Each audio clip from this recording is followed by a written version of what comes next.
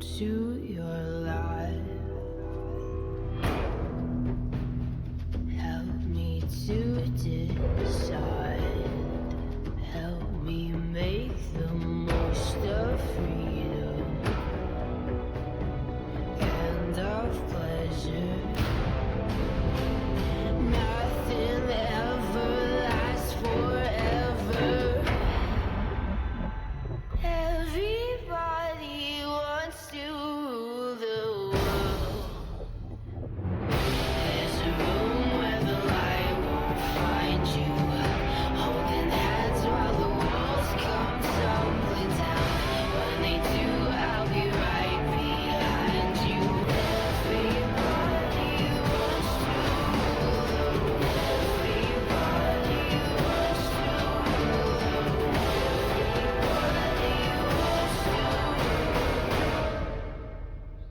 the world. The world.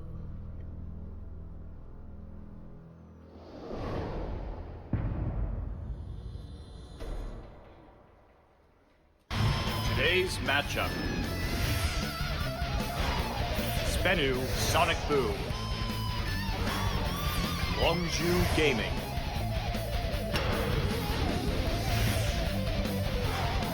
CJ Entis. KT Rolster.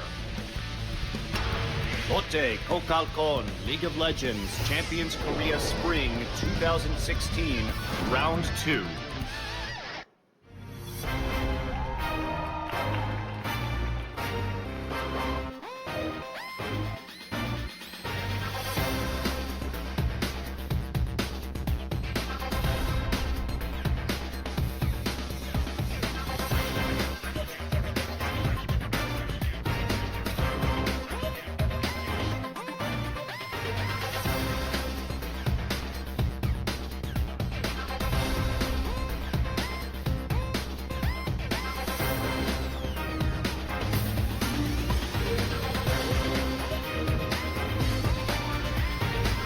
Good evening, ladies and gentlemen. Welcome back for another rousing day of Champions Spring. My name is Achilles. With me is Papa Smithy, back from his little mission off to North America. And we will be bringing you day 3 of week 12 here. And we have some very important matches coming up tonight as we are in our second to last week of playoffs. And when you only have five match days left after today, no games exist in a vacuum. Even a matchup like Spenu versus Longju, our first match of the day, you might think, oh, that doesn't sound like the game I'm looking for. But given the playoff aspirations of Longju and the fact that Spenu can play spoiler and kind of end the season on a positive note, every single series matters for both seeding, for playoffs. Everything's still on the line. Yeah, absolutely. We only have 3 teams that are locked into their positions. It's Kongdu and Spenu not able to make it into playoffs. Rocks locked into first place. Every other team still in flux, still able to make it into playoffs. Longju, CJ, Africa Freaks, all going to be vying for those spots. And Samsung, after their loss against Longju, going to be wondering whether or not they can actually keep themselves into that top 5 spot. And it's worth noting that, of course, differing likelihoods. For example, SK Telecom and KT Rolster almost certainly will make it through the playoffs in some form. CJ Entis, who's playing our second series, need a lot of results to go their way, both winning both their series and other teams crucially losing. One of the big factors that it's looking that 10 wins will be the minimum you need to make it through to playoffs. Yeah. CJ only have 2 matches left and sit on 8, so very unlikely. You need everyone else to lose. When there's so many factors, specifically Samsung only have a match against Kongdu Monster after this week, so you can almost pencil in the victories. But as you can see on the screen, 11 wins and you're basically safe. It's that 5th spot, I think, that's really up for grabs. I'd be very surprised to see a team drop out from the Rocks, SKT, KT Rolster, and Jin Air. But 5th spot certainly can go to one of a group of teams. Yeah, and really hammering it home there for CJ, as you mentioned, is that -4 score line for them. The hilarious thing is that Longju in 8th with the worst amount of wins are +1. Yeah, and it's just not looking good for CJ fans. Very unfortunate. We'll see. It'll take pretty much a miracle at this point to get them into playoffs, but you never know. Stranger things have happened. But, of course, our first game of the night is going to be Spenu Sonic Boom going up against Longju, who have been looking very poor in recent history, but then come in with a very strong win against Samsung just 2 days ago. In the most recent history, that last series, they looked great. They're starting with the same roster that got them that massive 2-0 victory couple of days ago, so things are looking pretty rosy for Longzhu despite that road ahead. But the second match, CJ enters on life support when it comes to playoffs, still with a mathematical chance.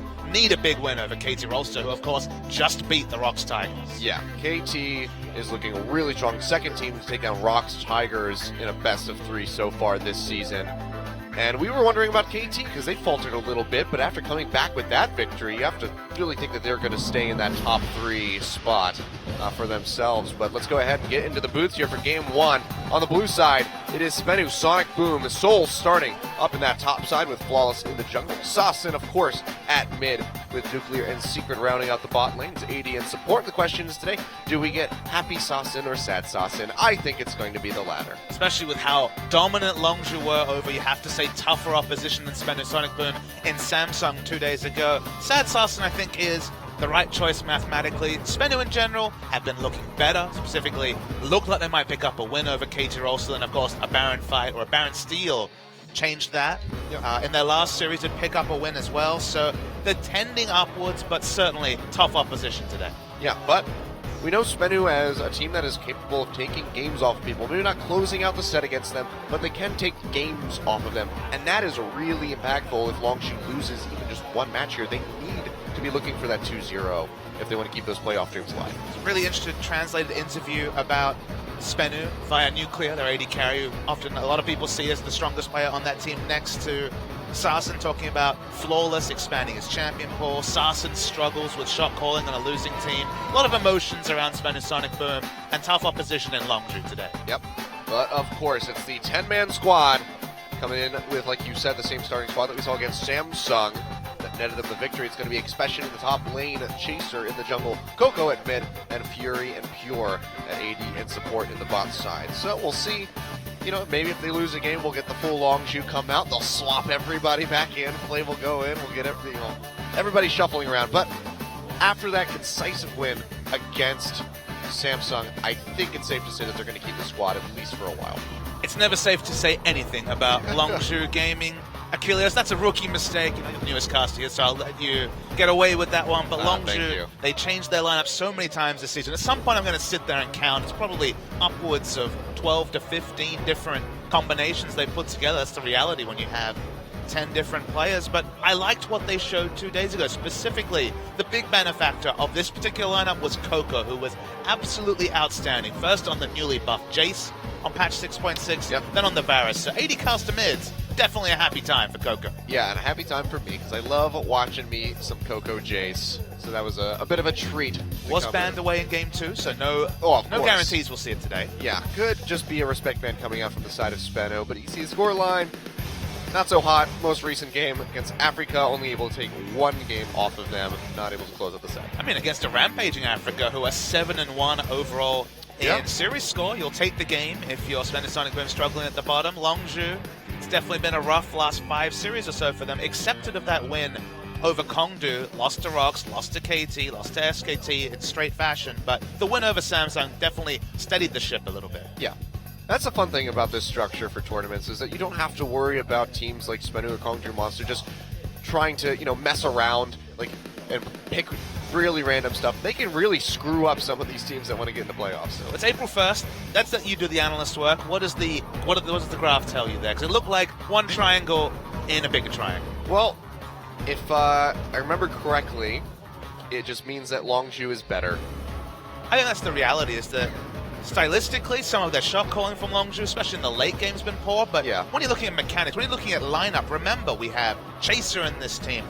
Best jungler in Korea, according to a lot of analysts, including myself, for large parts of 2015. Coco was probably the second best mid next to Faker. Fury had a wonderful season on Samsung. A lot of aces on this team, a lot of strong players. Just again, been gelling 10 strong players into a team.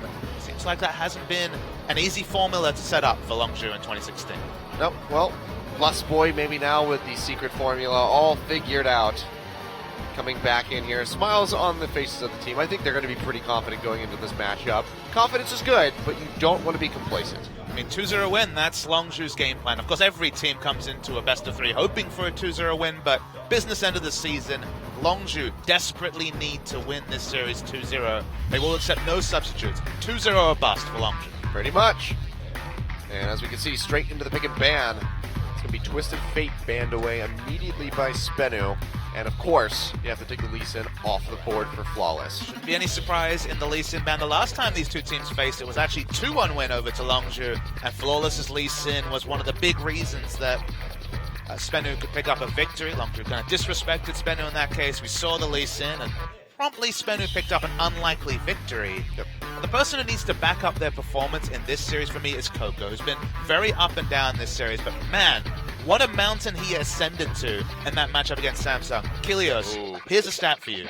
Coco actually outputted, on average, 47.4% of his team's damage in that two-game series. That is an insane amount to back up in 2 games. Not just a one-off, literally almost doing 50% of his team's damage in 2 victories. Yeah, and I mean, we saw that coming through from the Jace, and this is a rare treat, actually. So the final ban's coming out. Corki, Callista from the side of Longzhu, and then Varus, Alistar taken away by Spenu. They're going to first pick Rise. So this is the news story. You've been missing in action for the last 2 days as Doe has been casting. Let me tell you a story. Rise is back. You wouldn't know it necessarily from the patch notes, but speaking to Cloud Templar, talking to the teams, Rise is back to first pick territory. Flex pick between top and mid. People might think, okay, but was changed. Of course, can't get the chain roots, so it's not so much about the chase power anymore, but now that his ult's on such a short cooldown with spellcast, it's about using that buffed up Q overload damage, getting a big burst trade in, and then a couple of seconds later, going for another big burst trade. So it's very much the damage Rise, the machine gun Rise of years ago, rather than necessarily the chase factor of Rise from earlier this year. Well, interesting stuff, but of course, Nidalee, something that has been permabanned for the last couple weeks, does make it through, and Chaser gonna snatch that one up in the first rotation for Longzhu. Not surprising whatsoever, one of his favorite champions. Poppy locked in as well, so some good power picks coming in from Longzhu all the same.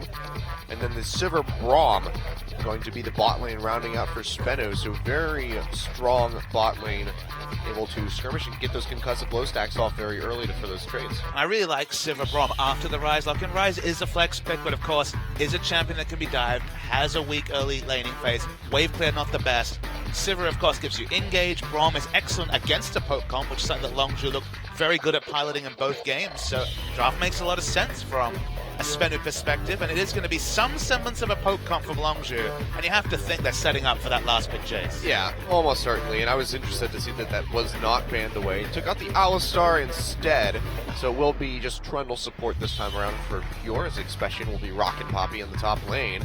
But yeah, last pick here in the mid side. Couple that with the Nidalee, the Jace would be quite powerful. I mean, couple that with the Trundle Pillar for disengage as well. So you put the Trundle Pillar next to a team that's defending at a turret. Suddenly, so much permanent terrain that you're very likely to be hit by a line skill shot. Varus banned away. Varus the more in-meta version of Jace. But with the Jace buffs, who's to know how high priority he can set across the lineup? But this isn't we're not talking about across the league. This is Coco, a magnificent Jace player. But maybe they'll go somewhere different. They could go for the Azir. Still a bit of a pokey champion, using those Sand Soldiers to really stretch his range out. Looks like it will be the lock-in, so don't want to lock up too much more AD, so they go for the AP for the Azir. There's no disappointment in Coco locking in Azir. If there's one champion after the Jace that you'd associate with Coco, it is Azir. Now, he was quite poor the last time we saw play Azir. Last week in Champions, definitely left a lot to be desired, but his skill ceiling on this champion is insane. So let's see if Coco can just brush off the rust and show us why he's synonymous with Azir in the LCK. Yeah. So how do we expect this matchup to go on the top side now that Rise is back into it against Poppy? So still very tanky, but like you said, ooh, actually, it is going to be Lulu top maybe as they swap around. Well, lower than 20 seconds, you're right. It is going to be the Rise mid, which gives them a bit more safety. I was worried because if you think of Poppy, very easy to set up ganks even before the ultimate is available with the wall slam. Nidalee throws in a spear. Goodbye Rise, very low health pool. He's going to be poked out of mid as well, so it felt like, honestly, maybe mid was the lesser of two evils for the Rise, but certainly not great lane matchups in either case for Rise. Yeah, this is an interesting rotation. We don't see Lulu in the top lane much anymore. kind of relegating her up to that side, very dependent on the teleports to be impactful globally. You can't just whimsy down to the bot or the top side to turn around a gank, so that could affect Spenu a little bit. Worth noting that we're on patch 6.6. Only Aurelion Soul is unavailable. Lulu saw some nerfs, specifically around the whimsy, both in duration and ratio, so a little bit less movement speed, a little bit less power on the Lulu. Yeah, well, we'll see how these decisions pay off for Spenu, especially this rise mid into Coco's Azir. Should be a very interesting match. Again, Longju needing the 2-0 here. Let's see if they can get it as we get into game one. Everybody wants to rule the world. There's a room where the light won't find you. Holding hands.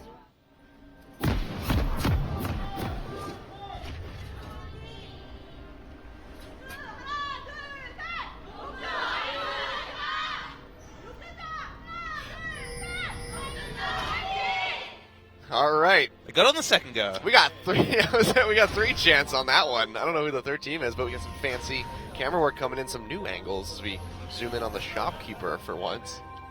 No Draven minions for us, though, sadly. Yeah, sad day. Only business in Champions. There's no time for silly things. Oh, no Tarek's hammer. I thought I saw Tarek's hammer there in the rehearsal. I did too. I don't know where that went. It vanished. Just like Tarek.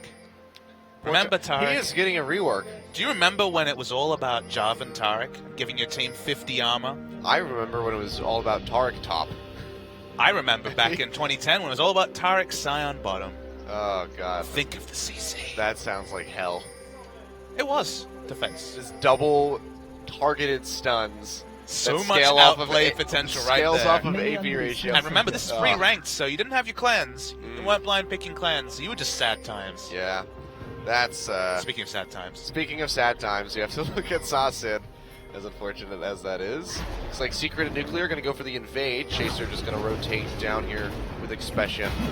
Don't want much to do with this. They're actually going to just draw out the raids. Raptors now. Raids. See, we're talking about years long past, and the Raptors came to the forefront of my mind. Don't worry, if you make a misstep, just say it's an April Fool's thing. April Fools. It's not Raptors anymore. You know what would have been a great April Fool's prank? Is if Riot just patched the old Summoner's Rift into the game. They really do not want to admit that the old Summoner's Rift exists. Let's be real. You just know that the people at Riot, whenever they see those 2010 screenshots, like, oh boy, what were we doing back then? Everybody knows. Some of the best leaked content videos came out during those days when the Rift looked like it ran on a Windows XP operating system. And then you see beta screenshots, and they're even crazier. Yeah, there was some interesting stuff about beta. Twisted Fate still had global ultimate, except it was like his Q. And Nivea had the famous bug where if she was sitting in spawn and queued off screen, she stunned the entire enemy team. Good time. There's a lot of great old hidden features in the days since past. I love how we've accepted my hidden features too. Yeah, it's the best way to express what is actually going on. Global Mumubot lamp. The robot, yes. That was a good one. Sad Robert Amumu was super sad, but maybe we should take stock of what's happening here. I guess we should at least play lip service to the standard Western style lane swap that's been occurring in the side lanes. Yep, so just going to be all 4 members, all 4 members sans mid, going down to the top side. As they clear through the jungle, we'll be going for those tier 1 takes. I have an important question to ask you, just because a lot of people have been saying the word sans this week. Yeah. Is that an American expression for son, which will be the French way to say it? Because I hear a lot of people say sans, because son is actually a French word that means without. Yeah, basically. But the Americans just say sans, because that's what it looks like. Because that's how we pronounce things. Okay. So maybe it is supposed to be sans, but it is sans in America. Do you say médecins sans frontières for médecins sans frontières?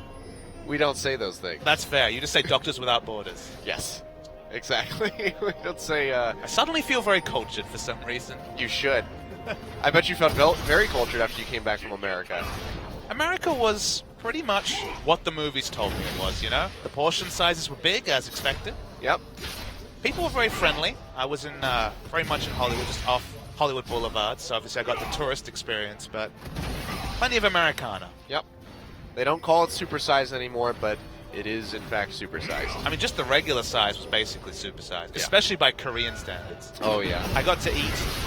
Oh, Assassin Oh dealing a wow, lot of Coco damage. doing a lot of damage, but of course he does not have an ignite here. He's a bit, and this is going to be Flawless coming in. Has to blow the flash and the heal to get away. Nice arrival, Sasin not losing any summoners. Coco losing both. Really nice timing. Sasin rooting him under turret meant Coco ate 2 turret shots. Almost fell to the gank. Ends up getting away. Smartly, actually, Coco's back was stopped by the smoke bomb from Flawless, who also held the lane. So Sasin's going to pick up a lot of extra CS. Coco has to walk back to lane, so big summoner discrepancy between Coco and Sasin.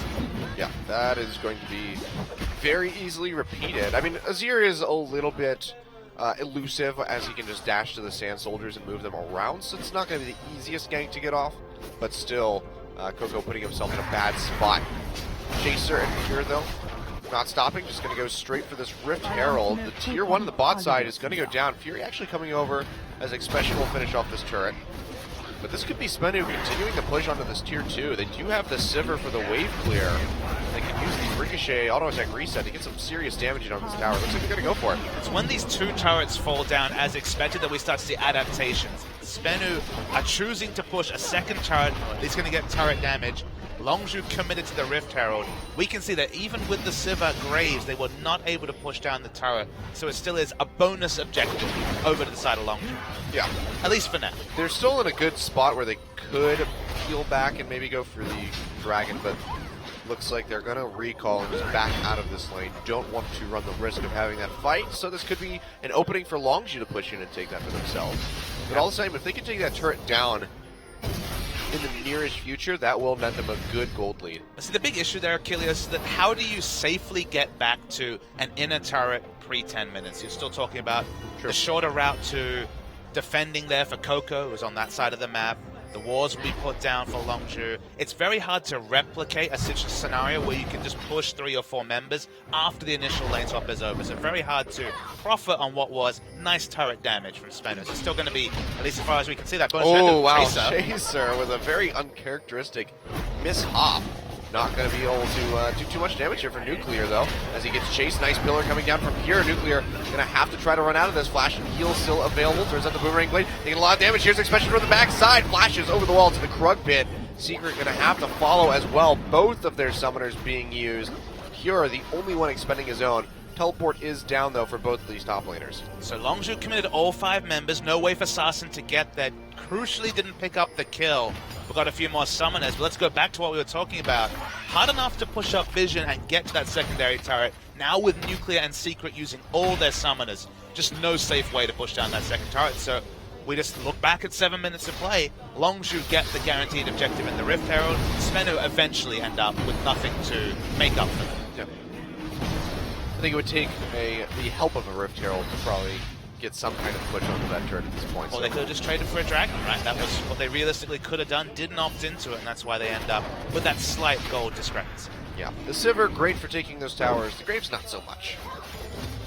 KT vs. Rox series taught us a lot about trading up objectives. We felt like Rox were being a bit too static, and KT was taking everything. We can see on the mini-map, Longzhu taking a page from that KT rulebook. Got the Rift Herald, now going to get the Dragon as well. This is where the objective hole starts to open for Spenu. Yep, looking like Spenu is going to be making some good moves, but with Longzhu picking up both of the current global objectives, albeit with a slight reset, they will net themselves a pretty nice lead. So two turrets even across the board, but a Dragon up and a very slight gold lead without any kills coming out. So I'm using it as an analyst because, of course, back in the 2015 meta, it was all about looking for the deep wards and then talking about why teams set up for a lane swap. Now the lane swaps are a bit of a crapshoot. You don't get the deep vision and you kind of have to guess. You have to go for a blind swap, hope, and sometimes it works out, sometimes it doesn't. It feels like the real analysis or the real interesting machinations are after those 2 turrets are down, because then we do see Rift Herald for Dragon's Top, a team trying to get multiple turrets. We've even seen inhibitor turrets come down very early. Yeah. Then the lane might be frozen, then you might be able to return to it. That's where the interest comes, rather than the much earlier points of interest in previous metas. Yeah, as you mentioned, the inhibitors going down. We haven't even seen that just in Korea. I believe LMS, there was a game, Flash Wolves versus AHQ recently, when I think they both traded inhibitors at something around the 9-10 minute mark. And it was just off of that first lane swap that they just kept pushing into each other's bases, and then they backed off. It was a really interesting early game to see. Speaking of old references, I remember casting a Royal game that was like that back in 2013. The amusement there, and the amusement in that scenario, I'm sure, is that you get champions that just can't clear super minions. Yeah. I mean, who can clear a super minion in 5 minutes? Not many people. I guess Sivir can try, but it's just hilarious seeing like a Callista try to rend a super minion. Yeah, at you're that going to time have of to the get game. about 25 stacks of a rend in there. On the you single can really- minion. Yeah. So, it's rough stuff. Love to see those little interesting trades come out here and there. But, you can see, looks like both AD carries, of course, off the swap, just going to opt into the calls. Early Swifties for both of these ADCs as well. And Sarsen opting into a difficult lane matchup. Kurushi didn't have to use all his summons, but you can see what Coco using both summons early has meant. Sarsen actually has a CS lead in a tricky matchup, and whenever Ryze is matching CS with an opponent, you can tell it's happy days for Ryze. He's opting into the big mid-game power trough, but eventual raid boss status that Ryze has always cemented in League of Legends. Yeah, and it's especially good when you're going for that double stack build, which is pretty much just synonymous with Ryze, the Rod of Ages with the tier, as they will be coming out into that Seraph's Embrace. You know you're doing well when you can just buy some boots too, and not worry about delaying your Rod of Ages a little bit. Just evade those Sand Soldiers, so this is going to be Sarsen in a pretty good spot. We've seen he's pretty much like one of the shining gems of this team of Spenu. So if you can get ahead, Ryze is certainly one of those characters where you might be able to actually 1v9. Potentially, but honestly it's quite team comp dependent. At the end of the day, on a simple level, Ryze runs straight at you when there's a lot of counterplay to someone whose method of gap close is to put the Nikes on with the ultimate and try and root someone. Like, that's definitely not the most reliable way to engage. And even with Sivir and all the movement speed, you have to consider that because they have Lulu top, not really a teleport flank member among the two teleport users on the side of Spenu. And Longju do have the Azir for disengage, the Poppy for disengage, the Trundle for disengage. If they fall behind in objectives, Spenu might find it really hard to initiate the fights they're looking for, even with a Fed, or in this case, farmed Ryze. Yeah. I don't think Spenu, though, would be very happy if Sarsen put Nikes on. That's true. Probably counter brand, although who knows what the brand value of Spenu is, given their market situation. That's the only way I could come up with that. It's very true. It'd be like, last year, if Faker put on Nikes, I don't think New Balance would be very happy about that. Well, are they still sponsored by New Balance? I don't think I actually don't know if they are. They were like on the back of their jackets, and now they have new jackets, so I feel like they're not anymore. I have a feeling SKT's doing all right, Yeah, they're probably pretty solid. But then again, the Rocks Tigers still don't have a title sponsor, so what do I know? That's so weird to me. I don't understand why there hasn't been a major company. I mean, you have to remember, Achilles, sponsoring that team. There's just, the Korean market is only so big. There can only be so many big sponsors in a market as small as Korea, so just one of those situations where the big ones are gone and they just haven't enticed someone new to esports. We should have the Well-Being Mart near our house invest in the Rocks Tigers so to be the Well-Being Mart near our house Tigers. hasn't invested in a new English sign. So Yeah, they haven't. That's a very inside reference that literally no one watching this gets, but No. they misspelled well-being. Yeah, they as put well-being. They put Well-Being. So Microsoft would have liked that. Yeah. But then they just added the E with an ampersand at the top. Because why would you buy a new sign, right? It looks pretty great. Apparently that sign has just been there for years. It's great. It's very Korean. Yeah. Just as I tweeted a picture of a new gastro pub in our area named Hearthstone. No reference to a certain Blizzard title. No connection whatsoever. The Blizzard titles, we don't talk about those here. We try not to.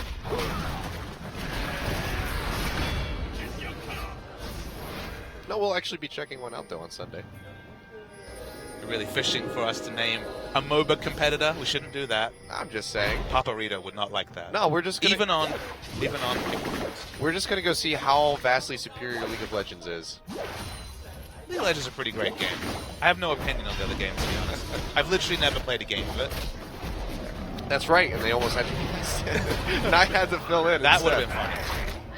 I was ready to go full Doa on that game. I'm sure it would have happened. I'm sure it would have been spectacular. So I'm sorry for robbing you of that opportunity. You roll with the punches, Achilles. Well, nothing has happened in this game at all. No, not really.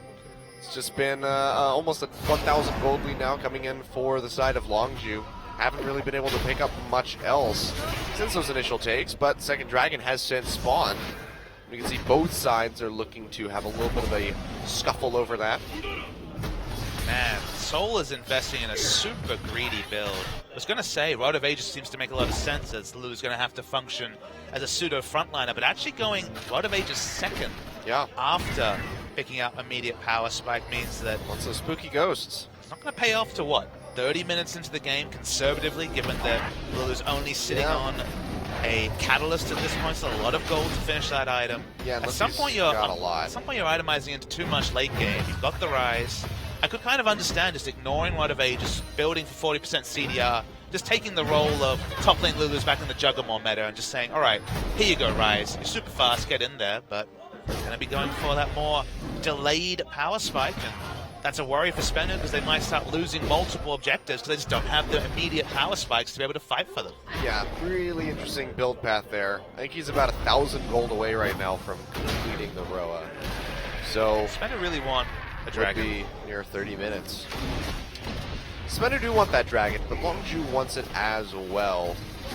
You can see they're already postured up and maybe even starting this. No, just pure roaming into the pit. Throwing some wards on the opposite side of the wall.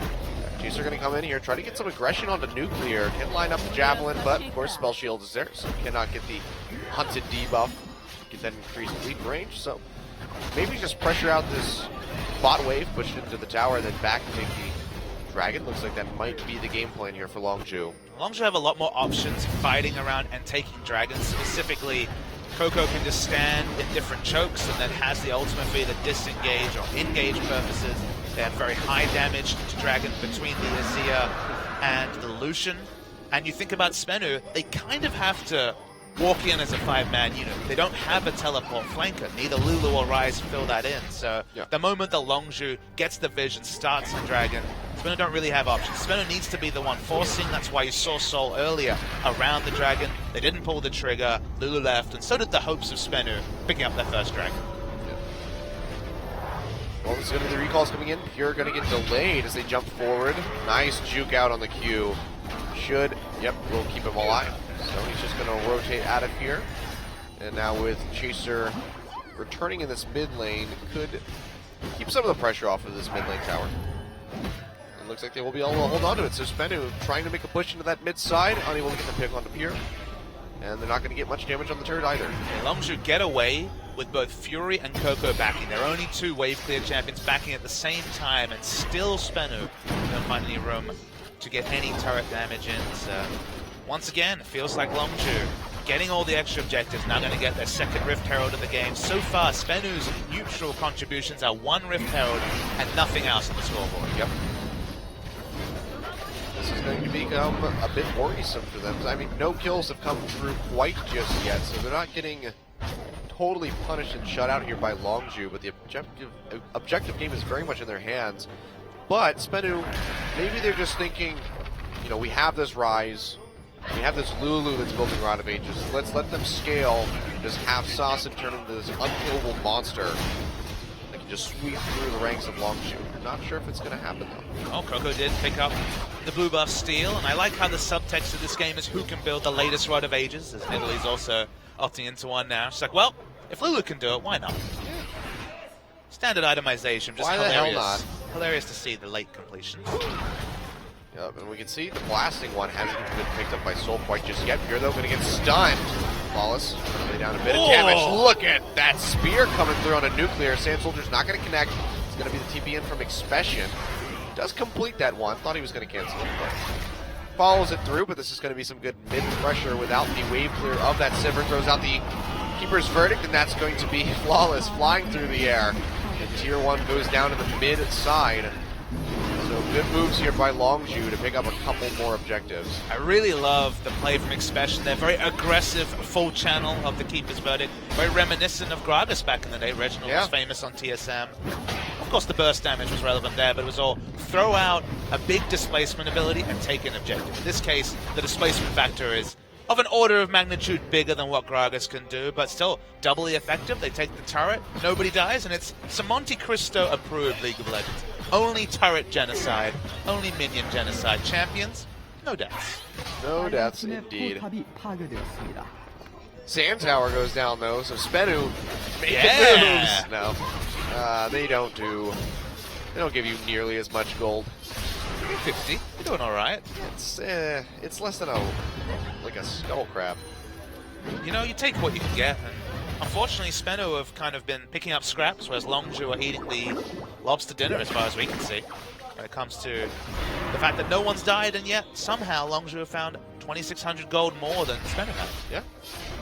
Couple thousand up, that would buy you a lobster dinner, I believe. At least one lobster dinner. 2,500 gold. What is the gold to US dollar equivalent? A lot. I forget how much it is per. I don't really weigh it in ounces. Gold per ounce, I don't know. But it's something fairly significant.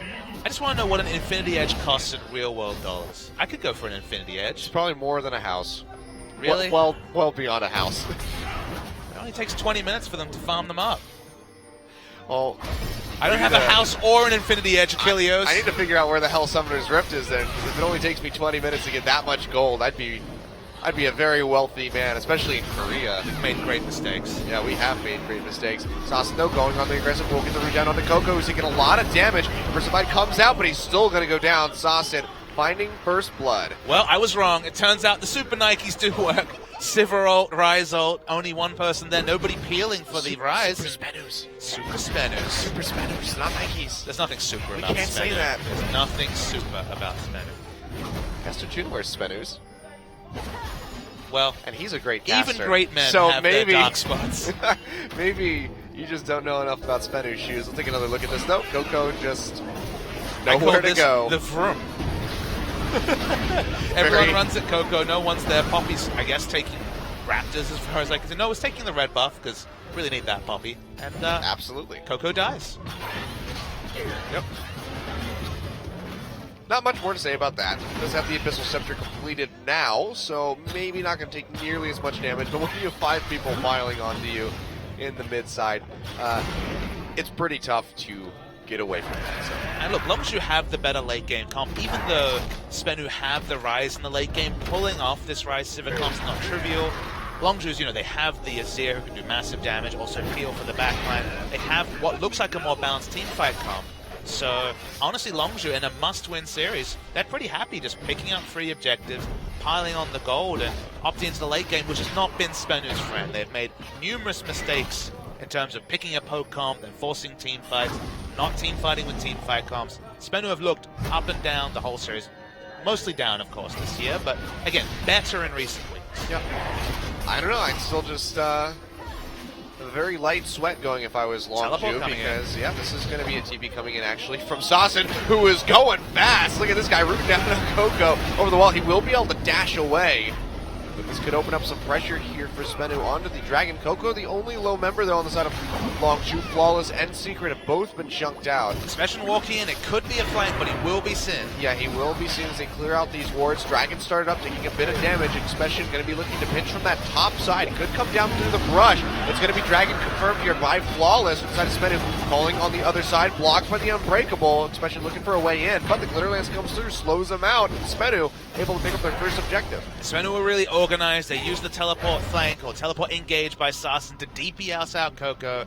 Expression just didn't see a teleport location and wasn't in base to get the home guard buff. So in the end, half-hearted contest by Longzhu and first Dragon over to Spenu. Yep.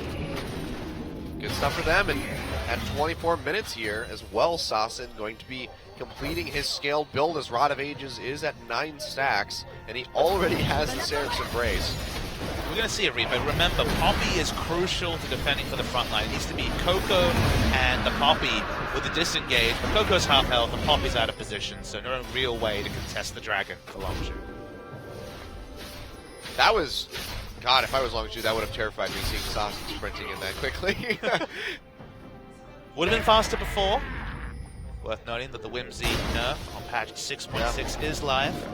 To all the people looking for dragons, we can confirm that in the LCS regions and in Korea, no Aurelion Soul before the end of the season. So even all the playoffs will be played with no Aurelion Sol. Sad days. Very, very unfortunate because we have seen, at least in solo queue, a couple of the pros trying their hand at it. Seen some jungle She Aurelion seems Sol. powerful. Is it a she? He Okay. seems powerful. He seems overtuned, I I was would gonna go say, so that's far weird. to say. I think he may be too good. That's a deep voice for a she. My bad. It's a he. He's strong. I haven't had too many experiences with him yet in solo queue. The ones that I have are very underwhelming, but then again, it's so hard. It's what I've come to expect. Nuclear takes a lot of damage though. Culling comes out from Fury, which will draw out the heal from the server. I like that Longzhou moved their vision line up, so it does make sense for them to be sieging this inner turret. But they choose to back away. Once again, they have the stronger teleport engages with Expression having a teleport available, so I expected them to continue to be on the offensive, and it's up to Spenu to stop the bleeding. Yeah, that seems to have been the scenario for most of their games and series, is just stop the bleeding. It's either try to get that red buff over the Chaser, but he does just have to go ahead and take it away for fear of flawless stealing it.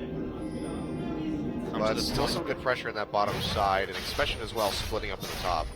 At this point, Soul really can't do any damage to Expression whatsoever with Spirit Visage, and now another Null Magic Mantle on top of the Merc Treads, so clearing waves certainly something the Lulu can do, but very much a pick for team fighting. We've steadily seen the top lane Lulu pick rate plummet this season, even before the nerfs. Yeah. Top lane Lulu was sitting at around a 30% win rate or lower in competitive regions, so just more and more champions, more duelists, more power picks in the top that deal with the Lulu, ensure that she's trivial in the top lane really early in the game, and in team fights she just hasn't been getting the work done. Yeah, and it's also because she's so much better in that mid side, because before the nerf she could roam that much more freely and quickly.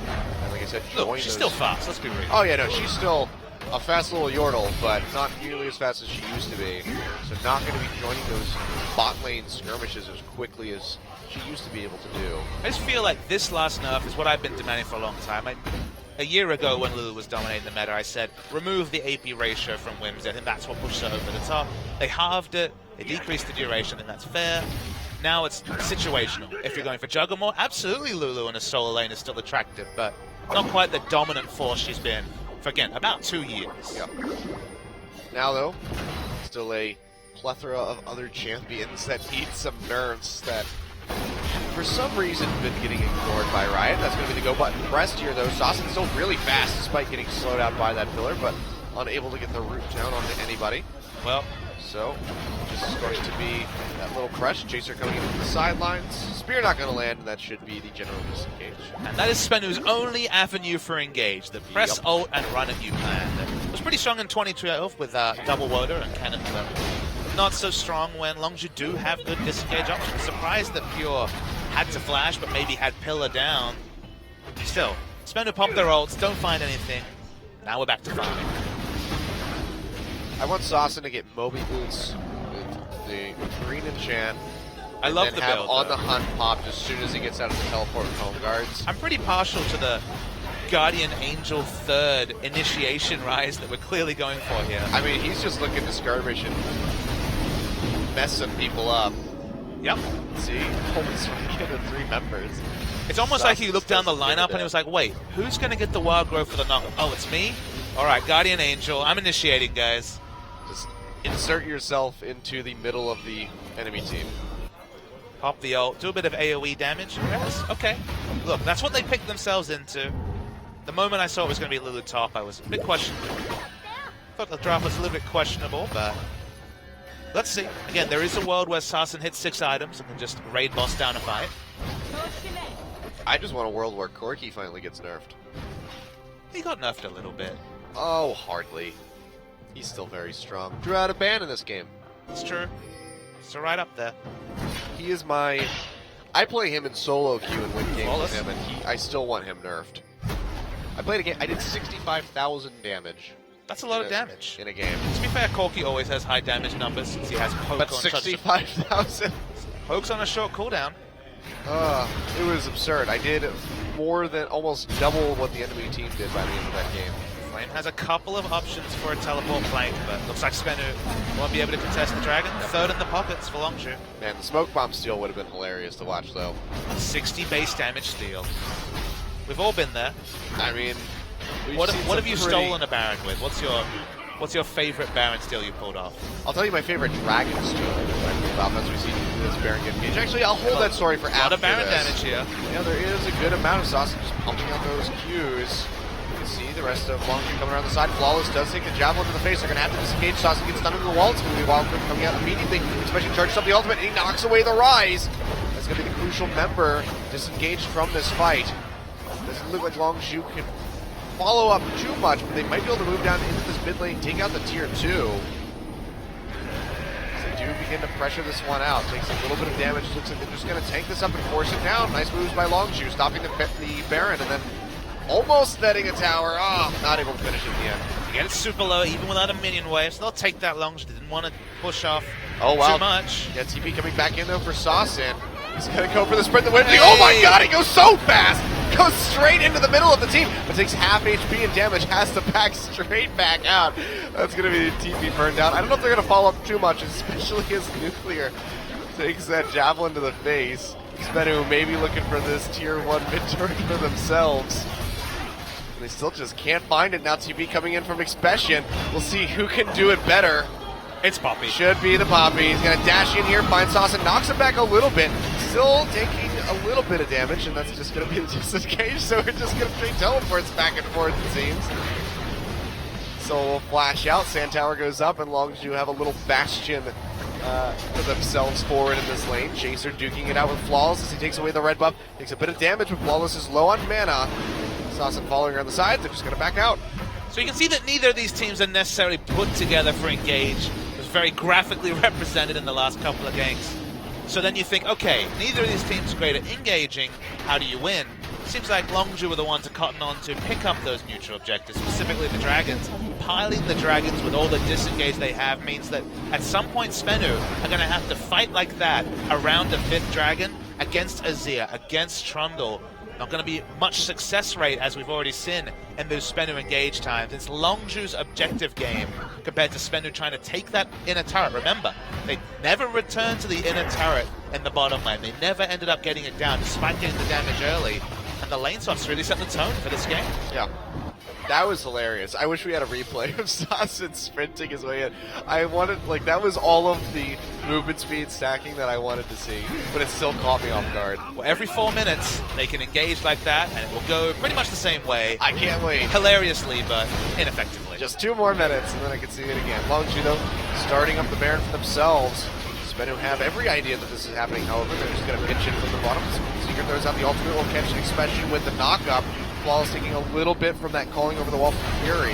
Longzhu have to respect the fact that Saucin has the Guardian Angel. And they do, throws out the collateral damage just to try to dissuade them from pushing it any further. And Nuclear just going to try to get some pressure down on this mid-tier 1, but not able to find it. Expression goes in, gets a double knock-up with the ultimate. Has to back off those, he takes a lot of damage. Coco using those Sand Soldiers quite far forward to try to get some chip damage. Saucin maybe going back in, has the GA available, gets the root down on the Pure, but can he finish him off? It's not going to happen. Pure is still a very tanky Trundle. The team fight phase, and I use that with inverted commas in this game, is hilarious. This is team brawl phase. Spenu really want to fight, but they can't. Well, On the Hunt's coming up in about 20 seconds, 15 seconds, something like that, so maybe we'll see the re-engage. This reminds me of the amazing Zillion Rek'Sai comp that we saw from, I believe it was CJ Enters, whose only initiation was Turbo Rek'Sai knockup. I mean, Saucin is the only initiator for Spenu, and it's pretty much the same story. I'm just going to try the Baron again. Remember, Pink was in the area, but there is vision for Spenu. Yeah, TP coming in here for Soul. Baron down below, half HP. Saucin coming around the backside of the pit, trying to find Coco or Chaser. Fury really low, has to flash away, so throws out the culling. Baron still engaged, just now starting to regen. Spenu moving in, maybe able to take this one away from themselves. Longzhu going to have to pinch back in from the top side. That's just going to be the reset on the Baron. Longzhu, do they stick around or do they go? Looks like it's going to be the latter. And once again, back to this mid lane here for Spenu, but Don't think they're going to be able to finish this turret off with just Sasa and Soul nearby, though maybe they can. But they're going to start walking up. Soul takes a lot of damage. Yes, he does. And they're just going to have to back off, so the mid-tier 1 stands yet again, forever and for always, for Longzhu. So Longzhu is the one that made the big mistake. You saw they had double pinks near the Baron, but no pink ward on the Baron, so had no way to know that there was a green ward vision from Spenu on the Barons. They had exact idea of what the health was at. Remember, in another situation where they couldn't see the Baron health value, they might have hesitated, they might have backed away. This time they sweep it up. Less information for Spenu. Are we going to see the desperation engage? Sasen's in base. Well, it looks like they're just going to go on to Secret. The TP is coming in here from Sasen. Let's see how fast he is this time. Yeah, we won't get to as he wraps around the other side. Still pretty quick. Full root down, especially trying to layer a little bit of damage on that pop. Even barely gets through the shield. Oh, this game. This is just... This game is hilarious. I don't understand. I mean... Their initiation is Rise running at them. That's their initiation, all of it. Yeah, and now they're just going to lose the tier 2 on the top side. They push the wave. Nuclear should be popping the ult. They're just going to lose multiple turrets because they're not using Sivir ult to get in position. Well, it doesn't look like it. It looks like they might just push the lane and go straight back over to this Baron. A team with Sivir should never lose the rotation war, even if you're caught behind. If you have even a small semblance of vision, pop the Sivir ult, get into position. It's a short cooldown. Oh, here, walks in the bush, he's going to go down, Soul finds the kill. Collateral damage thrown out, he's taking a little bit off of Fury. Sasen comes forward, finds Chaser, takes him down quite low. Expression throws out the Keeper's Verdict, but he's not able to connect. The Chaser gets rooted yet again, he's going to go down. Nuclear finds a kill, 2 for 0, going over to Spenu. And now it's just Coco, Fury, and Expression who have to stop this Baron attempt from coming through. Do or die time for Longzhu. If Spenu can get this could be the first game going over to them. Secret takes a bit of damage. The Baron going low. Nuclear there. Flawless going to confirm it with the smite. Nuclear doing everything he can. Pushes Expression out of the pit with the damage as he has to flash away. And Spenu net the Baron. Big mistake from Pure, face-checking a brush. They didn't have any lane vision. You can see there is a pink ward from Spenu just in the mid lane. So you had to wonder where they were. Face-checking even as Trundle. At this point in the game, the death led to the Baron. You have a pillar. Use the pillar. Well, he might have already used the check. We didn't know if it was off cooldown or not, but the result That is true. is the Baron picked up. However, Longzhu do sneak out 4th Dragon. Means that 42 minutes, probably going to be the Titanic team fight that we're still waiting for. Yeah, but they still haven't even been able to pick up a single kill against Spenu. In all of these skirmishes, they haven't gotten a single one, so we won't be able to tell if it's off. I mean, on or off cooldown, but purely face checks, and I know purely, but still, regardless, it's face checks at the end. Sasen has all his summoners up. Keeper's Verdict is wasted, and he's got 2 mistakes. Pure face check, shouldn't be doing that. Expression to the flank, having to ult optimistically over a ridge instead of being grouped with his team. Obviously, he was thinking about coming in as some sort of flanker. The moment Pure instantly dies, everyone has to disengage, so him not being grouped with his team was a heavy price to pay for Longzhu. Yep. Now we have Baron-empowered minions moving through this bot side onto this tier 2, which we saw take a ton of damage earlier on. The hunt does get popped by Nuclear, but they're not able to find too much of it to gauge. Just kind of poke out Longzhu and get onto this tower. Triple cannon minions. Oh boy. That's a hashtag caster synergy right there as they work down this turret. And this is just going to get finished off by the minions, basically. Maybe not quite just yet, but it's all of one auto attack from going down here. Spenu, I think, should really be investing one of these teleporters to top lane. It's been the story from Spenu. They don't play the map well. Yeah. They have 5-man invested to take out a turret they already prepped earlier. Yeah. Well, look at that wave clear coming through. Nuclear with the static shiv on the Sivir, of course.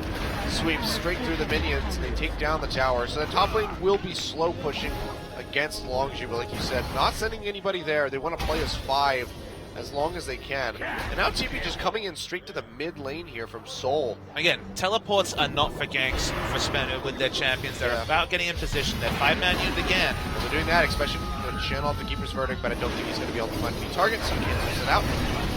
We'll go back off on a cooldown, and this turret's just going to fall like a hot knife through butter. Spenu starting to sweep the map. Crucially, not breaking the base. Fury should not be where he is on the map right now. Backs away finally. Get out of here. Giving away inner turrets, not ideal, but it's just fine. It's mid lane. This is really nice from Spenu. Yeah, they're just going straight over here, out-rotating Longzhu, getting some damage into this tower. It's going to go down. Just opens up the inhibitor for him. Really nicely played by Spenu. Using on the hunt to just out-rotate them. Fury throws out the calling. Sassen's going to take up the brunt of that one as he body blocks for Soul.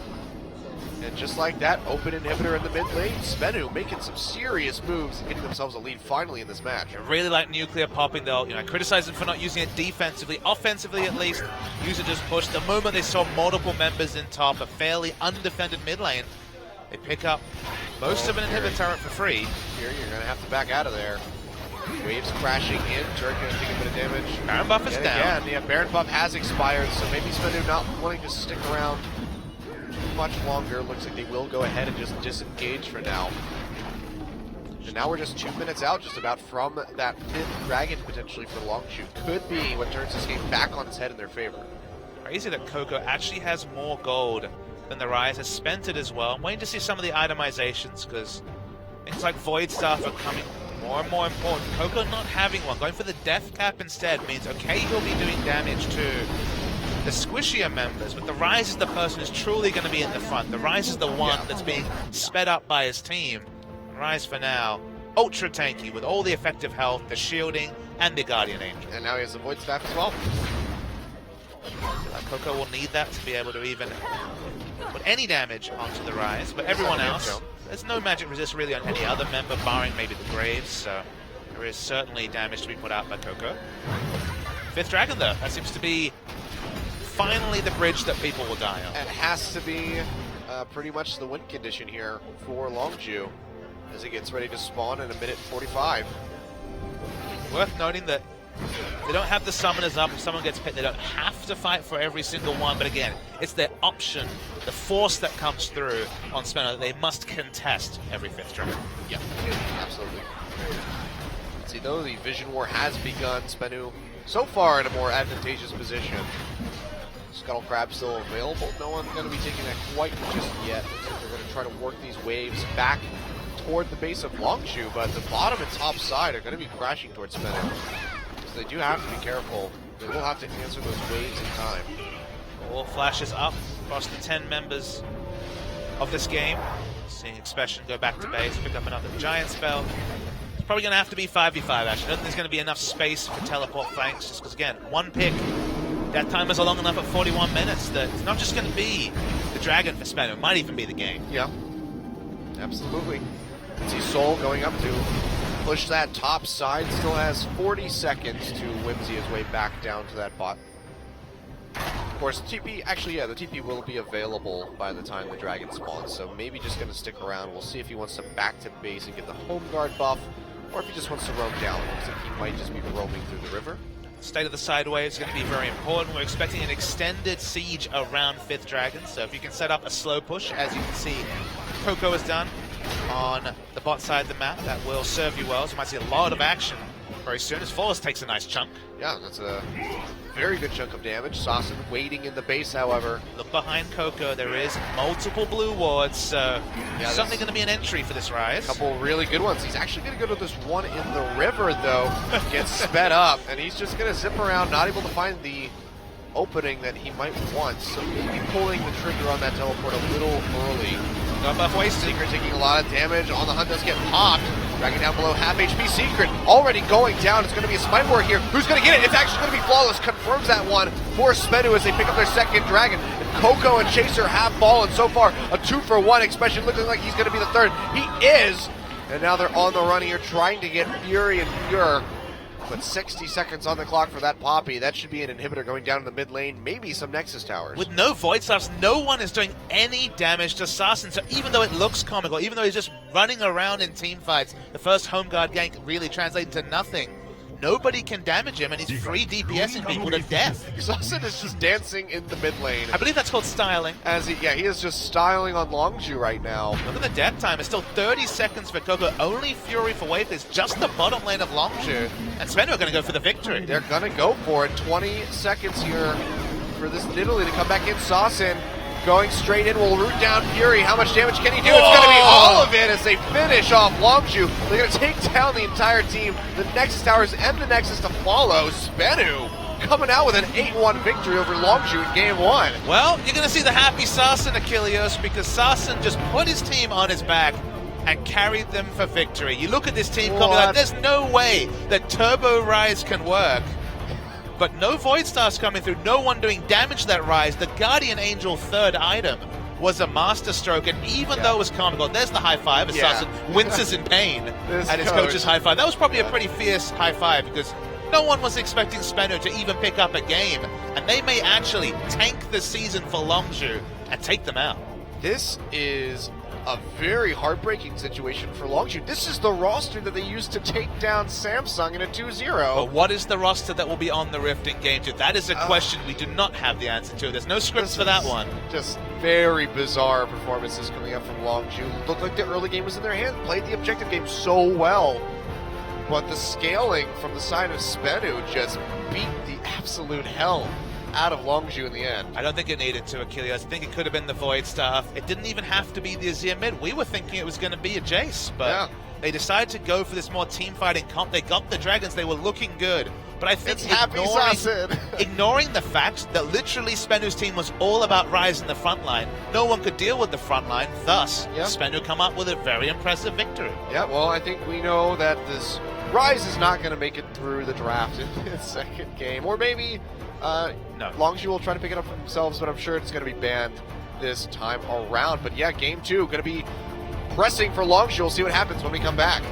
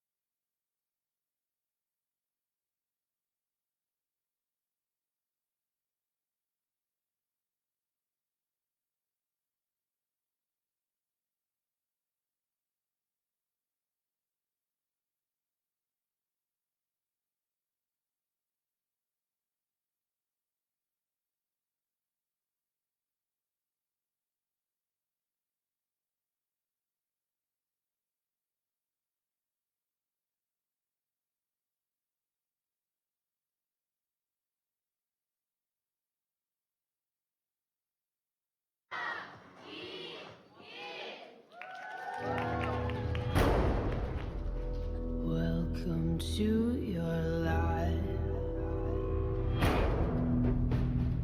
Help me to decide. Help me make the most of freedom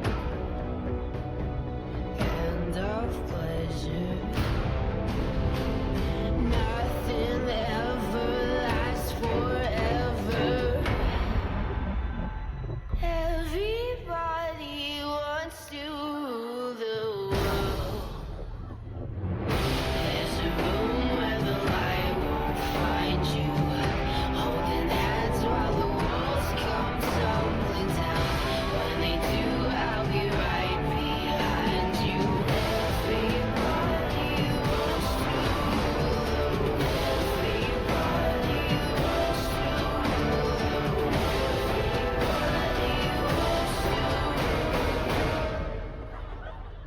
the world. The world.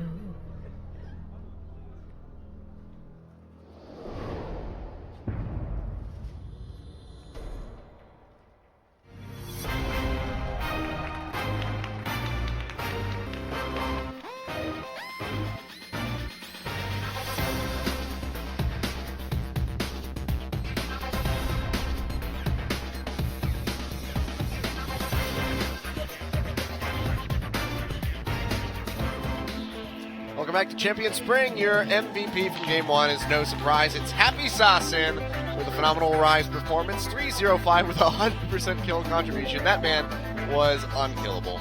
Well, you know what they say. Sometimes the 20th time that does the trick, and the 20th champion that Sasin has played in Champion Spring was Rise, and 100% kill participation, 3-0-5.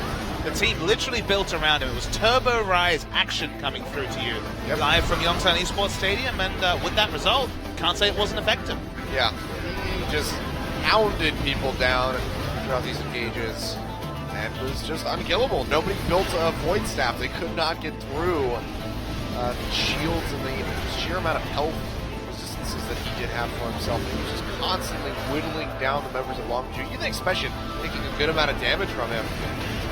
I just really love the build. Do? I just love the build. You know, obviously the Rod of Ages and Seraph's Embrace is very standard, but into straight Guardian Angel, Distortion boots very early, and just brute forced his way to a victory. Tanking Nexus turrets when it tanked the spawning pool as well. He just decided he could tank everything, and the damage was there too. And Sasin, this is a guy number 2 in percentage team damage in the league.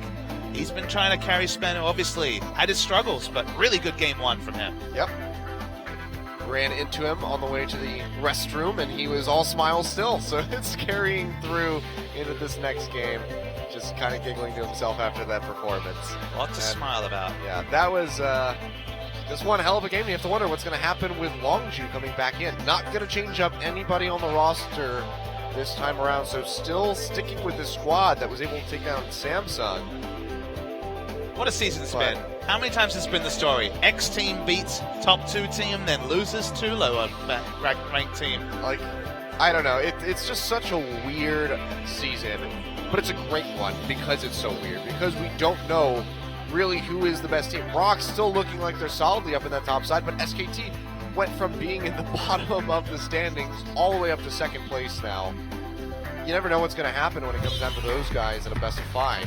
Call it a good season. I say this is definitely the best season in Korea since 2014. And of course, the level of talent there was unparalleled. We're getting closer and closer to those days, and 8 competitive teams, and now even Spenu doing their best to throw a spanner in the works of Longju's playoff hopes. Great to see Korea so competitive. Yeah.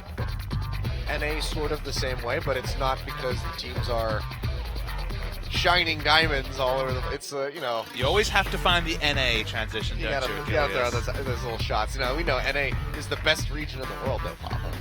At what? Losing. I don't know. China tries to do that. That's true. Well. That's true. Somebody has to be the best at being the worst. Well, we're not seeing Rise again. Sad days. So, Lee Sin banned as well. 2 jungle bans and a Rise ban seems to be Longju's tonic for success. They're on the blue side, so they're free to not have to ban the OPs, as we call them. Poppy, the only other big OP, and I guess Varus to some degree as well. We were all a bit surprised not to see the last pick, Jace. I know we were all hoping for it. Yeah. The Korean sniper decided to go somewhere different, and for large swaths of the game, it looked like Longju's steady as she does it, game plan would work until it all came unraveling in that last fight. Yep, just that built around the Rise, shattering all of their hopes and dreams. Shattering all land speed records as well. That too. It's not quite Rammus levels of speed, but right up there. That was pretty damn close. What will we see from Spenu now? They don't have the speed up the Rise, frontline Rise plan available to them anymore. Expecting something different. Sad for Sarsen to finally find a main and then have it banned away. The one trick Rise. Now, I mean, this guy, you can't call any champion his main, because like you said earlier on, 20 champions played so far. But I mean, for magicians out there, you can have 20 tricks, but if only one of them's any good, then how good a magician are you, right? That is a very good comparison. So we'll see if he's got something else. His Azir has been pretty good, to give him credit. Yeah, he's had some good performances on different champions. The Varus as well, one that he's done pretty well on. Echo is a champion that we've seen Faker playing in solo queue. We know he's strong. He's received a suite of buffs, patch after patch, but hard to say where he's going to settle. Seems more like a top laner than a mid laner, but yeah. I'm a big fan of mid lane, assassin-esque Echo. We do see the top lane Echo. It's played a lot by Kuni, going back to North America. But this is Korea, and I want to see it in the mid lane. Coco, famously, Frozen also, known for mid lane Echo, so man can dream. I do love you, North America, by the way. I just like making fun of you at the same time. The shots come from a place of love. Yeah, exactly. It's from the sweetest part of my heart that I say very bad things about you. So when Longzhu have played Gangplank, it's been Flame, who's actually 4-0 on Gangplank in the top lane, so we're not clear whether it's going to be Coco or Expression piloting the Pirate, as Spenu put together some of the pieces that are quite familiar. It's going to be Graves once again for Flawless in the jungle. They've managed to nab the Kalista this time, though. Yeah, that was the final ban from the side of Longzhu in that last game, but they keep it fairly similar, but this time swapping out for the Rise in that second round. Italy didn't make it through this time. So now the question is, what is Fury going to play? Because the Lucian was a bit underwhelming to me. Jhin is obviously a champion you can pick in this scenario, but it's Jhin, speaking of underwhelming, was desperately poor when we saw him play Jhin. I think you just go for the Sivir. Sivir makes the most sense, the most reliable champion, also gives them some wave clear, and will we see Coco persist with the Azir? Yeah, wasn't one of the most phenomenal performances on Azir that we've seen, especially not from Coco. I mean, one of the last times that we saw him play Azir was very not good. This one was mediocre, and it will be locked in again for the second game.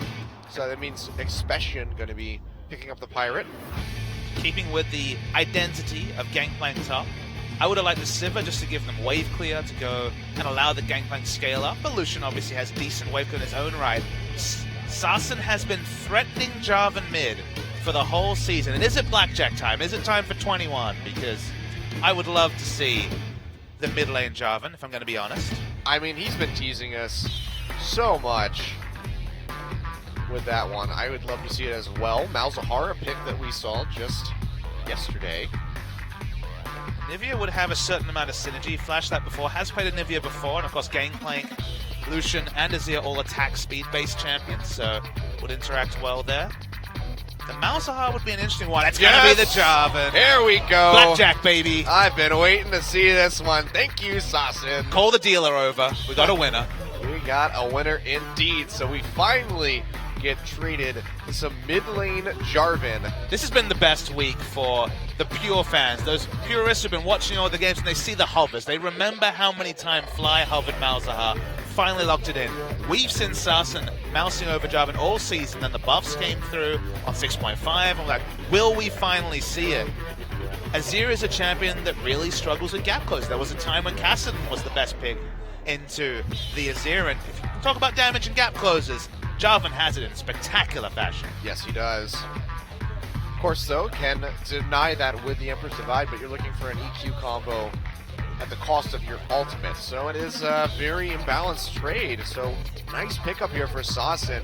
Only worry is that this is going to be a very 80-centric composition from the side of Spenu. Maokai, the only real offering of magic damage. J4 does have a little bit of passive or percentage HP damage on his auto attacks. but it's every like 10 seconds or I something believe it's on one physical target. after the change too. Oh, I think you are correct.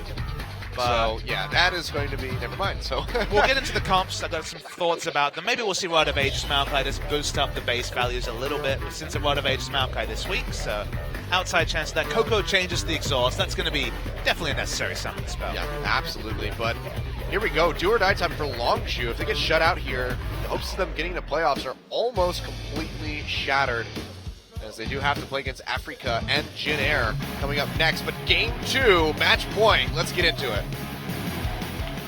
Holding hands while the walls come tumbling down. When they do, I'll be right behind you.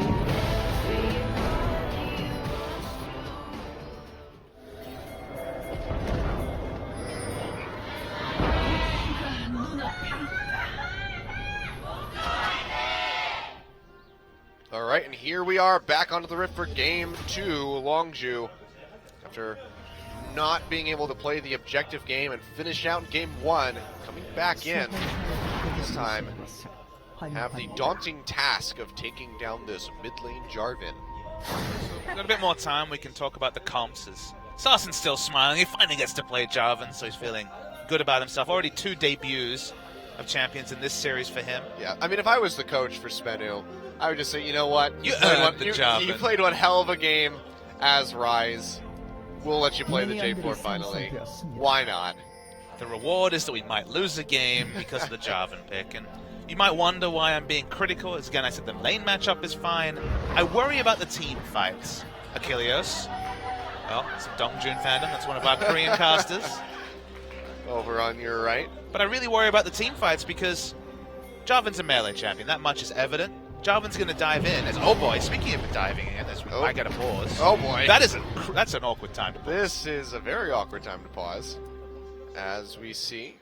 I wonder if Pure has sight. He must do, right? I'm looking at the angle. There's, of course, a very Yeah, he small does. vision cone. No, Yeah, he has vision. He has vision. Yeah, he just has vision of Secret as he comes around the bend. They don't see nuclear, but they can pretty much surmise that he's there. And of course, Spenu, zero idea what is waiting for them in that brush when they do come around. Hopefully we're going to load in and see some action. But just returning to the Jarvan pick while I have time, Achilleos. Yep. You dive in with Jarvan. You're dealing with Gangplank, who of course can set up the barrels, and that's a lot of potential burst damage. Dealing with Azir, who, if you commit too hard on Azir and you try and get out, you're going to take so much Sand Soldier damage. I really worry for the Jarvan, because Jarvan's going to have to build damage to justify the pick. Well, it's going to be hard to see how he's going to pilot team fights. Are we going to see this fight when we load back into game? Oh boy, the Dongjun fans are in full force. They throw the jazz hands around him as well. So we did have just a little bit of a disengage here. Secret roamed in, but didn't take too much damage. Pulverize one started from Pure, yeah. Re-aggressing here. We'll be able to get the concussive blow onto Pure. Nope, just going to ignore it, actually. Try to stack as many as possible. They get the rend, and they are going to trade pretty evenly, it would seem here. But I think in the long term, the advantage is going to be in the hands of Pure and Fury, as Alistar does have that Triumph for North. Noted that it is nerfed a bit here, only 30% heal to allies instead of that 50%. So the sustain won't be nearly as dominating as it was in the past. You might wonder why it took so long for the Alistar heal to be targeted. It's not a big value. Even at 50%, it was, I believe, 90 health at level 5, so it had 5 points in it, and 180 for Alistar. But the big change in the 2016 patch was the introduction of the Windspeaker Master, and actually getting AoE armor and magic resist values onto the team just meant the value of the heal was that much more in a big AoE, so had to be nerfed.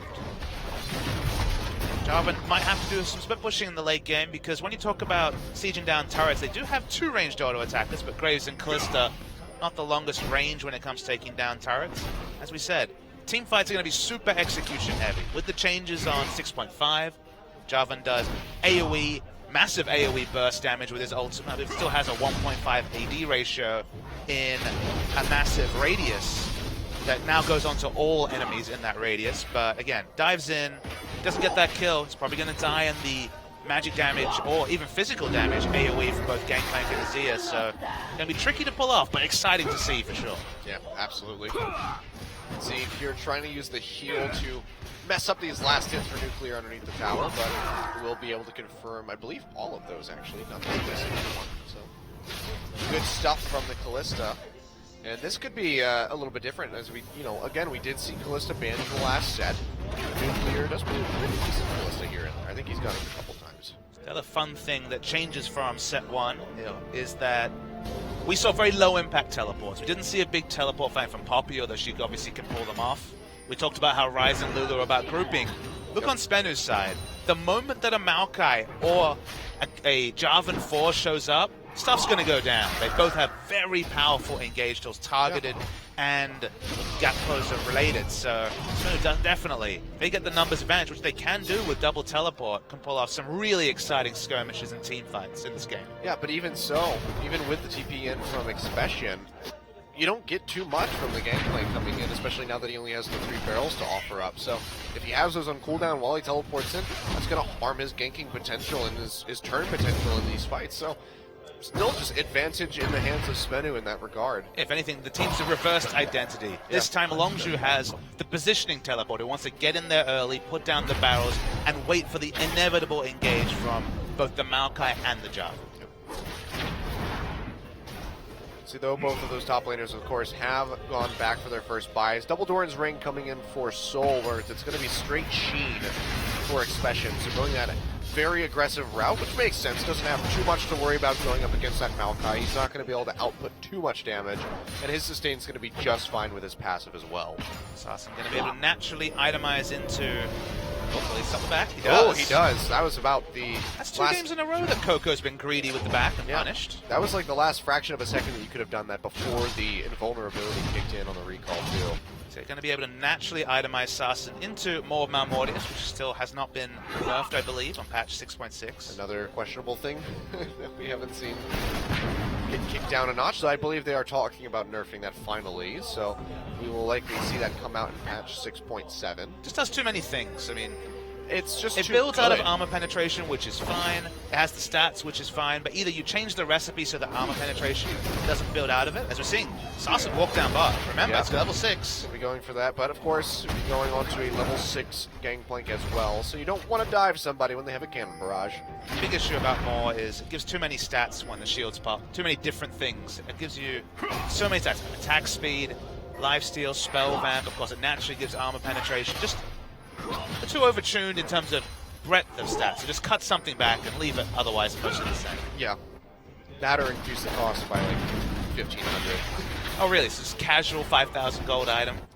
I mean, it's it would make it 200-ish it would balance it out as far as the amount of stats you get for gold spent. Not quite. I'm not a mathematician or an economist, so... Again, the value comes when the shield is popped. That's when you're really getting just huge amounts of value instantly, but it's one of the reasons why we see so much AD mids. They can naturally itemize and feel great about more. We even see Corkies sometimes skip Trinity Force first just for the more. Yeah, we've seen some really early Hex Drinkers on Corki in lane. I mean, it's against LeBlanc, so the Hex Drinker part's necessary. Yeah. Funny how the item never was built because there was so much power in the Hex Drinker, and now it's always rushed because there's so much power in the more Malmortius, and relatively less Hex Drinkers. Here we go. Going in for the gank. Nice flash away by Saucin is using actually just the Cataclysm away. I thought he flashed. Now he will flash. Cannon Barrage comes down. He's taking a lot of damage, but should be able to get out of that one in time. Gonna take a bit. Whoa! The collateral damage from off screen from Flawless finishes him out. Wow. That was the exclamation point right there. That was not what I expected at all. For some reason, I thought Saucin did the flash into Cataclysm to get away from the Cocoon, but he's just fast enough to use the Cataclysm itself. Nicely played by Saucin, and even better played by Flawless. Those are the sort of ganks you love as a jungler. The drive-by kill secure. It's like, alright, got it. Back to killing the Raptors. And just takes away the first blood. That's going to be a great start for this Graves, who wants to be able to get up in your face and output a lot of damage. Remember, Longzhu do have farming lanes, especially if you want to pile on the CS, which has been doing very successfully as the gangplank. Coco is going to be able to have the harass advantage, but the all-in's certainly going to be at the side of Saucin and mid. So but, yeah, gold is going to be in the advantage of Saucin as well. 63 to 49 creeps here. And now an assist over onto Saucin as well, so gold very much going to be in his hands. Waiting to see the big burst combo, EQ into ultimate. EQ does apply the passive, as you mentioned, and you just pound them into the ground with the Space Jam. have to wonder, is Coco going to itemize for that Zhonya's early on? Did not see it in the last game. Very unlikely. Zhonya's was once a rush item, but just the fact that it's so expensive now and the build path's a bit unwieldy. It's going to be Nationals Tooth Rush, as we can see, and probably going to be at least the Seeker's Arm Guard, but wait to see if it's going to be the full-on Zhonya's. I think he might want it. Because if you use the Sand Soldiers to move and you get Cataclysm on, then you have to blow the flash. Whereas if you have a Zhonya's, you just pop up Zhonya's and then you get it. Suddenly you're not trapped in the Cataclysm when you come out of it. If you think about it, there's no real demand for building Abyssal Scepter, which is one of the early items. No real necessity to build anything else. Obviously, Ludens would be the most optimistic item you could pick up. A Rylai's maybe the more realistic option, but yeah, it is going to be the Seekers, and maybe then you can justify just building the Rylai's for health to go along with the armor of the Seekers. Yeah, Rylai's might be a good pickup for the early defensive stats from the HP. And you're just slowing up a lot of melee champions that are diving on you. So the Rylai's makes a lot of sense. It's just, do you feel able to build the Rylai's, or are you pressured into finishing the Zhonya's? Well, only time will tell. For now, still continuing onward toward the National Tooth. Onward and upward. Yep, Sasan, of course, with the X-Drinker completed, now with the double longsword, which you can only assume is going to go into a Caulfield's. You should be happy. We've got stand lanes, so that means that no objectives can come down. Not at all. No dragons.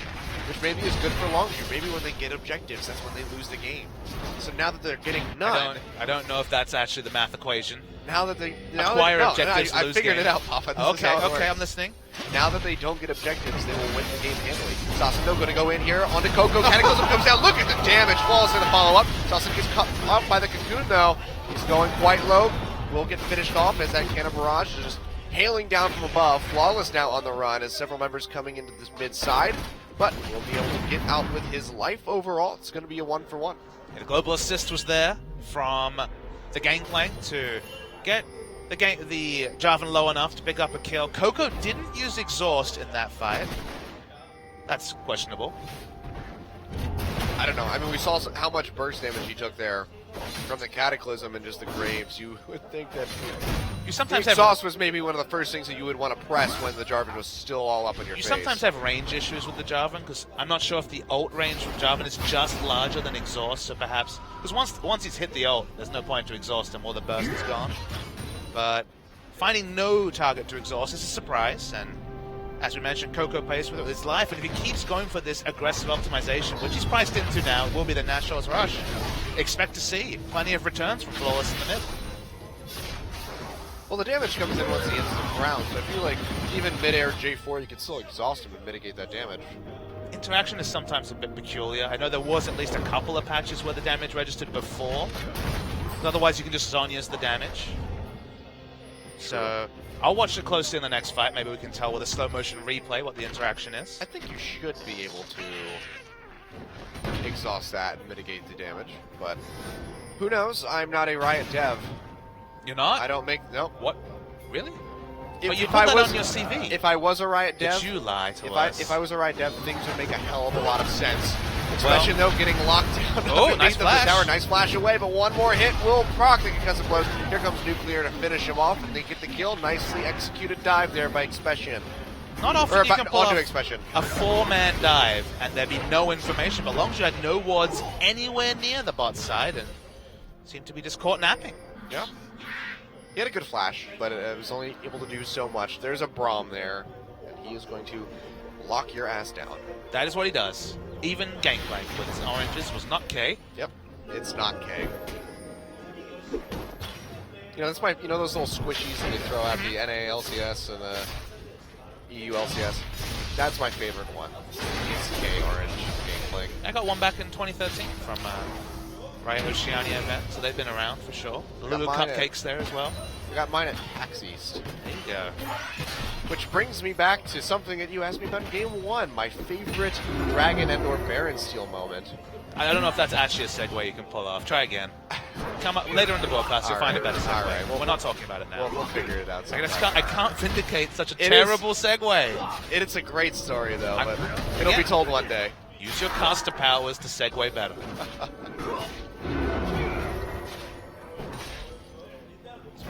farming up. I'm waiting for the more completion. I'm waiting for Flawless to show up mid, another all-in. I love Jarvan all-ins. They're great.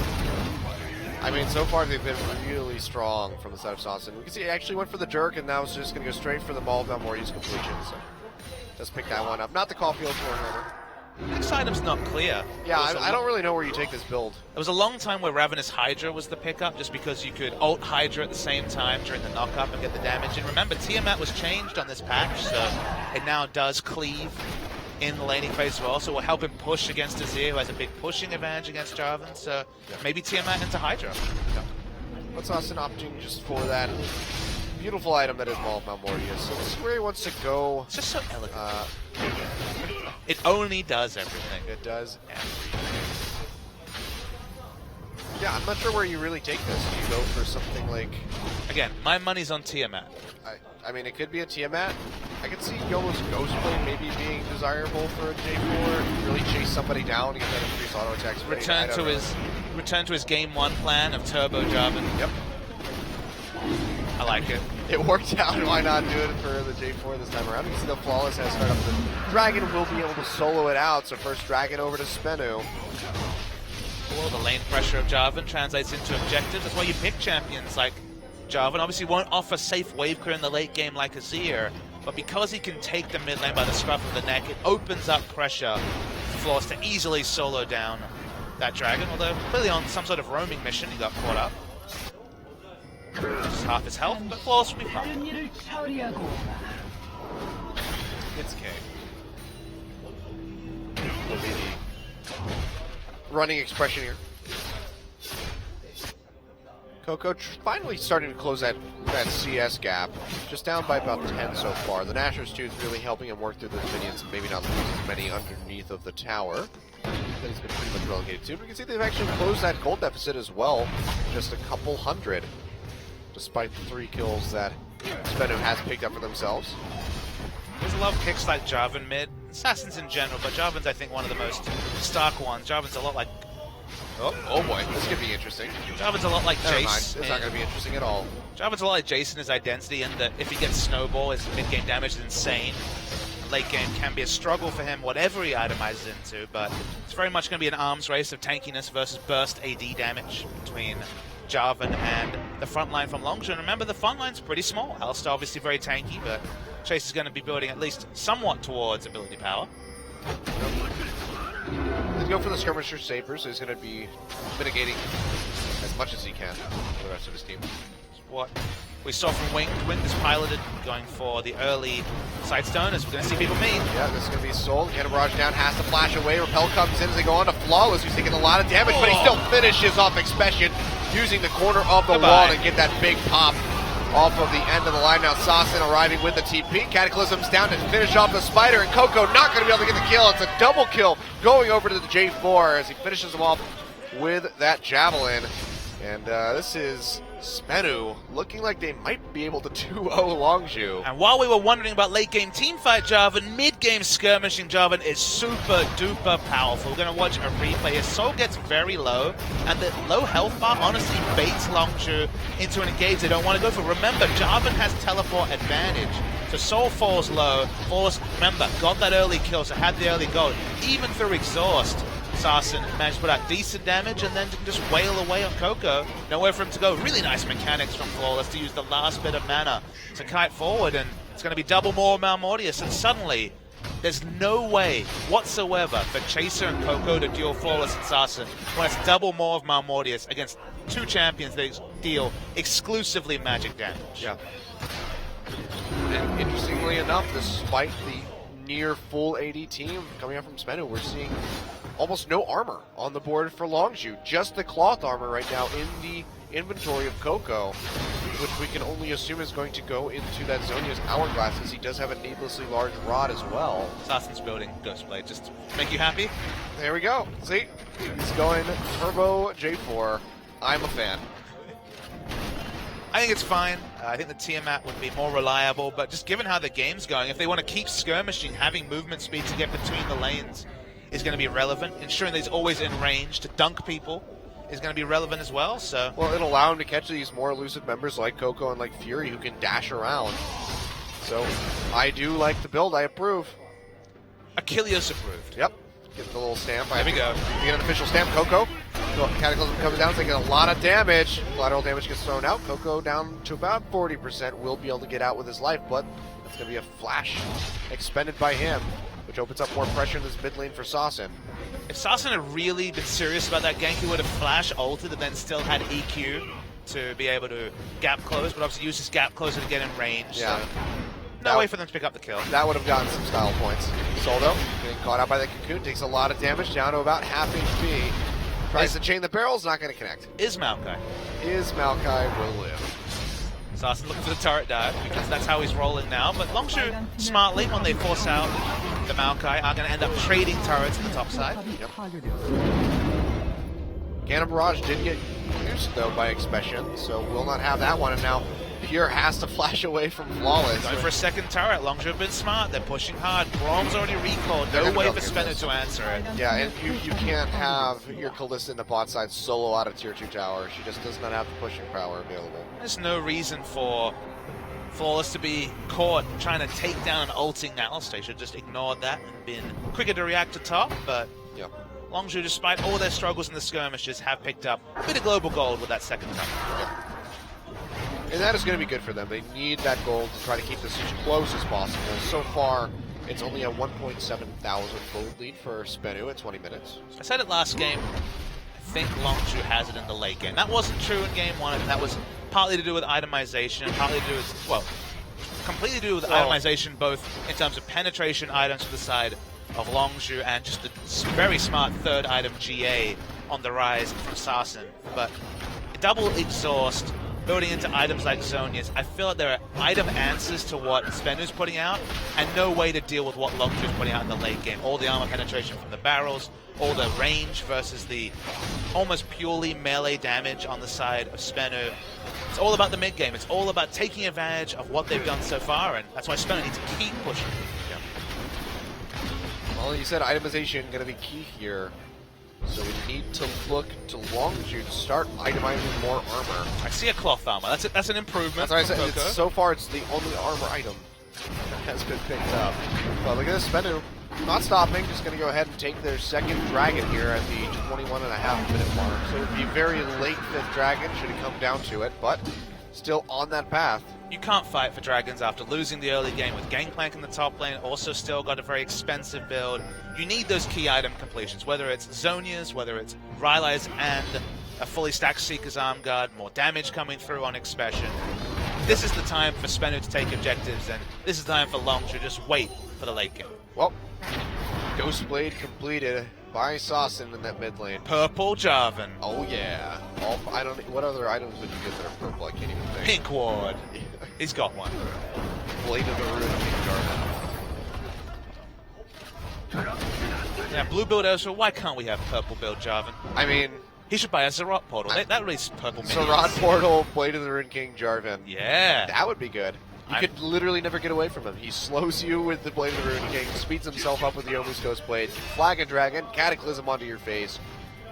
Sasson wants to test his damage. I think we found a winning build. Sasson really wants to test his damage. Yeah, he wants to go mess up Coco. Whenever you play an assassin, that's something you want to do. You just want to be like, okay, well, how much damage does my combo do? Yeah. The answer's a lot, to be clear. Sasson's in a decent spot where I think he can just go test that. Sometimes it's a little bit more questionable, but he's in a decent spot where if he gets an opening on the Coco, I think he'll be able to kill him. There's quite a lot of outplay potential with the Emperor's Divide, so you have to be careful. But Flag and drag in, you knock him into your tower. You know, could have something like that go down. Looks like they might just push in for the turret right now as the wave is getting ready to crash. Coco on the fast turn to the lane here. Cannon Barrage gets thrown out. He's going to have to draw them back, especially with the arrival of Chaser and Pier from the sidelines. So just peel back, so don't really use too much outside of the Yomus. No Gangplank ult though, big team fight ult down. Yep, and that's going to be the tier 1 going down in the top side, so evening up on towers and stretching that gold lead ever so slightly to 2,000. Spennu still keeping their nose ahead of Longshu. do seem to understand the position they're in. They know the late game team fights are going to be much more of a crapshoot compared to how powerful they are right now, so they're taking all the immediate objectives, trying to balloon a goalie, trying to ensure that when they do fight in the mid game, they have the item advantages that honestly reward for a very smartly played early game. They want to continue skirmishing if possible. We saw the power of their skirmish fighting around top side, but if we see Longzhu understand their position, hang back, farm safely, and then they get closer and closer to a fight, but actually going to be able to win. You can see a lot of attention being paid to this mid side. Sassen still takes a good amount of damage. Still a all-aggressively built Jarvan. So, gonna have to show some respect even to champions like this, as the Rylai's Crystal Scepter was completed by Chaser. Coco was forced into Zonia seconds, showing respect finally to Sassen. I think it's very necessary. He's been taking a hell of a lot of damage, is half of his team's deaths so far. So itemizing for the Zonia is going to help mitigate a lot of the damage. I mean, a lot of things that you can juke out, the collateral damage, the Rend, the Cataclysm as well. This is going to be TP though from Double Soul on the TP. backside. Double TP from Sassen. Fury going to dodge that one out. Cataclysm comes down. He just gets devastated as he falls to the collateral damage from Flawless. Pure having to flash away, and all of Longzhu just turning tail and sprinting for the hills. Spenu now grouped as 5 with one member down on the side of Longzhu. Their biggest point of wave clear with the calling. They're going to be able to force in for this tower. Unable to stop the recall there from Pure, but they might be able to at least get some damage in on this tier 2, if not take it. Gonna start it. Sassen's not grouped. He's moving out. Remember, he's already used his teleport. Gonna be an easy second turret from Spenu. But now they can rotate down to this tier 2 in the bot side as well. Tiamat coming in third. There's definitely going to be no sign of defensive items, barring maybe a Guardian Angel 4th or 5th from Sassen. Yeah, I think the GA is a very necessary pickup. But you see the buff that's come through with the Jarvan ult in full display there, because when you see multiple people group, they're taking the full brunt of the high AD scaling ultimate. You're taking 600, 700 damage burst instantly. Graves layering the collateral damage on top of it. And basically the whole team is being burst for around 1,000 damage if they don't have any armor this early in the game. Yeah, it's just filthy, and I'm glad that we're finally seeing it from Sassen, showing that this is something that he knows how to play. This has been in the scrims, and he's just playing it to a T, only dying just the once, and Flawless as well. We have to give a lot of credit to this guy. Played the Graves phenomenally in the first game, and doing so as well in the second one. 4-0 and 3. 100% kill participation. He's really enabling the success for Spenu in this match. He just turned it on the moment that he just threw out an ult, picked up first blood after a failed gank attempt by Longzhu. He's been in the right place at the right time, and that's honestly something he has failed to do all season. He's been in the right place at the wrong time. He's been in the wrong place a lot of the time. His mechanics outside of Lee Sin have let him down, but this has been a very good performance on the Graves. Yeah, this has been almost ambition-esque of him with his Graves pickup.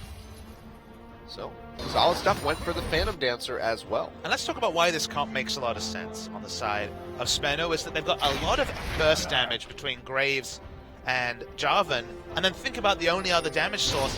It's the Rend set potential of the Callista, finding multiple different bolts into the enemy, firing them in, picking up the first kill, getting the reset, being able to use Rend again. Rend set potential is real because the cleanup after all that burst early, before the armor items are complete, is considerable. Yeah. I just realized Expedition bought a Null Magic Mantle and then sold it because he realized there's no AP damage here. I think he was going to go for the Merc Treads, but then realized there's just so much damage being output by the rest of these members of Spenu that he has to just optimize for the Ninja Tabby. It'd be nice to have Merc Treads, but you do not have the ability to build Merc Treads this You don't game. have that much leeway. Nope. And now we can see it looks like a Sterix Gauge potentially coming in for Fury. I mean, he needs a Sterix Gauge. Anything to stop burst is what you're looking for. If you're Fury, just a Chain Vest isn't enough. You're still going to be burst down. Yeah. Again, this is what we're saying, though. There are item purchases that answer what Spenu are doing. It doesn't feel like in the late game there are item purchases to answer the really nice balanced team comp from Longzhu. So by that time, Longzhu, find objectives, don't give away crucial ones like the Baron specifically or 5th Dragon. And there is a world where Longzhu come back in this game. Remember, if they lose, they're all but mathematically eliminated from playoffs. It's literally 90 to 95% certainty that they do not make playoffs. Yeah. They have a very tough schedule ahead for them. If they should lose here to Spenu, making it almost impossible. Well, the big issue is if they lose, they can't get to 10 wins. And Samsung are sitting on 9 wins and play Kongdu next week. Yeah, they're pretty much relying on the failure of other teams to be able to succeed themselves. Again, it's the failure. It's the failure of Samsung to beat Kongdu Monster, a team that's really struggled to pick up any victories. The 10th place team. There's hoping for a close game to go one way, and there's hoping for Kongdu to beat Samsung. That would be one hell of an upset. But you never know. We've seen some pretty bizarre occurrences so far. Africa destroying just 2 days. So, I mean, I thought or was that Africa were going to be yesterday? good I forget. preseason, and then they went 1-7. And I was like, well, I'm silly. And they finally turned their scrim results into results on the big stage. So it's great to see them step up. Yep.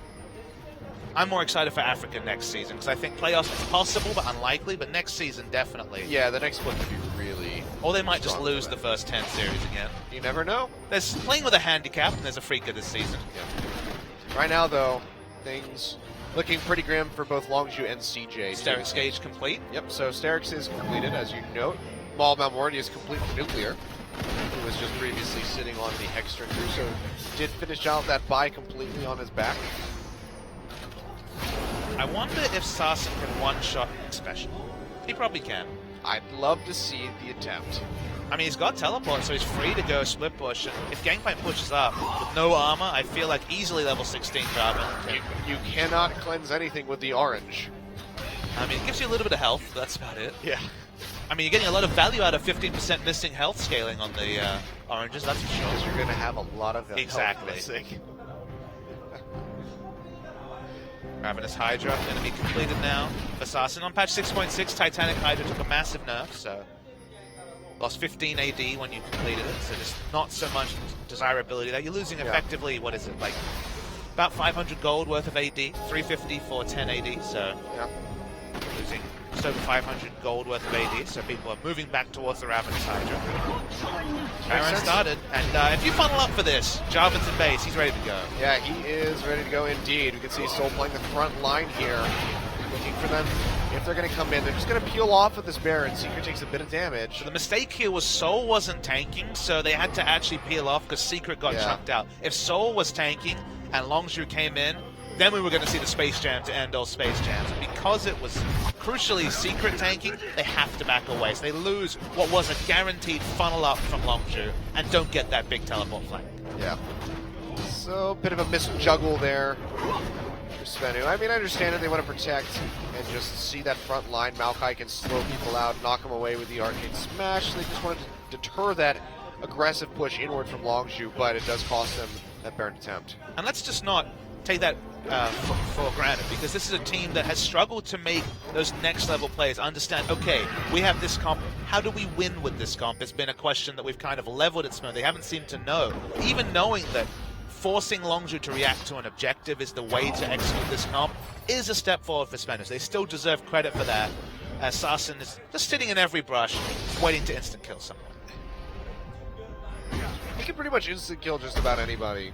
Probably not Lucian, which is kind of sad times for him. That's an interesting statement. Definitely not Alistar. Coco, he could but I mean the Zonius is there. In so a world maybe where not an Coco instant kill. doesn't Zonius, he will die instantly. Yep. Elise. I mean, maybe the burst is so high that he can just kill him before he hits the ground. I mean, honestly, he's in the right lane just because Gangplank has no armor, barring the Ninja Tabi, which is not enough. Gangplank will instant die to this job. Yeah. The biggest mitigation you're getting from that is on the auto attacks, and that's going to be the least of your worries. And Sarsen's new favorite item, Guardian Angels, on the way. I mean, if you're playing a champion that gets in there, does a lot of burst, your and objective then dies. is to just insert yourself in the middle of all of your enemies, you probably want a Guardian's Angel, so unsurprising that we see that one coming in, as it was actually, it was never even popped when he was playing that Rise. So I was going to say it was very... It was there for the stats. I was going to say it was instrumental, but it really wasn't. Oh, they're going to actually sneak this Baron. They're showing 3 members in the mid lane. This is beautifully played by Pings Spenu. coming The on from pings are- Longzhu. They're yeah, thinking about it. The pings are coming out, so they think that they know that this one's happening. Chaser's just going to go for the Scuttlecraft. They're going to spot the Baron. Soul coming in to disrupt them. Cannon Barrage gets thrown down flawless, taking a lot of damage. Going to have to try to finish this one off. The Cataclysm comes down. Who's going to get it? It's actually going to be Chaser stealing away the Baron, but Fury gets jumped one, and he goes down. Sasin doing some work on the backside. Expansion going to be the next one to fall. And now it's Fury and Chaser on the run. Gonna fall, not going to be able to get out with their lives. And that is going to be an ace, despite losing the Baron here for Spenu. And they are just shooting themselves ahead in this game. Such is the power of Spenu's comp at this point in the game that even though they really screw up around Baron, 4 stays on it, there isn't a clear call.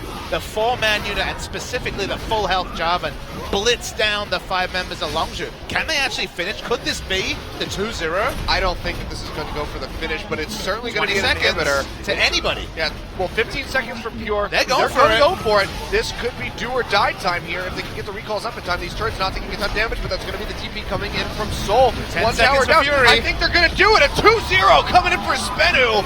We thought it was going to be the opposite. We thought Longzhu were going to take the set, no problem, but Spenu playing gatekeeper, knocking Longzhu down a peg and almost completely shutting out their playoff hopes. Spenu Sonic Boom over 2 games dumpsters Longzhu gaming. There's no other way to put it. They literally put them in the grave. Space Jam, whatever you want to call it. Longzhu. This coach is just harming his players. Like, Sasin's like, I don't know. I love the grimaces as he breaks everybody's hands, but he is pumped, and he should be. He's like, no fist bump, no fist bump. Give me that. Second 2-0 of the second round robin. But remember, the first one was over Comdu Monster. We all expected that. This is a massive upset, and all the Longzhu fans are going to have to wonder what could have been for this season, because they went for the right plan. They won a very one-sided 2-0 a couple of days ago. They stick with the same lineup. They don't pull the full Longzhu. But the full Longzhu might have been better than what we saw from these 5 members. Yeah. That was incredible by Spenu. Playing the game so well, and a lot of it, you have to give 90% of the credit over to this man right here, Sasin, pulling out the J4 finally. So 21 champions at the end of today. I'm going to call him Blackjack because he struck gold today. There's no other way to put it. No gambling in Korea, but you wouldn't know from Sasin's champion pool. He's tried everything, but he's found 2 champions that he could really persist with. The Rise, maybe that's the meta one, but the Jarvan, the threat of the counter pick. Now if you're on blue side, do you just ban Jarvan? Because 5th round on the red side, that Jarvan counter pick did massive work against Kokos. It did, and it wasn't even in damage. He was surpassed by 2 members on his team. Soul did more damage than Sasin did on this J4, but the pressure that he was able to apply with that champion was just way too much for them to get over. What a result for Spenu. What a result. When we come back, we'll have our MVP in our second set of the night.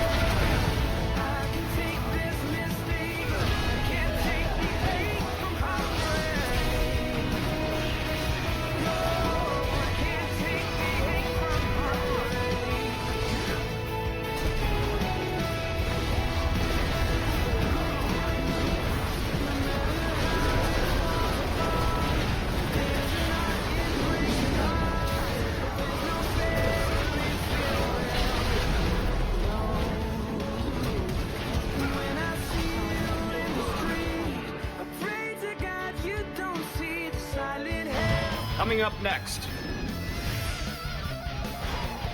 CJ Entis, KT Rolster, Lotte Kokalkon, League of Legends, Champions Korea Spring 2016, Round 2.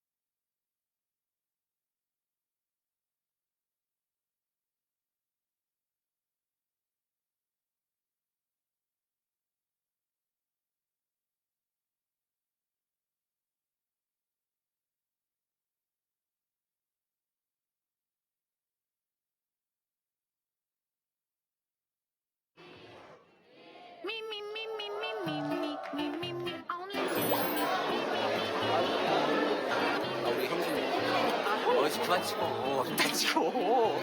네, 여러분들, 네, 반갑습니다. 저 결혼식이 진행 중인데 정신이 없습니다. 유진이야, 우리 사회자.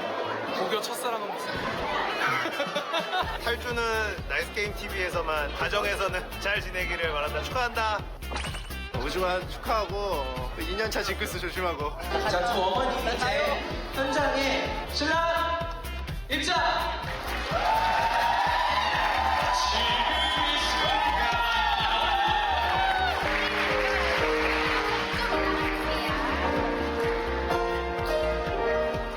당군이 형 정말 축하드리고요. 정말 부럽습니다.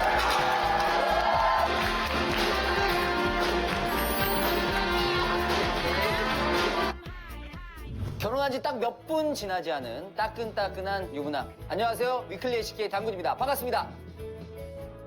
제가 이번 주 위클리 LCK에 나오지 않을 거라는 모두의 예상을 깨고 이번 주에도 어김없이 여러분들과 함께하게 됐습니다. 근데 결혼식 당일까지 촬영할 줄은 진짜 생각도 못했습니다. 지독합니다. 이 오지엔 제작진분들. 아무튼 유부남 당군과 함께하는 위클리 LCK 지금 바로 시작합니다. 승찬이 형, 배신자는 뭐다? 처단이다. 배신자는 뭐다? 처단이다! 지난 1라운드에서 아나키 시절의 코치 하찬이에게 참교육을 당한 아프리카가 오랜 기다림 끝에 배신자를 처단하는데 성공합니다. 배신자 처단 후 그 기쁨에 회식으로 고급진 랍스타까지 먹었다는 아프리카. 하지만 이게 끝이 아닙니다. 복수의 화신 아프리카. 이번엔 두 번째 배신자 처단을 예고했는데요. 그리고 아직 배신자가 2명 더 남았는데 네. 나머지 2명도 꼭 차단하도록 하겠습니다. 아프리카의 다음 타겟이 된 CJ 운타라 선수와 버블링 선수. 과연 남은 2명의 배신자도 처참하게 처단당할 것인가. 느와르 영화를 방불케하는 아프리카의 대복수국. 다음 주 4월 8일 전주에서 개봉박두합니다. 많은 기대 부탁드립니다. 자, 우리 롤챔스가 이 정도입니다. 1인 락스타이거즈와 승강전이 확정된 콩두 몬스터의 대결. 이 정도 차이면 당연히 락스가 콩두를 20분, 30분 안에 컷 시키겠지 라고 생각을 하셨겠지만 땡! 롤챔스 본선에 올라온 팀들이 괜히 올라온 게 아니에요. 안심하며 TV 보던 락스 팬들의 심장을 쫄깃하게 만들었던 꿀잼 장면. 끝났어. 쏠쏠이. 내가 미안하다. 그거 시비를 조심해야 돼. 시비를 조심해야 돼. 끝낼 수 있어. 진짜 끝낼 수 있어. 끝낼 수 있어. 합점멸이 됐네. 아니 마음가 좀 시비를 가? 괜찮아. 해볼만 하기도 하고, 뭐, 알아서 해봐. 잘해봐. 동키고 형 잘해봐.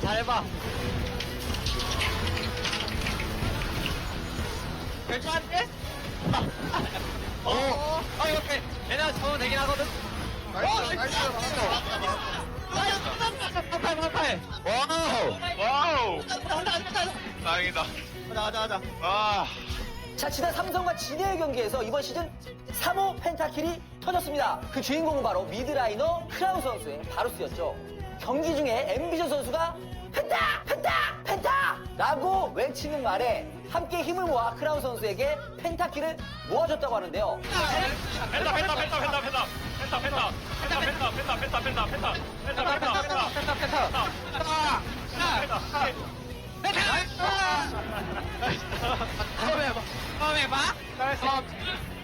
큰형님 앰비션의 한마디에 똘똘 뭉치는 삼성. 그나저나 앰비션 선수 진짜 무섭나봐요. 동생들이 말을 너무 잘 듣습니다. 혹시 펜타가 아니라 펜다? 펜다? 뭐 이런 건 아니었겠죠? 자, 그나저나 대단합니다. 결혼식장까지 쳐들어와서 결국에 이번 주 위클리 LCK를 촬영하고 말았네요. 대단합니다, 진짜. 여러분들 오지엔의 미래가 밝아요. 여러분들이 지금 이 영상을 보실 때쯤에 저는 유럽 어딘가에서 즐거운 신혼여행을 즐기고 있을 겁니다. 안타깝게도 다음 주에는 저를 못 보게 될 것 같습니다. 설마 유럽까지 뭐 찍으러 쫓아오진 않을 테니까요. 제작비가 그렇게 많지는 않아요, 제가 알기로는. 그래서 제가 저를 대신할 대타를 섭외해놨습니다. 힌트를 좀 드리면 이 오지엔 롤챔스 LCK 좀 원한이 있으십니다. 그렇기 때문에 그 누구보다도 냉철하게 LCK를 비판하실 분이죠. 아마 예상하시는 분들 많을 거예요. 자, 다음 주에도 많은 기대 부탁드리겠고요. 결혼 축하해주신 많은 분들 다시 한번 감사드리고, 자, 저는 신혼여행 잘 다녀오겠습니다. 여러분들 감사합니다.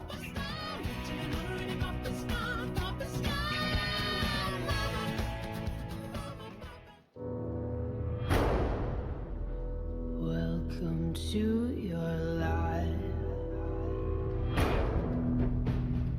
Help me to decide. Help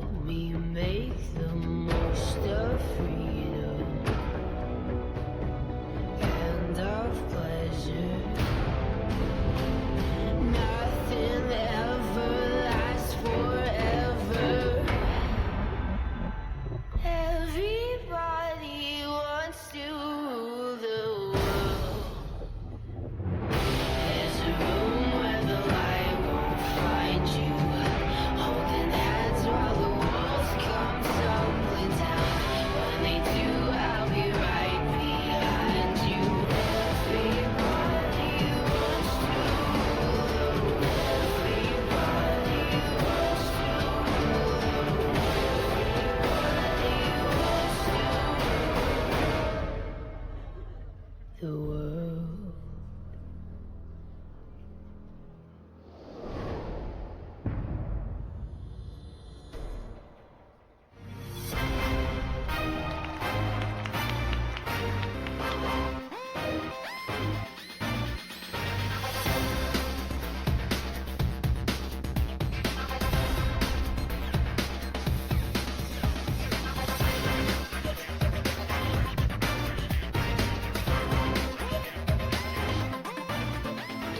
Welcome back. We have just one MVP for you from this set because Sasin nets it yet again, this time for his play on Jarvan the Fourth. 3-1-6 with 75% kill contribution. Didn't quite hit that 100% from the first game, but still a really phenomenal performance. This one especially. Blackjack Sasin hit the jackpot. No other way to put it. 20 and 21st champions of the season, and both of them successful. Those are the exciting ones. We were waiting for the Jarvan, and damn if it didn't deliver. Yeah, I didn't know that interaction that you could actually leap back over the Empress Divided Cataclysm. The ult hits. TIL. The ult always hits. That's the rule. Yep. Man. So, does it several times I in that just game. love the combo. The draft was so smart. So much burst between the Graves and the Jarvan. We're going to see it here. This was the teleport flank. Do you like burst? Here's some burst. Here's some burst with a collateral There was a damage Lucian cherry there on top. somewhere. And the Lucian disappeared. Yeah, he just was part of the This magic was the trick. mistake though. Flawless stays on Baron, it gets stuck away, but watch the Jarvan. With Ravenous Hydra doesn't lose any health, free autos. One of the reasons you don't pick melee champions, AD champions, is they die easily. No one was tanky enough to deal with the damage. Everyone dies on Longzhu's side, and what a 2-0 for Spencer. Yeah, something that we really did not anticipate whatsoever. We thought the 2-0 was going to come out from the side of Longzhu, and now they get shut out. More than likely get shut out of playoffs. We do have an interview with our MVP, however. Let's throw it over to George for the translation. All right, hello Champions fans, this is George. Today's matchup between Spenu and Longzhu. Spenu was able to beat Longzhu 2-0, and today's only MVP is Sashin. All right, let's meet our MVP.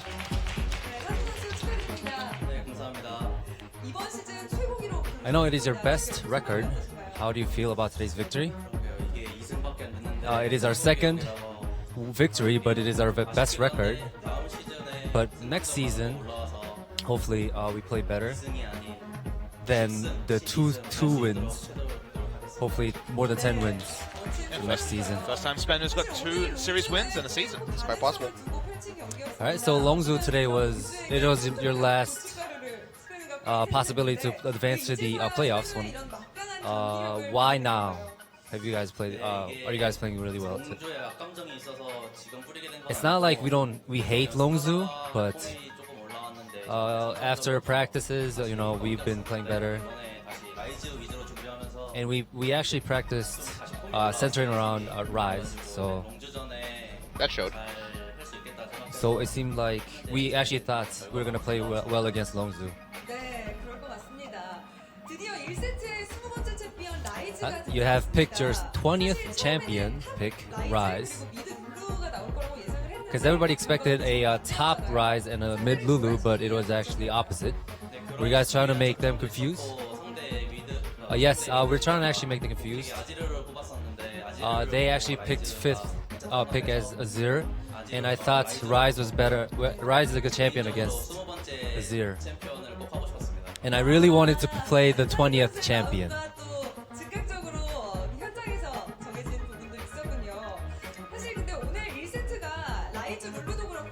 On the first set, you guys have combined Lulu's Whimsy and Rise's ultimate to actually dash really fast. Whose idea was it? We actually practiced that combination, and it seemed like a very good combination, so we actually practiced a lot.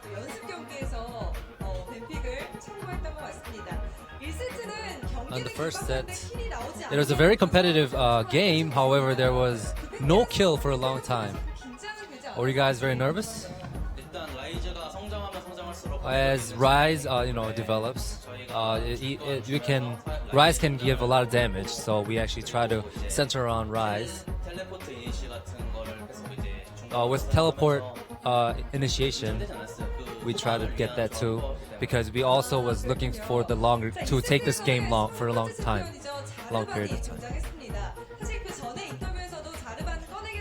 I know before in the interview you actually mentioned picking Zarvan. Is there a reason behind it? Our head coach said pick Kasadin, but Jarvan actually just came into my mind, so I just picked it. Yay. It seemed like Jarvan was actually looking into my eyes, so I picked it. You know that feel when Jarvan looks in your eyes? The Barry White starts playing in the background. So in the last team fight, they stole Baron, but you guys were able to win team fight. How was the team atmosphere? Team fight actually, someone said let's get Azir in the bottom, but we actually didn't know they stole Baron, because after we actually aced it, they actually stole Baron. We didn't know until the team fight was over. So Baron still wasn't a big issue for us. And we hope to play a better game next time as well. What did you say about Baron steal? I said I didn't even recognize they stole Baron, so let's just play. And I just didn't say much about that.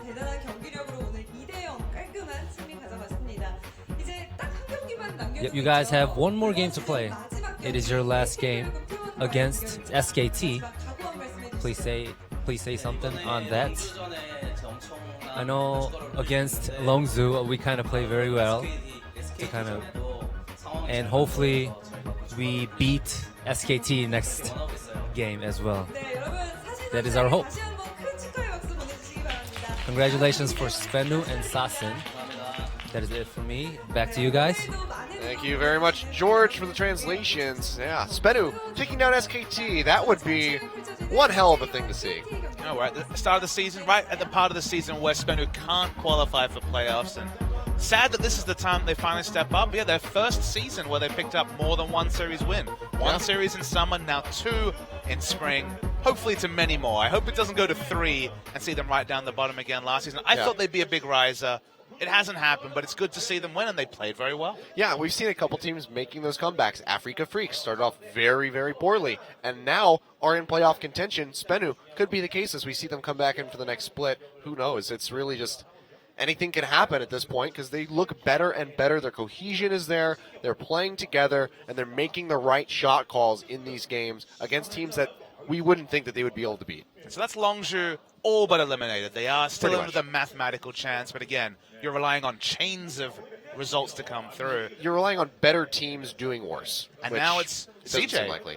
CJ against KT, where CJ also not mathematically out, but if they lose the series today, effectively out of the running for playoffs. So we could have 2 teams mathematically ruled out on the same night. Yeah, we still have one more week to go before playoffs, plus tomorrow as well. And tonight might just be the nail in the coffin for 2 of those teams. It'll give us a much more closer window as far as what teams are going to be going on to playoffs later on in this month. So a lot of pressure on tonight. So this could be very interesting. Of course, CJ versus KT Rolster going to be the next game. KT, the second team to take down the Rocks Tigers in a best of 3, looking really strong off the backside of that win. This is a must-have set when it's CJ. Absolutely. CJ must win, so we're going to expect them to put their best foot forward. As we see CJ Entist, a team that struggled in recent times against the top teams they've been facing. There's the massive roster they have. It's the same people as usual, of course. Yeah, we're just going to go through the roster. Zuntara starting in the top side, Bubbling in the jungle, BDD in mid, and Kramer and Mad Life coming in at that AD and support, of course. So not going to be seeing any changes from these guys. They found the formula that was working for them. They've suffered a couple losses, but they're going to keep it very consistent here as they move forward. That's what we expect from CJ Entist as we're looking at them in the booth. No sign of Daydream, sadly, still not in the roster. You know, and that might be something that they may want to consider pulling out if Bubbling has a poor performance in the jungle here in this first game. Looks like for now they're just going to go ahead and keep with what they have at the moment. But over on the other side, it's KT, the second round Godslayers themselves. With the world's smallest roster at only 5, Ignar dropping out of the squad means that there's no subs, means that everyone gets sick, then they're going to have to forfeit matches, which is scary times for KT Rolster, but this is the lineup they've persisted with all season. I believe Ignar only saw 2 games. Yeah, we barely saw him come through, so it's still just going to be Someday Score, Fly, Arrow, and Hachani and these guys have faltered here and there. Some questionable drafts. Protect the Draven Confident went awry, but after taking down Rocks, looking stronger than ever, and seeming like they really have earned this third place spot and might even be able to contest for second place, but that's really contingent on SKT performing pretty poorly. The strange thing about KT, though, has been about backing up strong performances. They've had one-off strong series, maybe 2 in a row, but extending that over a season has been something they've really struggled with. It's been super strange to see that KT, despite looking so good sometimes, can put on series where they seem to have abandoned everything they learned over the course of the season. Yeah, well, sometimes, you have brain fart moments and everything you've learned just goes completely out the window. Same can be said for KT, but we can see here, CJ, we're on such a tear with their wins and then just faltered heavily. KT dropping the set to Africa, that was surprising for us. It was a 2-1, so they were able to take away a game, didn't get completely shut out, but then winning 2-1 against the Rocks Tigers, completely upsetting and just surprising everybody. And look, they've looked a lot better team with BDD in the lineup. He's improved them. Hasn't necessarily been the assassin master we were hoping for. Has had some decent isolated games on the Zeb, but we're waiting to see where he goes with that. Looking at Bubbling, who has improved a lot with that BDD lane pressure. Remember, it's hard to counter jungle. It's hard to be aggressive on champions like Nidalee and Kindred when your mid lane is Sky, who was very much a farm-centric mid laner, didn't apply a lot of pressure. Here we can see That's not Bubbling. Wait a second. CJ Entis' original jungler, Cloud Templar of Frost fame.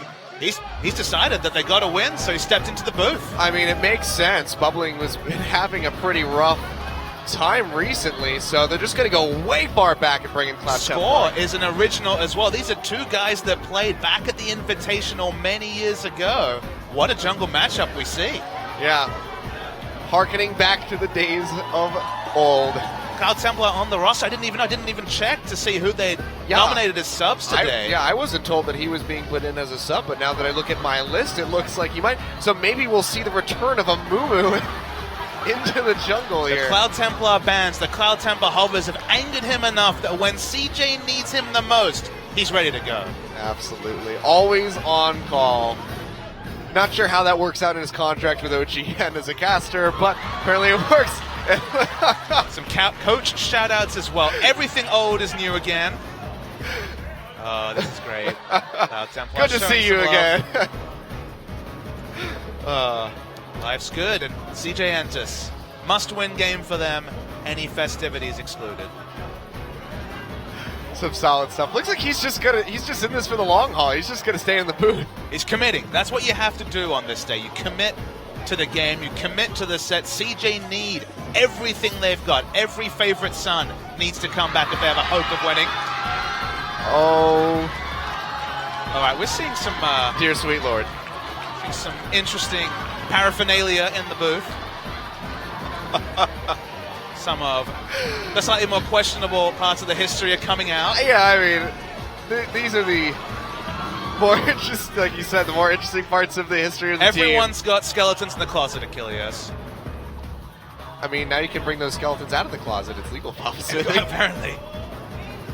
CJ Entis is the story of the day in so many ways, as we can see. Oh, good God. All right. Looks like we're going to have a last-second roster swap. Cloud Templar will rejoin us up on stage. Being a good sport, coming back up and participating in these wonderful April Fool's shenanigans. I mean, a hug from the legend that is Cloud Templar. Maybe that'll be the buff that Bubbling needs to step it up once again. It's very well possible. Seeing some more love on the screen. Lots of CJ favorite sons out to play. Yep. Bit of fun here on April Fool's Day. Just a bit. Slipping in the second series. So we didn't go obvious. We didn't start with the first series. Yeah. Well, we started with it. We did have the Dan Gunn special edition intro. I don't know if you guys. That should be the every edition. Yeah. Let's be real. It's great. I do agree. I'm not sure how many of you guys watching the stream did catch that, but if you watched the intro during Lords, Everybody Wants to Rule the World, you can see Dan Gunn, the host of LCK Weekly, replacing some of our players in that montage. It's the way it should be. Now we're going to have to get to the brass tacks, the actual match, a big one between CJ and KT Rolster. KT come in half favorites, but again, it's been the story so often this season that we're like, all right, KT's going to cement their momentum. They're going to win another series, pile on, and then they've had those sidesteps. So CJ in must-win territory. I mean, 2 series left. To get to 10 wins, they need to win both. It has to start today, and it has to be clean. Even with the series win, it's still looking so grim for CJ. They're at a -4 scoreline right now, going up against KT, who is at a +10. A lot of these teams have just better scorelines than CJ, and they go up against KT now and then Africa in the next match. So to give clarity to the fans at home, you might wonder how the playoffs race works in Korea. The way it works is that the first tiebreaker after just game score is going to be the overall, after just the match score is the game score. So it's going to be all about whether you're winning those clean 2-0s or whether it's just a +1 if you win 2-1. And the thing is that CJ have been winning scrappy, long games, 2-1 series, and especially in their first iteration pre-BDD, lost 2-0 a lot. So their overall game score is -4. Even with 2 2-0 wins, they will move to just even, 0 game score. Compare that to Jin Air Greenwich, who already have 10 match wins. If they are to lose their next 2 matches, they have +7. The most they could fall to is +3, so they will always finish higher than CJ. CJ's only hope is that a lot of results around them go their way, and that's all they can hope for, because they can only get to 0 and they can only finish 5th. They can go no higher. Yeah. See, though, the bans are coming out here. Just the last ban from KT that we're waiting on, but it will be Nidalee Silver Corky, taken away by CJ. Azir, of course, taken away from BDD, as well as that Varus out of his hands. And now final ban getting ready to come out is going to be Poppy, taking that one out of Untara's hands, which could just relegate him back over to the Maokai, something that we repeatedly see him pick up, but Kallista's made it through. He's a good gangplank as well, and as you mentioned, Kallista, who got another batch of nerfs in patch 6.6, so we've seen her deprioritize to the point where we've seen a lot of picks, not necessarily falling through drafts, but she got some trades. She got the up to 27% attack speed when she's next to her Oathsworn. So there was a little bit of an exchange there. Wasn't a flat nerf to that Kallista, to be fair. But again, on this patch though, on 6.6, also lost percentage health damage on that is W. True. That is also true. The amount of laps the Sentinel does goes down. 3 so instead of 7. It's again, overall a very heavy nerf over a lot of different patches. And CJ looking for a first pick, not reaching for something like the Gangplank. Untara's look good on Gangplank, he's looked good on Maokai and Poppy. Those are his 3 champions. He's going to go with a bubbling pick. They're going to go with the Kindred. Yep. Well, they have to go for this because Kindred has been one of Bubbling's best champions in the jungle. Definitely don't want to see him pull out the Gragas. So just go ahead and first pick that one in. Now KT playing around with the thought of picking up that Kalista for themselves. We saw this. Yeah, we got to flash the Malzahar. We saw Fly play that one against Rocks in Game 3, and they found a victory with that. They are on the red side. That's when we saw the Malzahar pick. Outside chance we'll see it again this series, but certainly going to be 5th round of the draft. Plenty of shenanigans just mousing over champions. Probably going to be the power bot lane, Kalista Alistar. Speaking of flashing champions, Mad Life, of course. I would love to see that Blitz locked in. What better day could you play it on than April Fool's Day? New buffs to Jarvan, one of Daydream's signature champions. We might see that from the jungle in future series, but of course not in this game. We've been spoiled, and speaking of being spoiled, no Ryze ban, no Ryze first round pick. Ryze still looms as a potential flex on either side of the draft, so let's see where CJ goes. I was going to mention that, but yeah, good on you to note that as well. So yeah, Ryze does make it through, and we saw how well Saucin played it in Game 1. They first picked it even, and it didn't get punished. So we could just see that one come out from either side. CJ playing with much more standard picks as far as the last couple weeks have gone, so we might just see the Braum pick up here. CJ are very much looking to be picking Jin this game. That's why they haven't gone for an early round AD carry. Now, of course, they may be forced into something like a Lucian or something safer, but Jin has a pretty good laning matchup against Kalista, and if they can create somewhat of a front line, which of course Braum will do very well, and there's definitely a chance that Kramer goes to Jin. He's been next to Prey, probably the most impressive Jin. Soul is also on Kongdun Monster, has looked good on that champion. Waiting to see what KT show. They've only shown the bot lanes so far.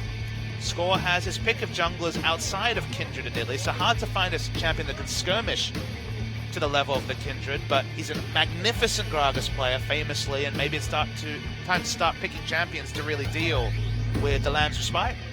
some degree that the Lee Sin would do that as well, but maybe he's going to go to comfort.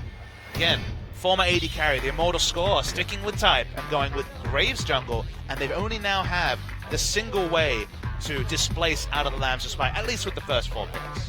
Yep. So Graves coming in, so going to be looking to match aggression against this Kindred. Would have been interesting to see the Lee Sin come through. In a 1v1, you can certainly win that fight if you're fairly even, because you can always kick her out with the Dragon's Rage. Outside chance the Graves will be flexed to mid, but very unlikely. I think it's going to be the jungle pick here for sure. The Maokai picked up as well, so picking something away from Untara. But we do have the Gnar available, something that's been on a return as far as counter picks to that Maokai go. The Gangplank is also up for grabs, should they decide to rotate over to that one. With the lock-in of the Maokai and with Alistair in the first round, maybe they're feeling like Jhin is too risky. So the teleport flank, no better target than the no-escape Jhin to lock down, so maybe forced onto Lucian duty will be Kramer. See if there's a last-second change. They're looking to pick up the Nautilus top, which makes strong sense. So here's the tank off in the top lane. Yep, so just going to be Nautilus and Lucian. So one of Kramer's big picks here. Okay. Grab that one up, and it's going to be Zilean for the mid. So I haven't been convinced by the Zilean picks when you don't have Poppy in the top lane. Specifically, the turret dives you can pull off with that combination, or the damage from Poppy makes that have a semblance of sense. Now you can understand that Maokai is similar in a lot of ways to Poppy, but it's single target engage, not so much the AoE engage that you can get from the instant cast of the Keeper's Verdict, but you can still pull off similar scenarios. Go for that teleport flank, turret dive, and have no worries, you're the tanky Maokai. So sticking with the tried and true Zilean, but it's not quite plan A when it comes to Zilean play that's really been effective across the region. Interesting stuff. CJ with a much more balanced draft than we're used to. Looks less like the late game fests they've been opting into. We've been looking for CJ to show us something different because they've basically been abandon all hope of the first 30 minutes and then fight at 40 minutes. It'd be nice to see them try something different in this game, and so far it seems like a much more balanced draft, so maybe we'll get what we're hoping for. Yeah.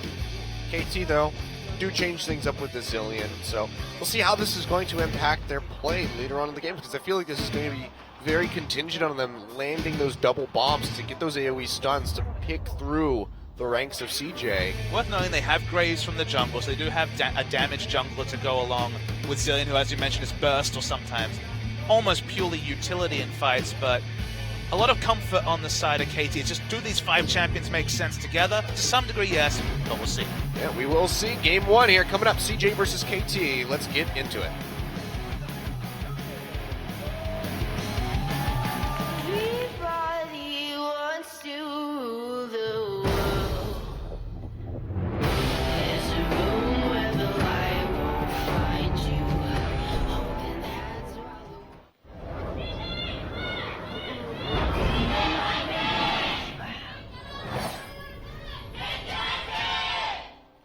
All right, pretty evenly split amongst the audience members. Game 1 here. Let's see if the results of this one will impact the fans and which side they're going to be cheering for. Might get some traitors going out there. The Korean casters. Oh, we got some nice little sketches of the casters today. Some artists out in full display. We saw the Dongjun only graphic before, but now we get some love for all 3. Pal Templar on the left, Dongjun on the right, and of course Caster Jun in the middle. So the reason why I talked about KT's comp and specifically a bit of a wait-and-see approach is that we've got 4 teleports this game. Untara, BDD, Someday, and Fly all taking the teleports, a double teleport on both sides. It's just one of these things is not like the other. Nautilus shows up, plenty of CC, targeted. Lissandra shows up, targeted CC. Someday shows up, targeted CC. Zilean shows up, has to hit some skill shots, maybe we'll hit an ult.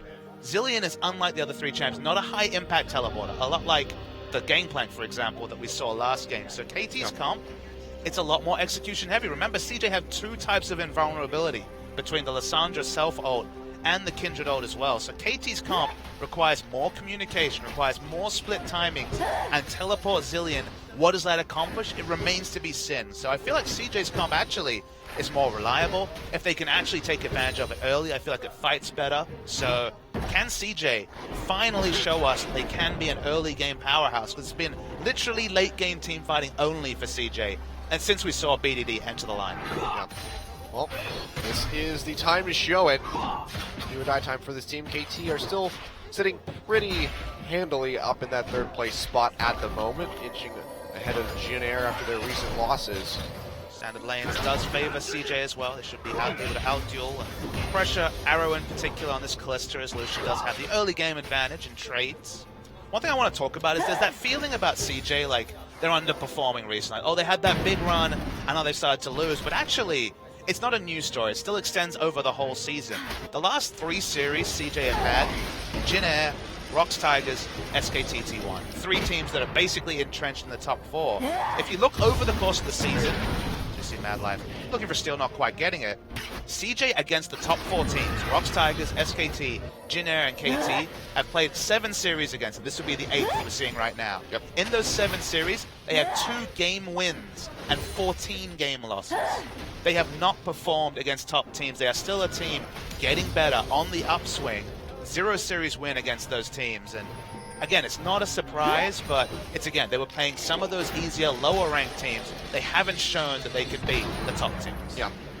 They were going off on a pretty good tear just a couple weeks ago. Had a 6-match win streak. Against good teams. Samsung, for example, yeah, in there. There were some solid ones in there, and a lot of that was in part to BDD. Nice steal away by Score. Snatching that one up. Early recall coming in for some days. He goes back. Will pick up the double Doran's ring.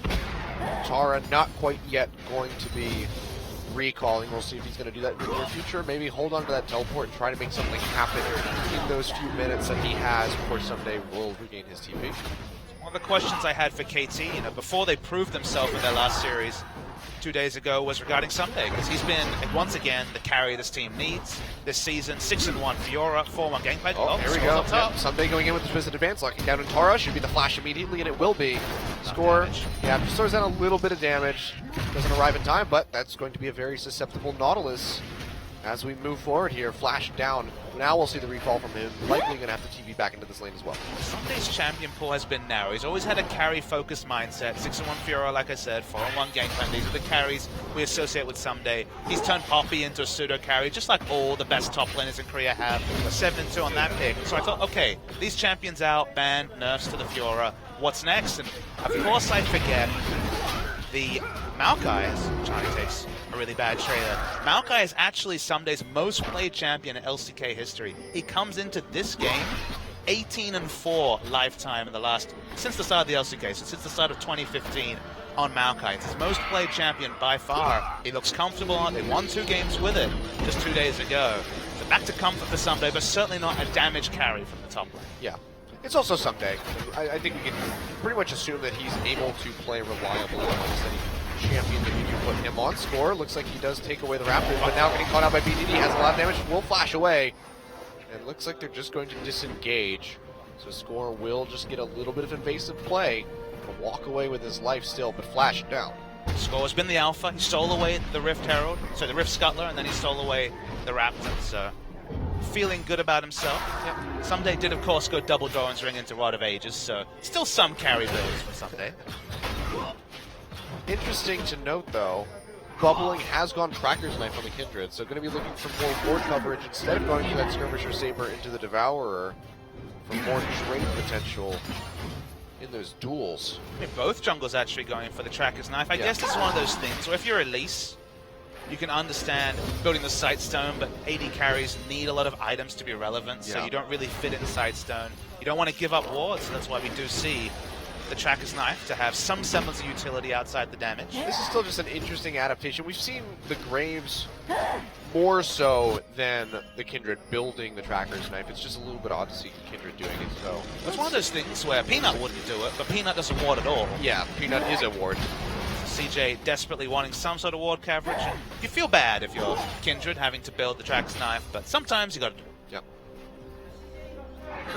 This is also a triple Fervor game this time, so both AD carries are running Fervor, as is Bubbling in the jungle. Fervor for battle is real. That it is. Hopefully that means we see a bloody game with plenty of kills. So far, not so much. Some invasive warding and some counterplay by Score, but overall, not too much going on. I miss the LPL sometimes. I'm gonna be real. I know you talked about the LMS earlier, but sometimes you miss the games. I like it when the games start at the same time. I look at the timestamps, and 30 minutes into the game of Champions has maybe 6 kills, and then the LPL game has 29 kills, and you're like, wait, how did this happen? That is like some LMS games as well. And I guess it's just the closeness that Taiwan and China have as far as their locations geographically. Maybe just something about that area of the world. It's an old joke. It's hyper aggressive. It's an old joke. I've used it before, but Koreans use vision to avoid conflict, and the LPL region at least uses the vision to look for a stylish outplay. Someone's coming, I can kill him. Yep.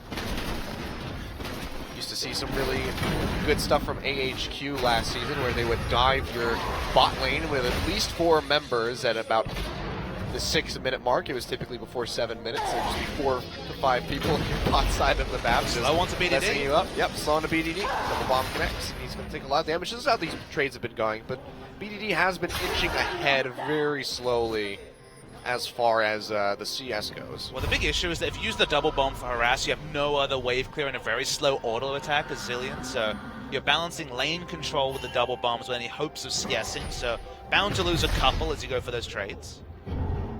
So honestly, being even and being able to lane and get equal experience is a win for the Zilean, so far so good.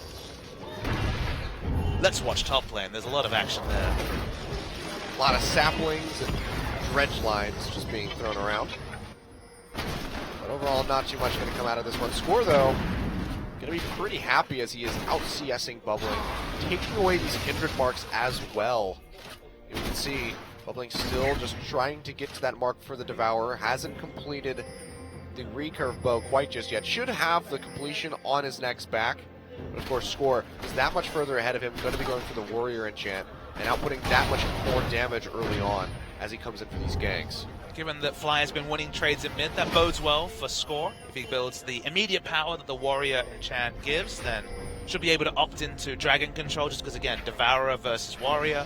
But you really want to fight if you have Warrior, and you're incentivized to farm if you have the Devourer. So lane control in mid, Warrior enchant build from the Graves means that early Dragon Control should go to KT. Might see a meeting of the wills here. Yeah, well, just going to go for the ward. This is the second time that he's placed this one at the Krug, so just trying to keep track of Score. He will do so, and with that knowledge, moves over here to take the Rift Herald here, first of the game. I think they do have some idea of this as Untara has roamed out of this lane. Someday coming around the side, and it's going to be the Rift Herald going down. Bubbling has to throw out the Lamb's right immediately, but almost nowhere to go. Will have to flash the wall if he wants to live through this one. The bomb connected, he flashes it all the same, and he goes down, maybe thinking that the bomb wouldn't kill him, but just big mistake there by Bubbling. Should have just accepted his fate and gone down. Maybe they should have stuck with Cloud Temple. Maybe they should have. And this is him getting his best champion. Let's be fair, Bubbling's been pretty good in the second half of the season. Again, is he the fearsome jungler you want him to be? I don't think he'll ever develop into that. It's a guy who's been around the challenger scene for quite a while. Yeah. The flash here is a bit questionable. I mean, you should have known that you were going to die. I think you should just accept your fate at that point. Score, though, coming up to this top side. It's going to be the TP coming in as well from Fly as they're looking for the dive. Tar quite low. Pushes out the damage. There's nowhere for him to go someday. Actually doesn't even need to take this one up. It's just going to be Score with the Graves. And they find their second kill. KT looking like they're playing very concise together. And when you have lane control against Alessandro, that's the freedom you have. You can just roam out of mid, push up the lane, go for the turret dive. Zilean, if he gets a free laning phase, is one of the most fearsome mid laners because he's super fast with his E ability, just shows up in other lanes. Turret dives are the easiest things in the world if you got targeted CC, and we mentioned that's what Maokai provides. Gank for the Maokai lane, you can tank for days. Really nice play, clean from KT, but CJ going to pick up a second neutral to answer the early game. So, not resting on defeat here. Goes right back over, so picks up, as you said, their second one. So the Dragon going to be coming in here at 11.5 minutes just about, so could keep that scaling going in their favor. Speaking of scaling, exact same timing for all 3 Rod of Ages is hilarious.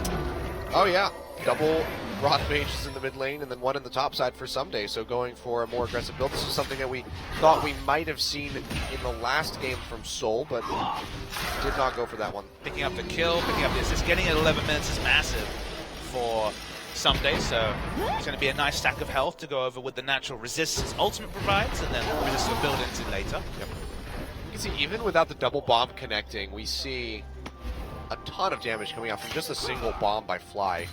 Worth noting that it is very difficult to play the Zilean laning phase this well. This is clearly Fly. He's the only guy who's played multiple games of Zilean this season. This is clearly just his ability. He's got one of these interesting champion pools. He can play the Malzahar. He's playing the Zilean with the same sort of ability here. Shiny, face checking bubbling. But Goes around. He's safe. He's level 7. Does have the ultimate available, of course, as well as exhaust. But is Alistair. CJ pushing in. This is actually just going to draw out both teleports here. Someday answering should deter the dive, but BTB's here as well. It's going to be depth charge going in onto Arrows. He gets locked up. First two comes down onto him. He's actually going to fall. Jara finds a kill. Someday gets locked up as well. That's going to be a 2 for 0. I thought CJ were going to pull out of that one, but they fully commit.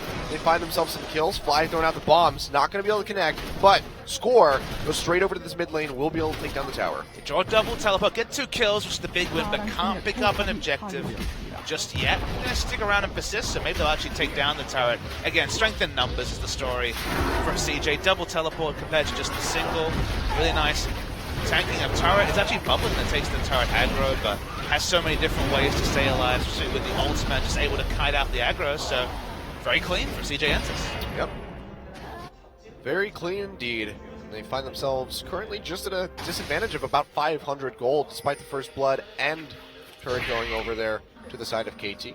They were able to answer the tier 1 on the bot side as well, so keeping things fairly even. And now with that dragon, you know, they're pretty close. They're not losing this game quite just yet. KT was looking like they were playing a bit more concisely, but after that dive, CJ's showing, you know what?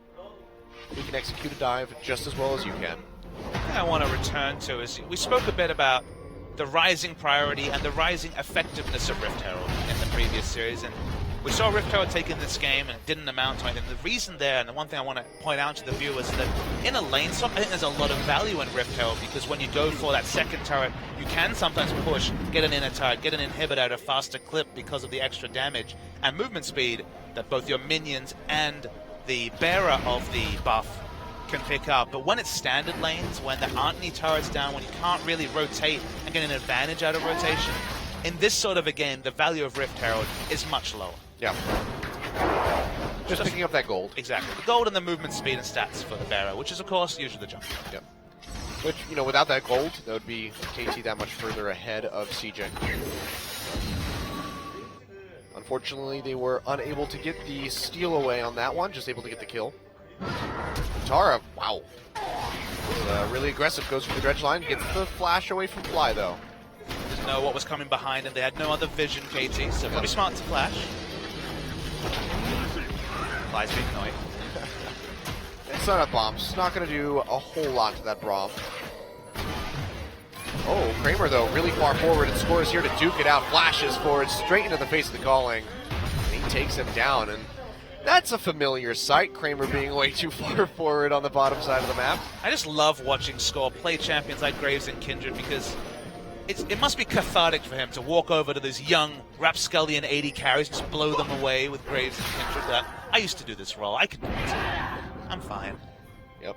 And now Arrow, all of his lonesome up in that top side. He's going to be quite safe to go ahead and whittle down this tower, which has already taken some significant damage. So should be able to be a turret kill coming in here. Bubbling though, flash pulverize, headbutts him back into the wall. Bubbling going to try to kite away, but the exhaust comes through. Can they get the chase on? Lamb's Respite is available. He's going to be able to back out of there, so it's going to be a flash for Flash. Does guarantee that they're going to find enough pressure to take this top lane turret. They'd already sent Arrow started up and will be confirmed now, so that's the second outer turret down, only mid lane remaining for CJ Entus. Yep. And I also like this a lot from KT. After pushing him out, they immediately ping the Scuttle Crab as they come over to it, because they know that that is the Kindred mark that Bubbling is going to be looking for. So they're continuously just denying him on all fronts where it's possible. 83 to 65 now in CS. Bubbling falling further and further behind this Graves and losing those passive marks for his champion, let alone the stacks for the Devourer. The reason why KT was sending Arrow top and looking to take these outer turrets so early is because we returned to their comp. This comp is strongest in a 5v5 sense, because again, Zilean teleporting, and what's that really going to provide compared to Lasagna, compared to Mount Nautilus, compared to Malphite and all their instant cast CC. Once you take all the outer turrets down, we get closer and closer to the grouping phase where you are 5-man grouped. That's where KT is strongest. So ending the laning phase as early as possible, remove these quadra turret dives that we're seeing, that CJ pulled off to pick up their first 2 kills is heavily incentivized to KT. So that's why they really want to rotate and take these outer turrets down, end the early game, and move to the grouping phase. Yeah. They do offer that Zillion ultimate, though, with the TP, and so it can save a crucial member for those. The channel's a long time. Are you going to be there in time? Is the person going to be burst down before you get there? Well, I'm just saying if you match TP with at the same pace as the enemy is, then you can do that. Unfortunately, they did not have that Zillion ready ult to go. is literally one of the highest skill abilities in the game. Only a 5-second duration. You need to be so sure that person's going to die. There's a lot of counterplay for the enemy team. If you stack on, will I be in position after teleporting? Oh, I have to teleport and now Flash ult, will it work? We've already seen Flash Kindred ult misses. I think Flash Zillion ult again is too difficult, so end the laning phase, group is 5, and the reliability of such a game-changing ultimate goes up. Yep. Score pressing in time. here, Bubbler taking a lot of damage. There's going to be TP coming in on the back side here as well from somebody who gets locked up. Madlight jumps on. Twisted advance, and he goes down. Score with a very nice collateral damage, finding the first kill of the fight. Targets a double bomb onto him. Goes on the Riptide, trying to slow him up as much as he possibly can. Lambs just quite down to keep him alive. Beautiful ultimate from BDT, but isn't going to be enough. Several members of KT are solo. Kramer doing what he can. Can he get the kills? He's going to take down 2 in the end, but he does fall. And now the chase is on over to Lysandre, the last standing member of CJ, and he's going to go down. A nice route, but cannot find the damage to finish off Arrow. That is going to be an ace coming in. 2 for 5, or 5 for 2 rather, in favor of KT and their first dragon. BDD played that perfectly, but unfortunately the rest of his cavalry fell down. The big difference between the 2 teams was the teleport spot. Someday was able to cut off an exit point, and multiple members could get nowhere near the fight. Watch this teleport. You see the teleport coming in from CJ compared to Someday. Look at Someday. He's occupying 3 members in the backline, takes one out himself. So KT are able to focus fire on one person in the front line. CJ just have to run at the side of the Maokai, and just having access to that teleport ward. The difference in teleports is what won KT that fight, despite all the heroics from BDD. Yeah, this was looking like Kramer might have been able to be the savior, but then he gets locked down and taken out.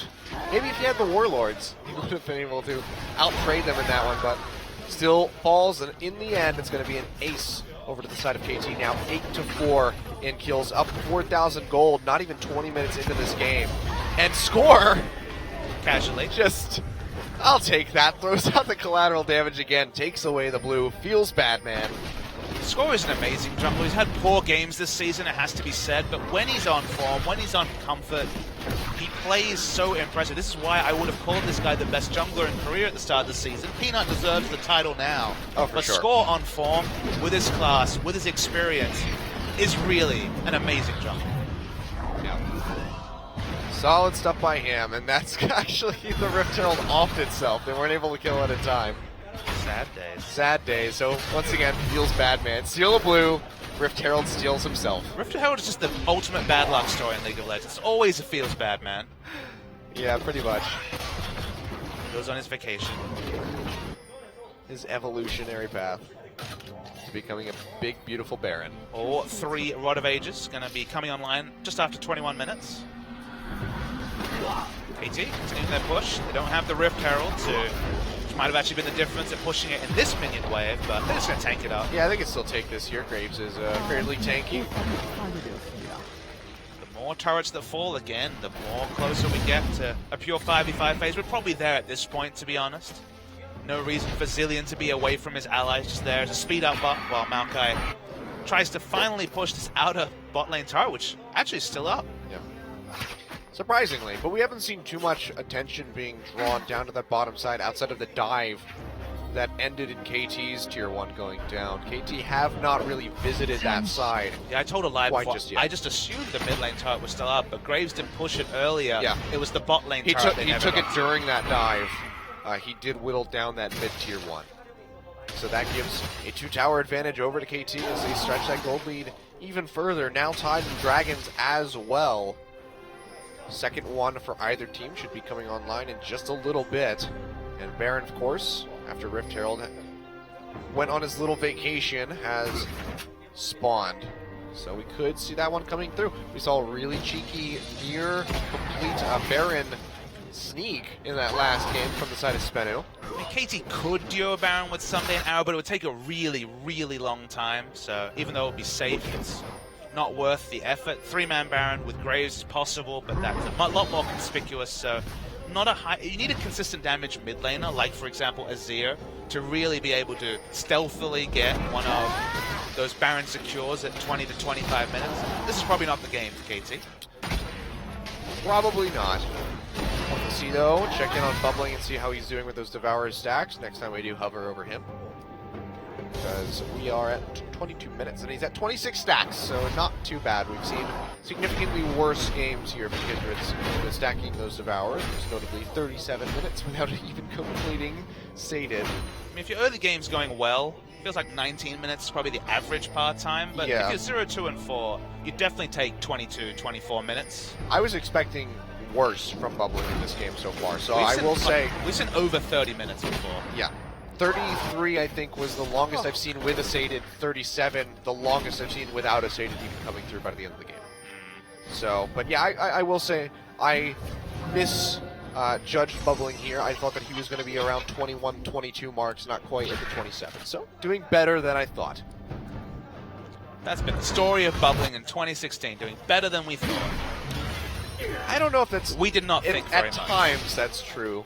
But then there's also times where we think that...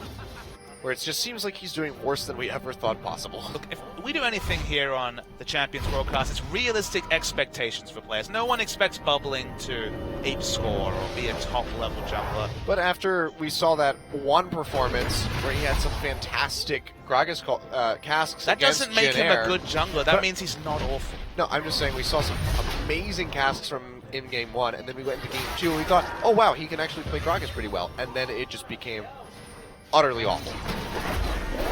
And in the Game 3, he decided to play it every single game, which was very questionable. See though, KT finally paying some attention to this bottom side Tier 1. Just a few more hits. It's going to be a TP coming in from Someday, however. Going to be matched by Untara up in that top side. Looks like it's just going to be a general disengage. Untara canceling that one out to push the wave up in the top side of the map. And that will be the Tier 1 going down here in favor of KT. So CJ knowing that they can't really fight that fight. KT have a good burst. Chinese take a lot of damage, but hasn't popped the ult yet. There is double TP. It's actually no, Untara has no teleports. It has to go walk to bottom lane. Yep.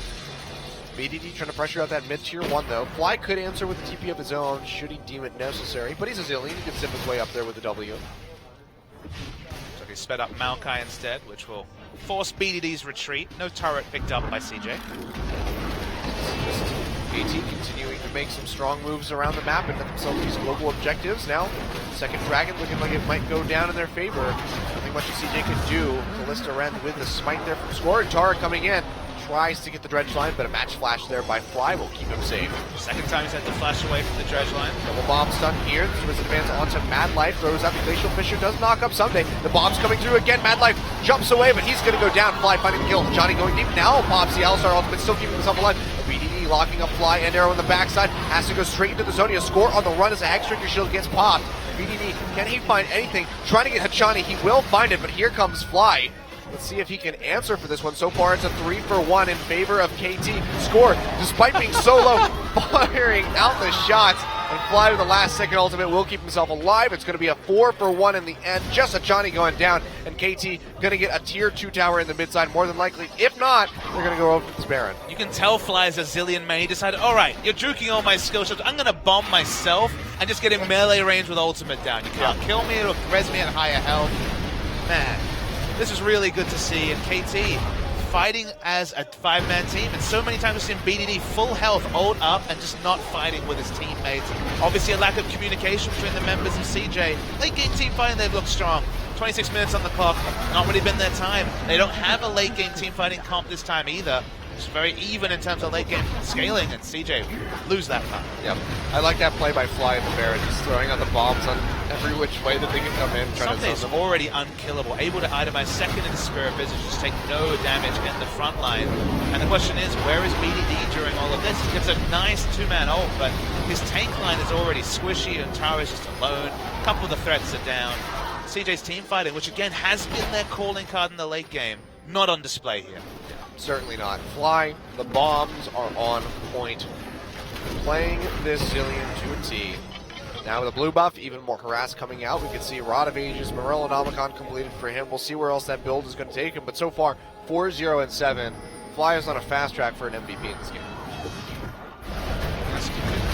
Oh, another fight breaking out as Utara gets locked up here by Someday, taking a lot of damage. The bombs are ticking as well. Nice pulverize. And Spike does come down to try to keep him alive, but Arrow's just been stacking up the Rens this entire time. Flydo gets caught out by BDD, who has to go straight into the Zonias.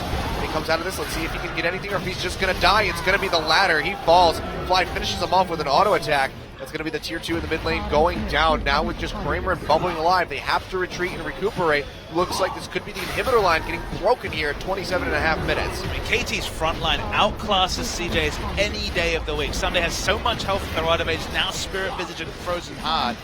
Graves can function as a huge front They're just line. going to go for the game here. They're It looks going like for they it. might.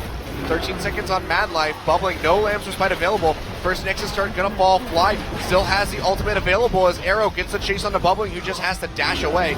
Looks like KT gonna have to peel out of the base here. They don't have Someday to tank up the turret.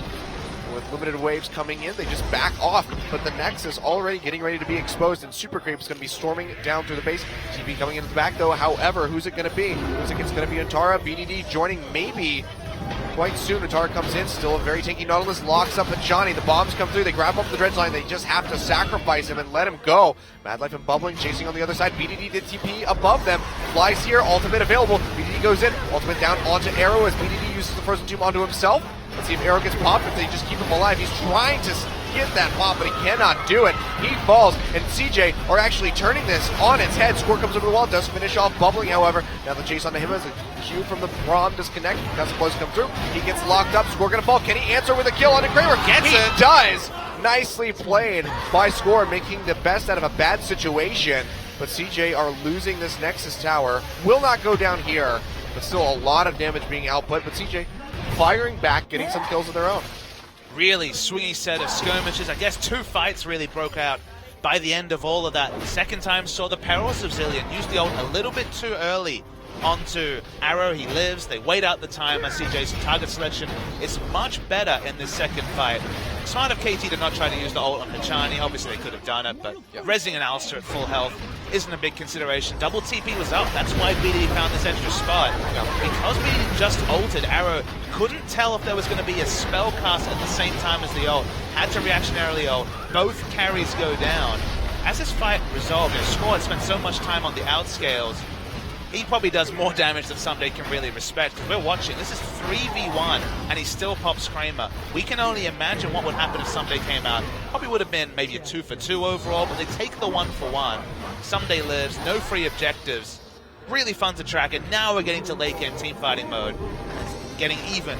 It's about 10,000 gold lead, though, and it's only if CJ can start to cut that down in half will we see the even team fights that CJ are known for. Yeah, and something crazy is right now Score is about almost 5,000 gold ahead of Bubbling on this Graves. He's just been an absolute monster. We saw how well this Derek Gage has been paying off for him in that last fight, able to get the kill in the 1v3. And now KT, with Super Creeps pushing into that mid lane, looking to pressure up on this bottom side of the map. Fortunately, the top side pushing against them. So they will have to answer that wave or risk losing a tier 1 tower in the top. But for now, they can stick around and just whittle down this turret down here. We can see Someday just more than happy to tank up the aggro from this turret. See minions pushing front of lanes as well. Oh, yep. Turret down to half HP now. Arrow and Score get in here. They are able to take it out. BDD trying to pitch around the backside. He gets a 3-man root. Fly taking a lot of damage. The Frozen Tomb comes down onto him. Will get out alive. It's going to be the depth charge onto Arrow. Does he get the heal from the Zillion ultimate? He has to go down for this one, though. Looks like he's going to be able to just keep himself alive. Antara, maybe the next one to fall. They do finish off Arrow, but the rest of KT quite healthy. Bomb connects and Score able to get that last auto attack. Bubbling on the run. The cheeky TP coming in from Someday and Fly to answer this one as well. They try Run, to slow up the Sapling! Sapling. Gets rid by the Twisted Advance. That's going to be the kill. That's going to be the game as Score is still in the base, taking out the Nexus. Rough loss here from CJ. 15,000 just about of a lead for KT. Double their kills and 10 times the turrets. CJ's hopes of making the playoffs is already an outside chance and looking almost completely dashed. Still 2 games left in the series, but it was a comfortable win for KT. Really impressed with how they played, specifically rotating, taking those turrets. And after we saw one excellent double TP game with the instant cast CC, the Lissandra and Nautilus, they avoided that. There were no more laning phase shenanigans where double TP would come up trumps for CJ. And CJ, moving away from the late game comp into something that was a lot more competitive in the early game, didn't work for them. It was a comfortable win for KT. Yep.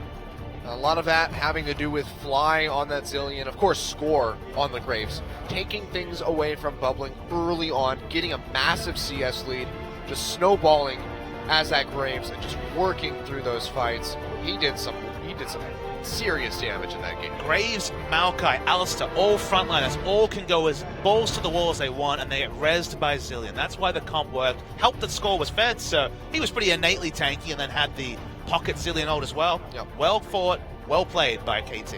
Well played indeed. Let's see if it's going to be a 2-0 shutout or if CG can answer when we come back with game 2.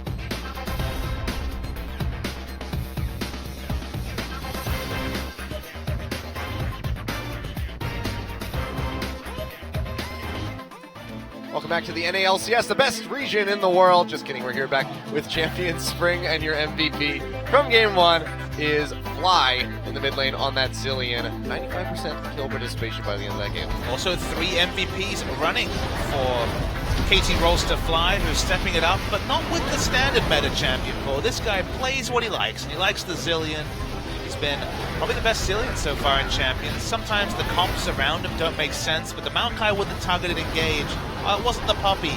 Did a lot of work, and I think Score also was robbed a little bit. Had an excellent game on the Graves, but the difference between the two teams was front lines. Bubbling and the rest of his team kind of just died to incidental AoE damage from the bombs in the front line, whereas everyone was effectively immortal on the side of KT, and it was a comfortable victory in all for KT Rolster. Yeah, just a few little hiccups here and there where it looked like CJ might have found their way back into the game when he's got some sort of advantage, but overall, it was very well played by KT. Fly all over the map where he needed to be. Ultimate's missing a few times here and there, but still really just helping them net that win. Score as well, I think. My MVP vote should have gotten it there, but Fly doing just as much work, but the Graves just looked so strong. Fly going for the back-to-back weekly double MVP interviews, which would be definitely something that has not happened very often in Champions. Yeah. Cool to see. CJ Entus, this is do or die time for them. If CJ Entus lose today, while they could be tied with a load of other teams for 5th place on paper at 9 wins, because their game score is so bad, -5 as we're talking right now, they have no way to win a tiebreaker against anyone else. They will be eliminated if they lose to KT Rolster. Yeah, absolutely. Because just Africa, the only other team that they get to play. You can see, though, we are entering into the draft here for the second game, and Azir out the gate's going to be taken away, so still just keeping that out of the hands of BDD. We're in the blue side now for KT, so you have the flexibility to ban away some of those pesky champions that you don't want to deal with. Give us the Zed. Well, maybe it's BDD Zed time, because they need to throw a curveball, and that's what CJ haven't done the whole second half of the season. They've been predictable. Now, they've been effective at stalling out games and getting to the late game and fighting in an intelligent way, but recently that seems to have been found out, and I guess it's no surprise that when you face Jinair, Rox Tigers, SKT, and now KT, your give up the early game and fight even at 45 minutes doesn't work well when you're against teams with top talent and that play smart League of Legends in the early game, because CJ have just been sold when it comes to early game movements and just beaten by all the better teams. Yep. See Kindred going to be the follow-up ban by KT, so keeping that out of the hands of Bubbling, even though he had a bit of a rough game on that in Game 1. Nidalee, of course, taken off the board, as well as the Poppy here from the side of CJ. A lot of champions still available. I mean, the picks and bans have been really interesting this week because Kalista frequently has got through picks and bans. Lulu's got through picks and bans. The must-ban list seems to be Poppy, and the Varus have honestly been the most consistent bans as far as I can see. Well, the other one could be the Spinal ban, and it would be Corki, who we did not see at all tonight. I've seen it this week. Has been banned in every single game so far. I've seen it this week. Yeah. Some melee range Corki being played by Mickey yesterday. Waiting for the final ban. As you mentioned, Corki's the most obvious one. There Sticks it out. is. It is banned. Now, KT some days like, all right, more Maokai. Which is fine. I mean, Someday played a pretty gorgeous Maokai, just peeling left and right with those twisted advances, offering up a pretty much insurmountable and unkillable front line for that team. So wouldn't be too surprised to see that one snatched up, but 19-4 in LCK history with his win in the previous game. So we're talking about 83 to 84% win rate Maokai, which very, very high in competitive play, especially because KT has struggled in previous seasons. Finished second, but struggled previous to Peekaboo joining the lineup and then had a really poor spring season. Sivir was a champion who was banned in Game 1, makes it through in his first pick, and this is where I think we will see the meta evolve, is that Sivir right now is the best AD carry, and I think she fully deserves and vindicates first pick status. Yep. The Kalista is still available here should Kramer want to go ahead and pick that one up for himself. So we could see something a little bit different coming out. We thought that we were going to see the Jhin in that first draft could be something that's revisited, but right now Bubbling toying with the thought of picking up this Graves and taking it out of Score's hands, something I think would be very smart to do. And Score will just go to the Gragas. He was the best Gragas in Korea last year. He's still a fantastic Gragas player. Even when KT Rolster was struggling at Worlds last year, his Gragas was almost a one-man army for his team. He played fantastic in that quarterfinal loss to then the Coup Tigers, of course now the Rocks Tigers. So yeah, Graves banned away. So Graves taken away, and Alistair the lock-in for Mad Life. It's not Blitzcrank, but still very much associated with the Mad Life is the Alistair. Yep, one of his more consistent champions, one that he's carried this team to victory with in the past. So opts to lock that one in for himself, and it will be the Graves here for Bubbling. Let's see if he can play this one a bit better than he played the Kindred in that last game. What about the Rise? That's the question I'm going to ask Kilios. No side of Rise. Someday could definitely move on to Rise. He wasn't always a noted Rise player. He's not like Flame, for example, who's synonymous with the champion expression. Also played it very well, but I feel like Rise is going to start hitting these drafts at some point. Maybe it's just a pick you ignore, overlook in the regular season, and then bring out in playoffs as your KT Rolster. But looks like not going to be this round of the draft, at least for the Rise. And it will be Elise here for Score, so not going to go for the Gragas. Still a controlled jungler. They have a lot of jungle pressure for the top lane. Good pick potential here as well. Twisted advance into Cocoon or vice versa. With Sivir layering in consistent damage on the backside. This is pretty strong so far from the side of KT.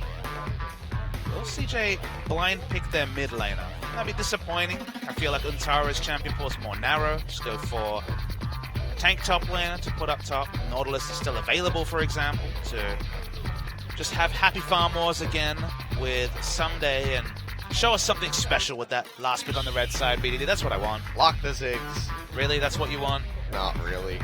No one wants Ziggs. I mean, it's CJ with Ziggs. The game would go on for all of eternity. Thankfully, the meta's changed since the last Ziggs stole fiestas in the Baron buff. Extra magic resist means that you don't just instant clear waves anymore, but still, the ultimate game delaying champion. So a meta where Ziggs is meta is not one I want to be a part of. Not I either. It will be the Gnar, though, in the top lane to try to counteract this Maokai for Someday. So, something that we've been seeing a bit of a return for here. Gnar, the only recent change that he got was, I believe, 3 more AD on his base. So, not a huge tune-up, but I mean, 3 AD for a ranged champion who's very harass-centric is still not to be overlooked. He's still, yeah, very strong into that Maokai. We talked about Rise. Let's see if Fly has been practicing the Rise in solo queue. I looked at his match history. There was a smattering of Rise. Everyone's playing Rise, so it wouldn't be too exciting, but maybe they could just stay pretty similar in terms of team comp and go to the Zillion. It's definitely an option available to KT. Yep, might just have a swap of champions for these supports as well, as Achani's playing around with the Braum, but Trundle also available would help negate the tanky Gnar in the top side as well as the Alistar, should you ult him. So this is definitely a comp from KT that I don't like with Zillion. When they had the Graves jungle, they had a secondary carry, and now they have Sivir, who definitely does do a lot of damage with the ricochet changes, but only the burst damage from the Zillion to amplify. Now SKT have piloted comps like this to victory for many years. They've been famous for the Lulu and Lucian duo carrying them with a very solid frontline tank system, but KT not so much, so this would be definitely a different style of comp from KT. Yep, and now perhaps the LeBlanc here for BDD. Saw him play this into Faker in game 1 of their set against SK Telecom. Solo killed him and tilted Faker into picking Fizz. The tilt Fizz, which worked out, we have to mention. Not so much by Faker's own efforts, but by the efforts of the rest of his team. But yes, actually, that's not even a fair statement. The pressure that Faker was able to bring with that Fizz in the mid side was quite drastically in favor of SK Telecom. So we learned a lot at MSI last year. Maokai, a great team comp pick against the LeBlanc. Remember, picking LeBlanc into Maokai, into Zillion, who also has the ability to negate burst. And with this LeBlanc pick, they have little to no wave clear whatsoever, especially from a safe range. Graves, of course, can guest by, but you'll probably have to ult to clear a wave. at this point. So CJ are going all in on the assassins, on potentially getting some snowball with the LeBlanc pick, and certainly outmaneuver the bombs and go for some good trades against the Zillion early. But this is a risky comp from CJ in the face of KT. Yep. Well, at least it offers us a little bit less of a wet noodle fight in these top laners, because you do have Gnar who will outpressure that Maokai. I mean, Maokai's going to build a couple of Dorans and a Catalyst and be K, let's be real. That's, yeah, quite true. It's K. Lane swap heavily incentivized, I would have to think, from a CJ perspective. Yeah, we'll have to see if they get that, or if KT's going to be able to spot it out with some deep wards and match it up in the top side. I mean, KT get the lane swap, get the Rift Herald, they'll have Siva mowing down waves, so honestly it's going to be a really interesting one. I just worry again about the wave clear. If you get the snowball, sometimes wave clear doesn't matter, but if CJ don't get ahead early, there's strategic options in the late game at minimum. Yeah, if the lane swap does come through, you have to think it's in the hands of KT with that Siva or the increased attack speed. We'll see what happens when we get onto the Rift here for Game 2. They're coming right up. Find you acting on your best behavior. Turn your back on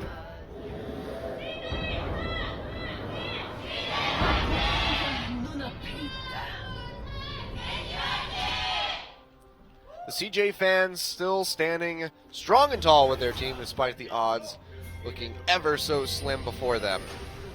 CJ have definitely struggled for a long time. Honestly, since they took on the CJ Entus moniker after previously being Azubu Blaze and Frost a few years ago, CJ have found limited to no success, but the fans are stuck with them. Mad Life is stuck with them, still in the booth. Kyle Templar even popped his head in for a bit of an April Fool's shout out previous to the start of this series, and it's a tough one. And this is a game where I really want to see a lane swap, and even though it probably benefits KT to some degree, I just want to see my hypothesis of if you have Siva and a ranged jungler like Elise, it feels like Rift Herald is the big buff in the early game that could allow KT to really race ahead in terms of picking up those early turrets. Yeah, maybe even, get that early push in for a tier 2 off of the tower trades.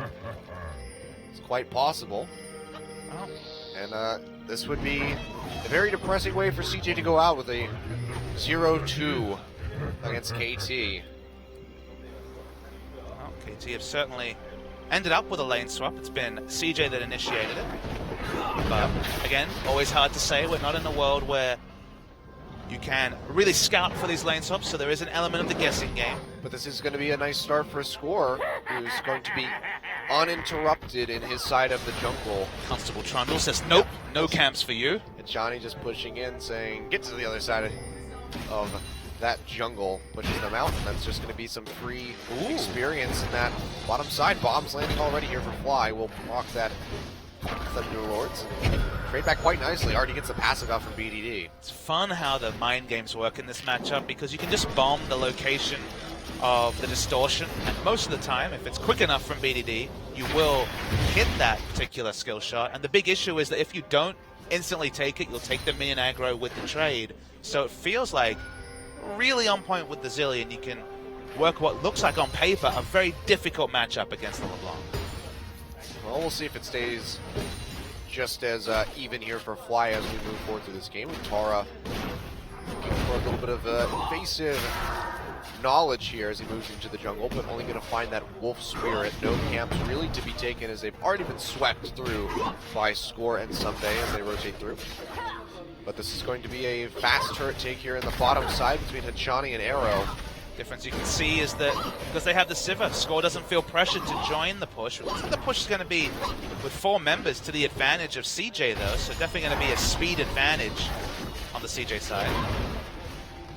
Will help them out a bit, but all in all, these should go down relatively similarly. We'll see how the turrets falling in either order will affect the tempo. Looks like CJ just going to often try to deny as many creeps as they possibly can as they go back in, and should just leave with Tara to finish off this turret. Actually, it looks like they're just all going to stick around for this. There's an option for a 3 buff from Score, as only a single buff picked up so far by Bubbling. Will it be at the cost of something bigger? For now, we don't know for sure. Answering turret. Nice reverse push from Someday. And yeah, it's going to be the 3 buff start for Score. Yeah. So taking away a lot from Bubbling, and this is just like we saw in that first game. It's KT trading up. This is how they beat the Rocks Tigers. They always got the advantage in the lane swap. And this game, CJ didn't keep pushing. Even though they committed bubbling, even though they skipped a buff, they didn't keep pushing. So they're going to be pretty heavily punished because bubbling's not really getting anything extra out of the lane swap, whereas KT have got that bonus. We'll have to see which team is going to move for these global objectives first. Whether it's going to be the Dragon or the Rift Herald for either side. So far, not really being taken. Still, Crab has been started up here by Score and will be able to take this one away. So if they go for an early Dragon, they will be able to spot this out. But I don't think we're going to be seeing any Dragon takes for the next couple minutes. Shane doesn't connect on the fly, but he misses both bombs, so trade's still going to be in favor of BDD. Yeah. Well, yeah, going to try for the Cocoon, not going to land though. So that is going to be the flash, however, down for BDD on this LeBlanc. Elise desperately wants to pick up the Rift Herald. We mentioned it. With a ranged jungler and Sivir, they would easily be able to pick up an advantage if they were to get the Rift Herald. They're all pathing to top, but CJ's actually looking to defend rather than go for the second turret trade. Yep. Risky business. This is risky business indeed with an Alistar who is nowhere near level 6, but looks like KT not going to opt into any type of dive tactics here. And we'll just peel back, maybe go for this Rift Herald as they've been duping it out. Seems like with the 3-man unit, Trundle also excellent at tanking it up. It's going to be the Rift Herald. Big objective for KT in the early game, if they can use it. So, certainly an element of skill cap about asserting your resources, placing them in the right spot, and then getting the benefit and making it not just a gold pickup when you take the Rift Herald. Looks like Score will take the buff as well. And Arrow just going to go right back up into that top side. We'll have to be careful as Shani is not with him at the moment, and he is facing Mad Life's Alistar. Can only spell shield so much there. But Johnny now with their own backup will keep him safe. I believe if you're on point, you can spell shield both parts of the combo, but talking very tight windows there. Spell shield is one of those really old coded abilities where I believe there's that certain window where you can spell shield multiple spells at the same time, because again, it's a legacy ability. If they basically layer at the exact same moment. Ah, okay. That's one of those hidden features that Riot will have to put out a statement that says, if you use this in a game, you will leave it. No, it's always been there. It's literally been there since the start. Hidden skill cap for that one. We don't talk about the ability, but it's there. Captain Jack showed it quite a few times. It'd be hard to pull off, but it would be nice to see as well.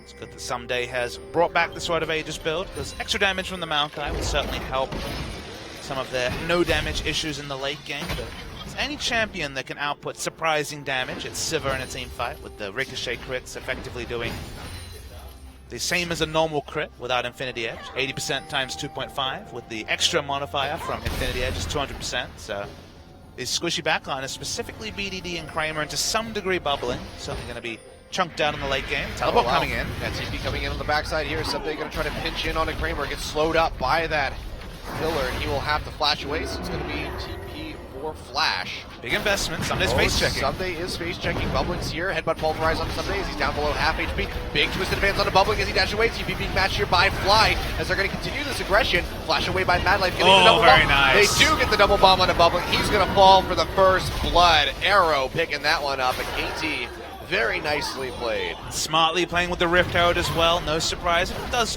time out at the last moment, but Score was in position. They had double teleport. Wasn't respected by CJ. They didn't think that Fly would also commit to the teleport, but Flash double bomb from the stun. Fly's Zillion mechanics are super impressive. As it all looked like it would be in vain when they went for that teleport play and had to back away. Flash Cocoon missed as well, but it was Fly who was the one to hit the second skill shot onto Bubbling. That 1.5 second stun is so deadly. Yep.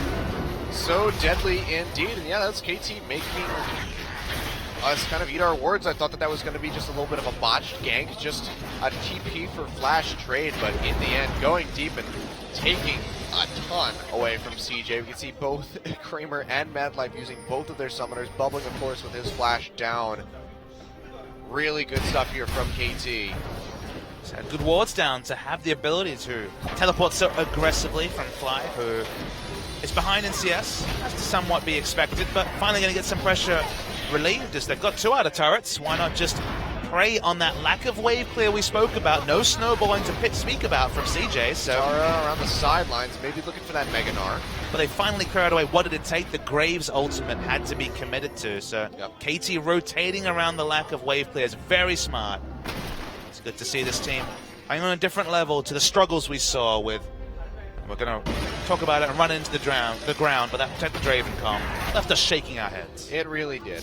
But what better time to see a Protect the Draven comp than on April Fool's Day? But of course, we don't even have the minions to match it, so that sucks just a little bit. So the better time will be when we had the minions to match it? Yep. Okay. Hopefully we just have the minions at some random point. Like, for whatever reason, it just gets patched to that. Well, they're only supposed to last 3 days, so it'll be a fun bug, though. It would be great. A fun hidden feature. We get into playoffs, and it's just the grand finals, and it's just Draven minions everywhere. Just to match the epicness of Rocks Tigers versus, you have to imagine, SK Telecom. Yeah, almost certainly. That does mean we're going to get an SKT versus KT semifinal, most likely. Now, that'll be fun. That will be a fun one. KT Rolls never seem to win them, and we do actually have that matchup next week as well, which could serve as a preview. But this would be the time to finally pip out SKT for, I believe, the second time ever in a big match. Yep. Fly getting engaged on will get rooted out. Not going to be able to connect, though, for the chain. It's a good amount of harassment. Of course, you always have to remember that Fly just has that Zillion ultimate waiting. And with the amount of burst that LeBlanc has, you pretty much know when you're going to die or not. Not pressured enough to go into a null magic mantle. Probably going to be the blasting ones. Not the 11-minute Rod of Ages that we saw 3 times over in game 1. Be a slower stacking story from the KT Rolster side. So far, a very sad story from the CJ side. It's a different comp from them. This is different to how they've been playing. Does scale to some degree, but the lack of wave clear is very easy to prey upon, and it's not what we were hoping for. When we saw CJ's resurgence, we saw them winning best of 3s in a row, both pre and especially with BDD, we thought, okay, they're going to take the next step. But the fact that they come into this series 2-14, soon to be, I mean, right now it's 2-15 against the top 4 teams, tells us that they're still a class apart from the best teams in Korea. Yeah. And, you know, this has been one of the things that we've talked about is multiple teams. Look at that. That sweeper. Yep. Sad times. Whoops. Teleport. Oh, wow. This is actually a really aggressive teleport by Sunday, who will get spotted out by the wards here as he comes around the backside. Only now, Can they though actually find anything? Any way to engage? Looks like Mad Life and Bubbling are going to be prime targets here as they do root down onto him. Goes deep over the wall. Here comes Untara with a big Gnar ultimate. Unable to get the stun, though. And Someday still tanking up this front line. Fly pops the ultimate on himself to keep himself alive. Bomb goes onto Untara, but he's still very tanky Gnar. Ultimate going to expire. BDD goes in. Auto attack. Not going to be able to finish him off. That's flashed down for nothing. Fly will be able to walk out with his life. A lot of summoners being exchanged on both sides, but it looks like KT is still going to be the ones that profit from that engage. They used a lot more resources, though. Not the teleport, but still, overall, ends up being no kills coming through. But Rift Herald started. I don't think they want to take this one. They have to back off. BDD's still around, still does a good amount of damage with Emerald Namicon and the blasting one. So they go ahead and back away off of the Rift Herald. But still, KT not really trading a lot to get those summoners out of the sight of CJ. They didn't have to use the teleport from Fly. It wasn't available. Only now comes up. Fly walked up with just no HP. He was ready to die, so he could use that ultimate. Well, he was caught by the LeBlanc as he was walking up That top. too, so yeah. But even so, just continuing on forward with no HP. Delayed his Rod of Ages again. Went into an Negatron cloak. Got a very early null magic mantle, but did put it into the Negatron just to give him, again, some semblance of survivability in lane to BDD. So far, there's going to be a little bit of gold separating these teams. 1.4 thousand, up a tower is KT and that dragon. Second one should be spawning in just a little bit. A couple minutes away. We'll see if they're able to continue stacking those up as we saw them do in the first game.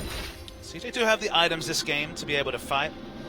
Kramer looking for the rush. Johnny coming over. That's going to be a flash pulverize as they headbutt Johnny over the wall. Flash matched, however.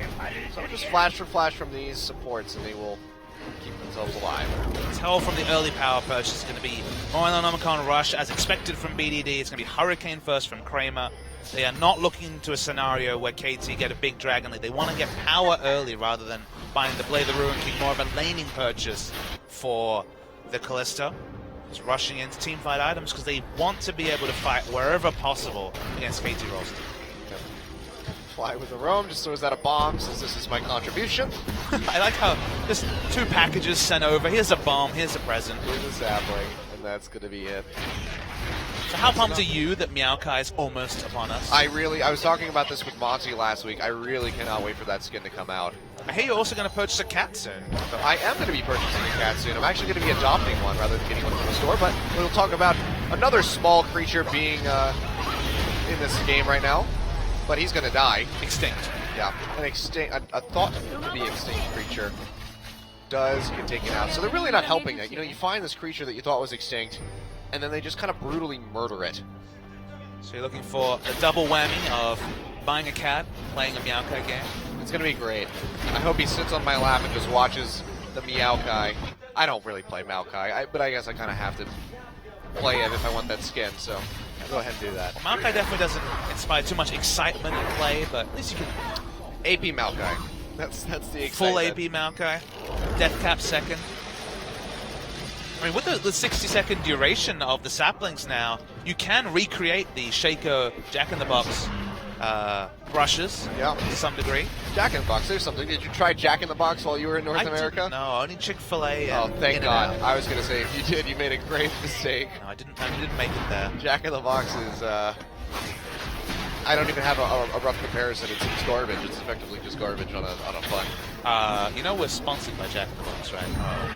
Just crap. kidding. I forgot that Jack-in-the-Box... We do have Taco Bell in Korea, though. We do have Taco Bell, but Taco Bell is great. It's not great for you, but my God, does it taste great. Great? We have so many great Mexican options. Surprisingly, in Korea, we're going to call Taco Bell great. I love Taco Bell. I am a huge fan, and I will forever support Taco Bell. I wish Taco Bell Esports would sponsor me. You were really angling for a personal sponsorship there, I noticed already. I mean, hey, if I could be sponsored by Taco Bell, that would be the dream come true right there. Would it be okay if it was unlimited Taco Bell? Could we wheel you into the studio in that way? Yeah, you'd have to get a wheelbarrow and just take me into the elevator. At that point, I would be doing like a triple Gragas cosplay by the end of that sponsorship. Well, we did promise the fans that we'd cosplay at some point, so... Method acting, I want to see it. Yeah, Gragas cosplay, that's something that you need to do to enjoy Jack-in-the-Box. Fair. Savage, but fair. I'm just saying, it only tastes good when you're not in your right state of mind. I don't even know what you're talking about at this point. Gragas cosplay. There's only one state of mind. Clear, fresh, say no to drugs and alcohol. Says Papa Smithy while we cast from the drinking capital of the world. Let's see a fight. Looks like Dragon spawns. Well, Score already using the repel. Let's see if he's able to catch anybody with his cocoon. Going to take a little bit of damage from that Graves.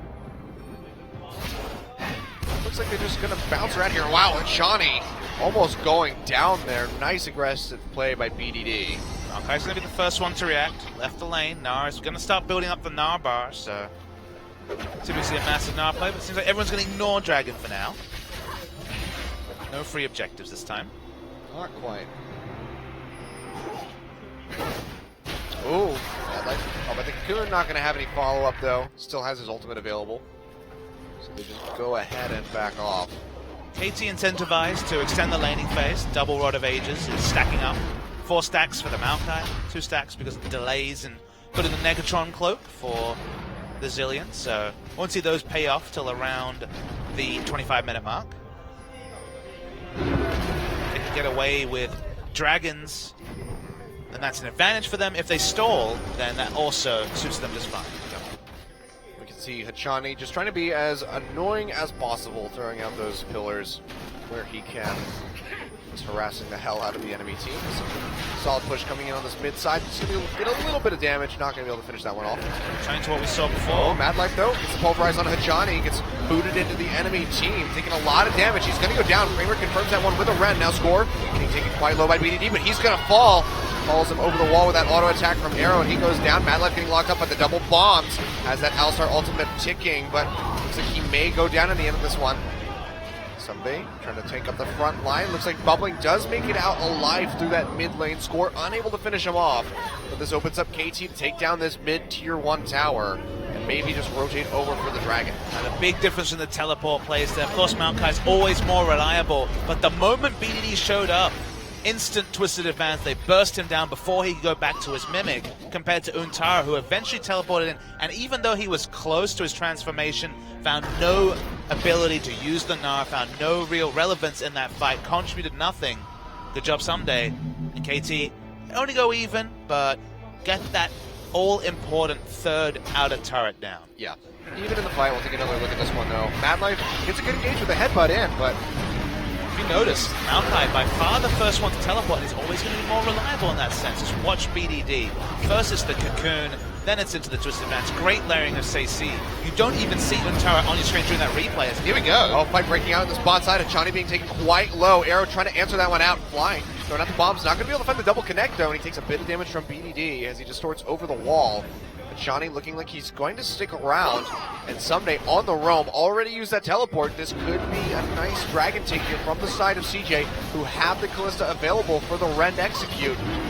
Looks like they're just going to go for this one. Score can't get into the pit. They're just going to give this one away, but now Someday pitching from the top side. Madlife gets stunned up, does not have the L-Star ultimate available. Looks like he might go down. Bombs not going to finish him off. BDD in the backside finishes off Achani, though. Someday still taking up this front side of the fight, trying to keep bubbling out.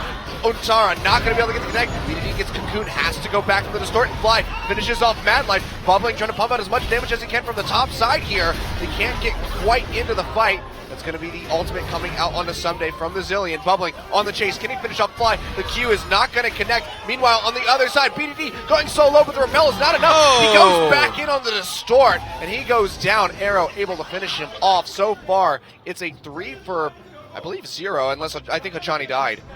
Johnny died right at the start, already respawned. BDD went into the back and finished him off. Bubbling, though, taking out the Wolves, trying to stay hidden.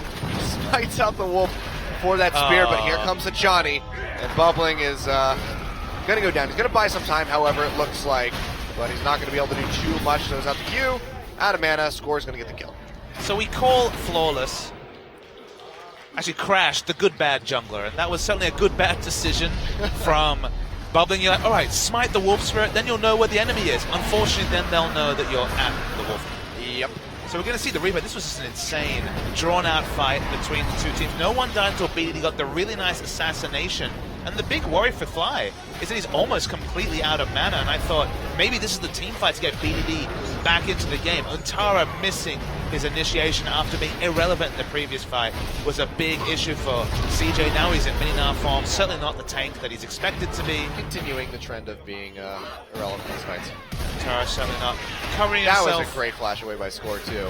Glory this time. BDD, I guess he thought that the chase was going to come through with Repel, but even so, there's Arrow waiting for you, so just keep running up and hope that the Repel doesn't connect onto you. Just poor decision making by BDD, a misjudgment there on the range, and he goes down in the end of that one to finish out that engage. And re-engages like that, honestly, are indicative of a great solo queue player, because those are scenarios where you just you're just going for the 1v1 at the end because maybe you need that bit of extra gold. 300 gold gets you your item, so you're all right to opt into a trade. But when the trade doesn't come off, your team suffers, especially in the highest level of competitive play. So that's the sort of thing that BDD needs to write out of his playbook. Yep. We can see he's not going for that big hyper-aggressive build that you normally see from the LeBlanc. The Morel and Omicron, sure, first item, but the Abyssal Scepter as well, because he's had to mitigate so much damage from Fly. Meanwhile, Tara, though, all alone in this top side. Gnar ultimate not available, neither is the Flash, and he goes down. It's where he shouldn't have been. Right. And this is looking really grim for CJ fans. Post-game thread on Reddit is going to be a lot of sad faces. There's going to be a lot of Dravens as well. It is April Fool's Day. That too. But CJ entertain us, maybe going to have to read into CJ disappoint us.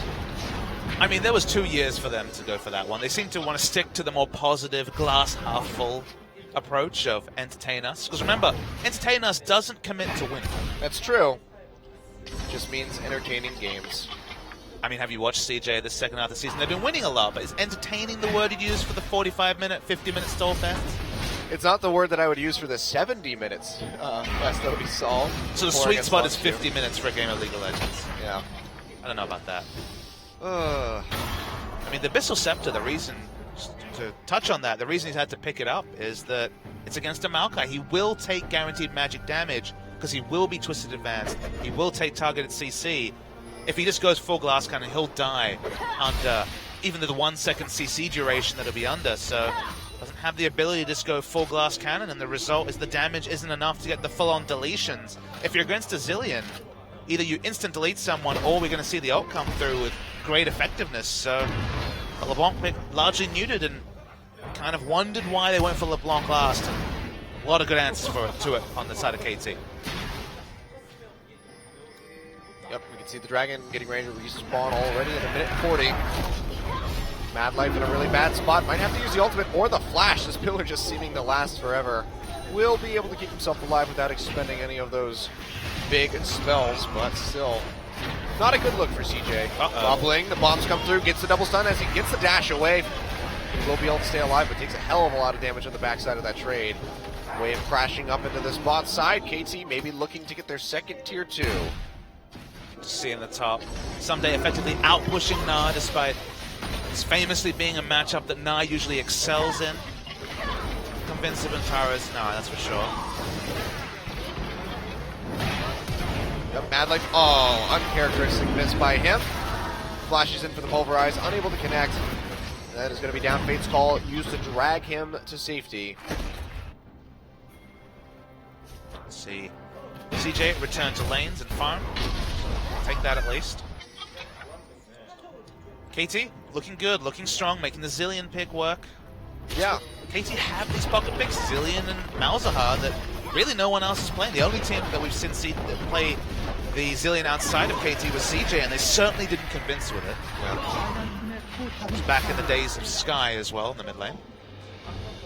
I know you've expressed your concerns about this composition from KT, but so far it just seems like their members are just outclassing that of CJ's on all fronts. And that's definitely there, and again, the damage fall-off is only relevant in the late game. The late game may never come when, at 26 minutes, I almost said 2016 minutes, 26 minutes, it's close to a 10,000 gold lead for KT. God forbid we had a game that went to 2016 minutes. We could do it. Kilios and Papa, I'm sure. 2016 minutes. I'm sure if there's a team that could do it, it would be CJ. That's true. We'd be lamenting their inability to use the 25th Baron buff. I think it might be more than that. No, it was a stall fest. They just weren't committing to fights. I see. But second Dragon for KT, third overall. At the 26.5 minute mark does go over. 8-2 in kills. And up about 7,000 gold is KT. We saw a similar game in game 1. A little less decisive here from KT. Still making good moves and winning these fights, but it's not as much of a smash fest here on the side of them as they just worked through CJ in that first match. The big discrepancy for CJ enters in these 4 matches in a row against top 4 teams has been the top side of the map. Oh, Kramer gets caught by the cocoon. Flash forward by Flies and tries to get the bombs out. Not going to be able to connect. Score will repel up here. Try to get away from this damage. Teleport comes in from Rotara, who almost has that Megador available. Someday, pitching on the backside. Can he lock anybody down? Any key member looks like he might find bubbling, and he does. The bombs coming through as they lock him up. He has the flash over the wall, trying to fire him as much damage as he can. Rotara gets a nice double stun into the wall. Fly with the ultimate onto himself will come back alive. But Arrow having to kite like a madman, but he just can't do it. BDD finishes him off. And now it's just Fly, Hachani, and Someday trying to finish off these members of CJ. Looks like Fly will be able to find Untara with this last bomb. So overall, it's going to be a 2 for 3. No, 2 for 2. BDD going in on the Fly, gets a lot of damage, but the chain misses! He got the bomb down onto him, and Someday's here to follow up, so they'll trade evenly in the end. A 3 for 3 across the board. Just the top and support here on the side of KT, and then the jungle and support on the side of CJ. What a clown fiesta of a fight. I mean, that time the double Na was the story. Finally, we saw Untara find an excellent Na, wait for the flash double Na on Fly and score towards the end of this fight. This was excellent. First, it was headbutt pulverize from Mad Life. Excellent chaining of CC. No way to ult the Spider and had to ult himself in the end. Did die, so got the res. But with the frontliner, specifically Score being dead, you get this long drawn-out fight. Hilariously, I was watching Fly auto-attack Untara to death. That was really funny. He got the Thunderlords proc with and then just pieced out. It's like, see you, mate. Alright, see ya. And then this was, BDD almost made a fantastic play here, but the bomb connecting from Fly really just secured his own death. It was in a ward, probably didn't account for the flash being up. Ended up getting the kill anyway, so trade overall. 6.7k goal, it's not as big a lead as it was a little bit earlier. CJ keeping in touching distance. Not put out of their misery just yet. Hanging on by a thread, it seems. Item completions coming through. This is the stage where Civa gets really scary. I don't think CJ's, KT's damage will ever amplify from this stage. Zillion's still doing relevant damage, and Civa at 3 items is so powerfully strong with her ricochet critting. Yeah, absolutely. We've seen that time and time again. She's just the best ADC at the moment. So the damage discrepancy between Arrow and Kramer will be on full display. 380 items compared to just Blade of the Ruin King, Hurricane, and the Last Whisper. Of course, if it's a long enough fight and you get enough Ren stacks, you're still going to be doing fine if you're Kramer, but certainly explosive burst damage on offer to Arrow. Yeah. And Maokai is unkillable with Thornmail. Pretty much. Spectre's Cowl to follow as well. Just mitigate what little AP damage there is. I mean, BDD has finished off the Rabbit and Death Cap, so he's going to be pumping out a little bit here. But still going to take a full 5 members to commit to someday and take him down. Kramer will not be able to do a single thing to that tree. Nothing whatsoever. He's just been looked at for consistent damage. If he can stay alive, keep the Ren stacks up, there's always the outside hope that CJ would win a fight, but it's looking more and more fleeting unless we see a return to heroics from Antara. Got off a really nice Flash Gnar in the previous fight. Yeah, he did, finally, after that really botched one that we saw around the Dragon Pit. He missed 2 members of KT, so it was well timed by him to have the Mega Gnar ready.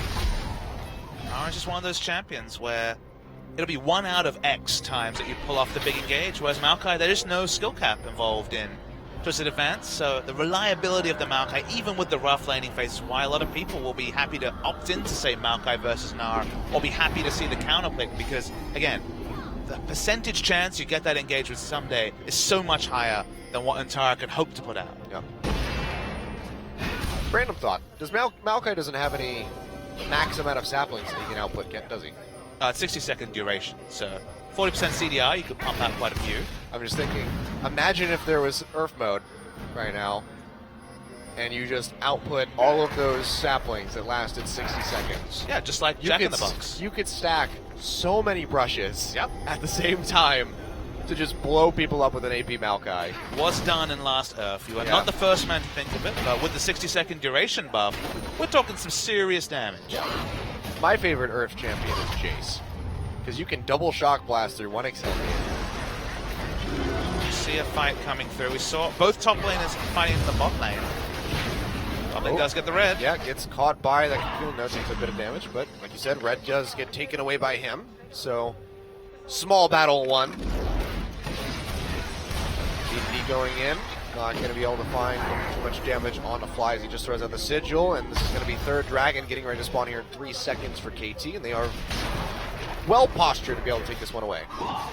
There's no vision whatsoever from CJ towards the Dragon. Completely barren in that area, just darkness on the side of CJ enters. So academic that KT will pick up their 3rd Dragon. CJ paying lip service to the Baron, just trying to clear some vision, but no more they can do than that.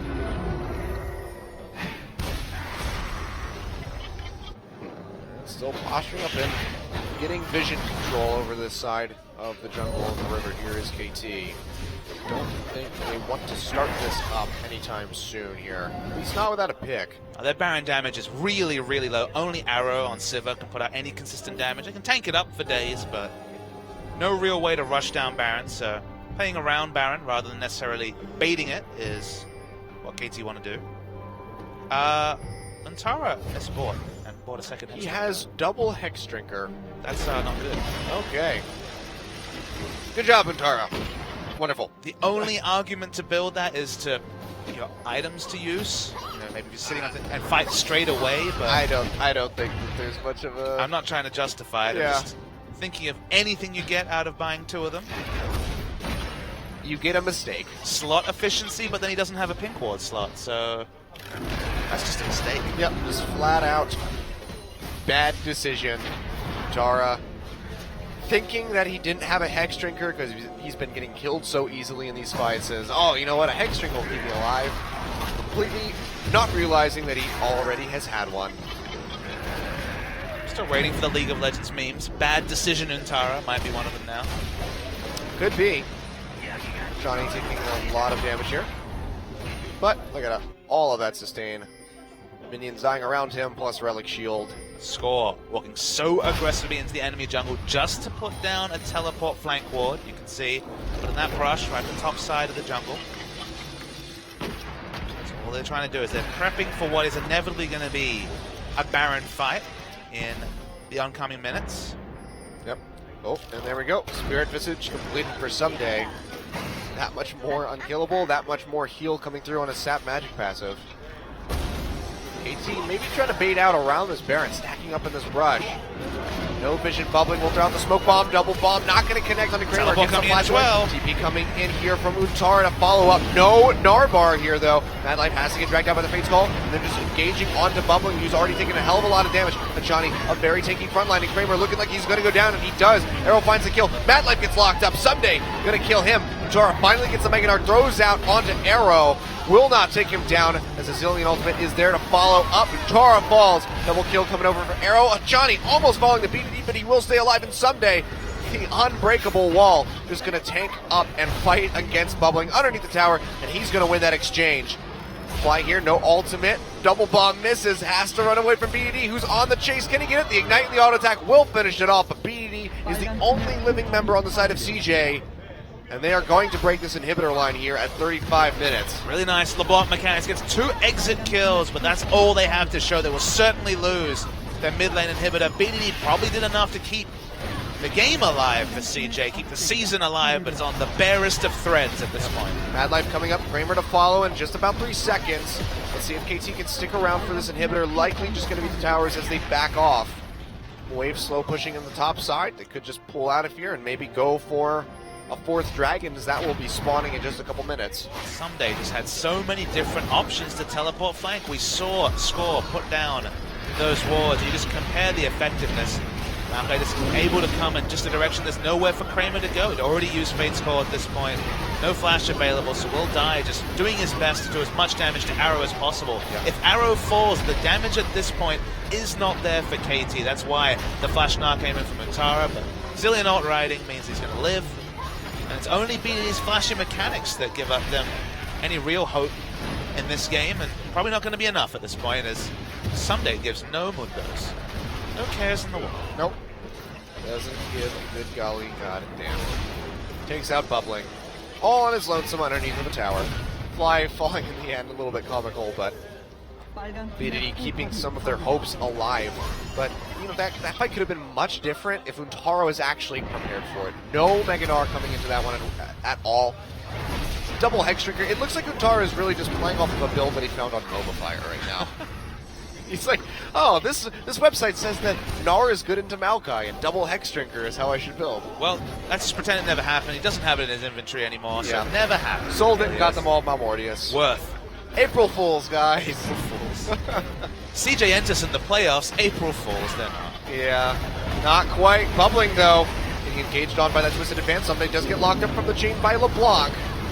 Goes right back in onto Untara, though, who does not have that Mega Narc quite just yet. Kramer taking a lot of damage from the bombs, so they go into the backside. They lock him down. He should be going down here, and he does. It's going to be Score finding the kill. BDD falling on the sidelines. This is CJ just getting swept across the floor by KT. It's going to be a clean ace, a clean shove down this mid, and they are going to win the game with a clean 2-0 to finish. CJ Entis effectively not making it into playoffs. KT rolls to 4-0. There's no effectiveness about it. They are out of the playoffs. No way to match the game score of any other teams. Longzhu, outside chance. CJ Entis done for Spring 2016. What a way to go after looking so strong at the beginning of round 2. Just faltering and falling from grace. CJ Entis unable to continue their win streak and now unable to make it into playoffs. wins. Just shows the difference between punting some of the teams at the bottom of the ladder and falling against the top teams, ending the season 2-16 against Rocks Tigers, SKT, Jin-Air, and KT. It's still a rebuilding season for CJ. It's still one they will hearten from. They've found some great new talent, specifically Kramer coming back from the LMS, seems a lock at the AD carry position. BDD, so much potential there. But the consistent story in those losses against top teams was the top side of the map. Yeah. Bubbling and Untara, a couple of champions accepted. For Untara, of course, it is that Poppy. But outside of a couple of those edge situations, just found themselves overwhelmed by the talent in top teams. Yep. Not much to be done. So CJ, not making it to playoffs, going to have to look forward to the next split and continue this rebuild. We've been saying that about a lot of teams. A lot of teams currently on the rise. Spenu looking very strong, a 2-0 over Longzhu earlier tonight. CJ faltering here and there, but overall looking better than they did at the start of the season. And Africa Freaks as well. Very much on the rise. Improvement. Next split is going to be that much more competitive. Absolutely. It's been a great split, Achilles, and it continues to be. We still don't have our 5 teams locked in for the playoffs, but KT now locked in, I believe. Mathematically, I think it's impossible for them to drop out, though we kind of expected they'd be there anyway. Yeah. And CJ, going to have a long off-season. Will we see the same 5-man roster next season? Daydream already on the roster. Will we see anybody else join? Some competition for Untara would be good, I think, at a minimum. Shy doesn't seem like he's going to be playing anytime soon. Yeah, don't think so. Unfortunate game by CJ. Not able to find any ground here in this second match, whereas the first one it looked like, you know, they might have had some openings. They just weren't able to close it out. This one, it's just all but a shutout there by KT Rolster. Well played by these guys, and a well-deserved third place spot at the moment. I think they do inch above SKT for the moment, but your MVP from Game 2 is going to be Someday with a near-perfect performance there on that Maokai. Actually, a perfect performance. Let's give it to him. 5-0 and 12. 85% kill participation, I think it said.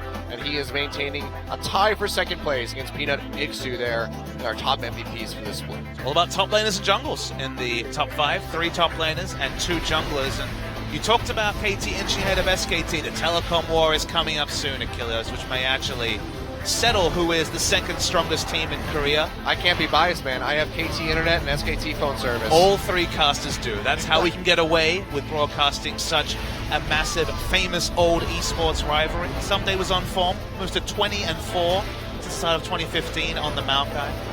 His Maokai duty is certainly, if he's going to play a tank, he's going to play Maokai, and he's going to do unspeakable things to the enemy. And remember, LeBlanc was picked into Maokai and Zillion, so there were answers, and BDD played the LeBlanc very well, but it's very much a lone hand as the rest of his team wilted under the pressure and the spotlight of playoff contention. Yep. Someday playing that Maokai, playing the tree, much like that of the one in the Evil Dead. It's very viciously. Yeah. I'll let that reference sit. But yeah, what a game from them, and CJ just going to have to collect themselves and come back next split and see if they can improve further. It's been a great rise from them these last couple matches, falling apart, but we do have an interview with our MVPs from games 1 and 2. We'll throw over to George for our translation. All right, it is George again. Today's match between KT and CJ. KT was able to beat CJ 2-0. And today's MVPs are Fly and Someday. And they had actually just made it to the playoffs. First of all, for Fly. All right, it is your second consecutive MVP interview. How do you feel about today's victory? I think it was a clear win today, so I'm really happy. I heard 2 days ago you guys had crab for dinner. Team dinner. He said it was a feast. And then they feasted on the souls of CJ. They posted a video of Arrow eating crab on SNS. With the April Fool's event, what if Cloud Templar was your opponent's jungler? Maybe we probably would have won by banning Trundle and champions like that.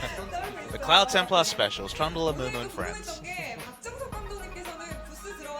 What does CJ's head coach say when he came into their booth?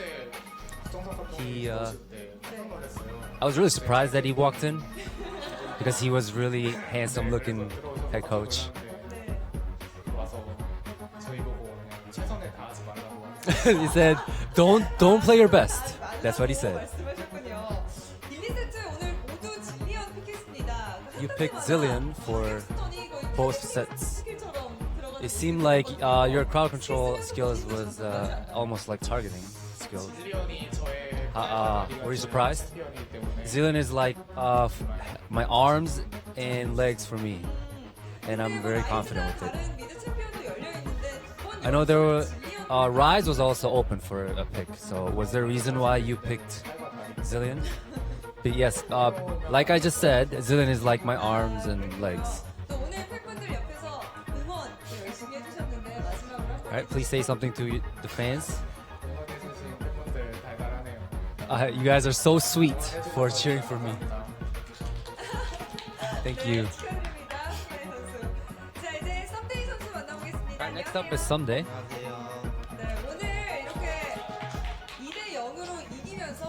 With your 2-0 victory, you guys made it to the playoffs. How do you feel? 2 days ago, our GM, I guess GM's crab dinner, team crab dinner was a buff almost. Had a buff effect on us. I know playoff advancement is very competitive. How do you feel? Before we came to the arena today, we didn't actually calculate that. We didn't actually think about it. We thought about winning the game. But after we actually made sure that we made it to the playoffs, I'm really relieved.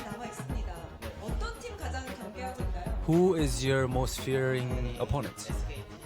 SKT. And we still have more games to play, but SKT is under our watch. With your 900 MVP points, you are second in MVP ranking. Do you want it? Are you greedy for getting the MVP? I know I want it, but Smeb has so much points on MVP points. And my team members make me play champions that are tanking champions. So I have very low probability of getting MVP. So, however, you actually got MVP with Maokai. I'll try my best to get more MVP points. Next up is SKT. Please say something on that because you guys lost on the first round. I really want to win rest of the games. And I will play my best. Thank you for cheering. That is it for the MVP interviews. Congratulations for KT. Back to you guys. Thank you very much, George, for the translations. So Someday touching on who they think their toughest opponent's going to be. It's going to be SK Telecom, as he said. And that is going to be their next matchup. 2 remaining matches to go. SKT followed by Kongdu Monster, which I think we can kind of give that one to them. Spender surprised us, but I don't think KDM is going to do that today. Yeah, we expected 2-2-0, so that wasn't the surprise, but the fact that Spenu were able to dispatch so easily of a Longzhou gaming lineup that just 2 days ago surprised us with their win. This is the eternal conundrum of Longzhou gaming in this current iteration in 2016. No consistency to speak of. I wonder what the roster will look like come summer. Who knows? Spender, though, we have to see what's going to happen with them as they continue on that meteoric rise after that victory. CJ Entis, though, unfortunately out of playoffs, losing to KT with a 2-0. We can see KT does slide up now above SK Telecom, who will be their next opponent. So it's going to be a true battle for second place between those two teams. They're so even, though. You know, SKT have 1 match to play. Will also probably be 11-5 coming into that match next week. The fun thing about it, though, Achilles, is that you can't hide strats. You can't just sandbag, as the term that's used by analysts so much, because if you drop to 3rd place, you have to play an extra best of 5, which is something no team wants to do with how close the competition is in Korea. Yep. Coming up tomorrow, SK Telecom versus Samsung should be a good matchup. And then Rocks Tigers versus the Afrika Freaks, a match that really could have some upset potential, especially as Rocks just got rocked by KT in their last match just yesterday. 2 weeks ago, Rocks Tigers versus Afrika, you're like, not interested in it. Now, with Afrika 7-1 in It's recent very history, interesting. trying to rampage to the playoffs, with Rocks Tigers looking poor, anything's possible. It's very possible, and if Africa can net themselves that victory over Rocks, it could really put them in a strong position to make it into playoffs. Right now, top 6 teams looking very competitive. This tomorrow and this next week is going to be insane as far as what's going to happen for playoffs. I mean, Samsung and Africa both play. They're probably the 2 teams most likely to make it to the playoffs at this point in 5th spot. If one of those teams wins tomorrow in upset fashion against SKT or Rocks Tigers, they're probably going to the playoffs. Yeah, we have some high-pressure matches coming up in general. That KT-SKT one, I think that's going to be one of the best matches that we have coming up in the next week. It tells us a lot about the seeding moving into playoffs. KT may be looking like they could inch out above SKT, especially after taking down Rocks. Because by proxy, KT beats Rocks, Rocks beats SKT, KT should be better than SKT. Well, you're new here, Achilleos. KT coming in with plenty of form, then losing to SKT is sadly a narrative that's been spun week after week, month after month, year after year. KT Rolster, let's see what they have against SKT. It's going to be firesome. It's going to be pretty great. We'll be back tomorrow with more Champion Spring.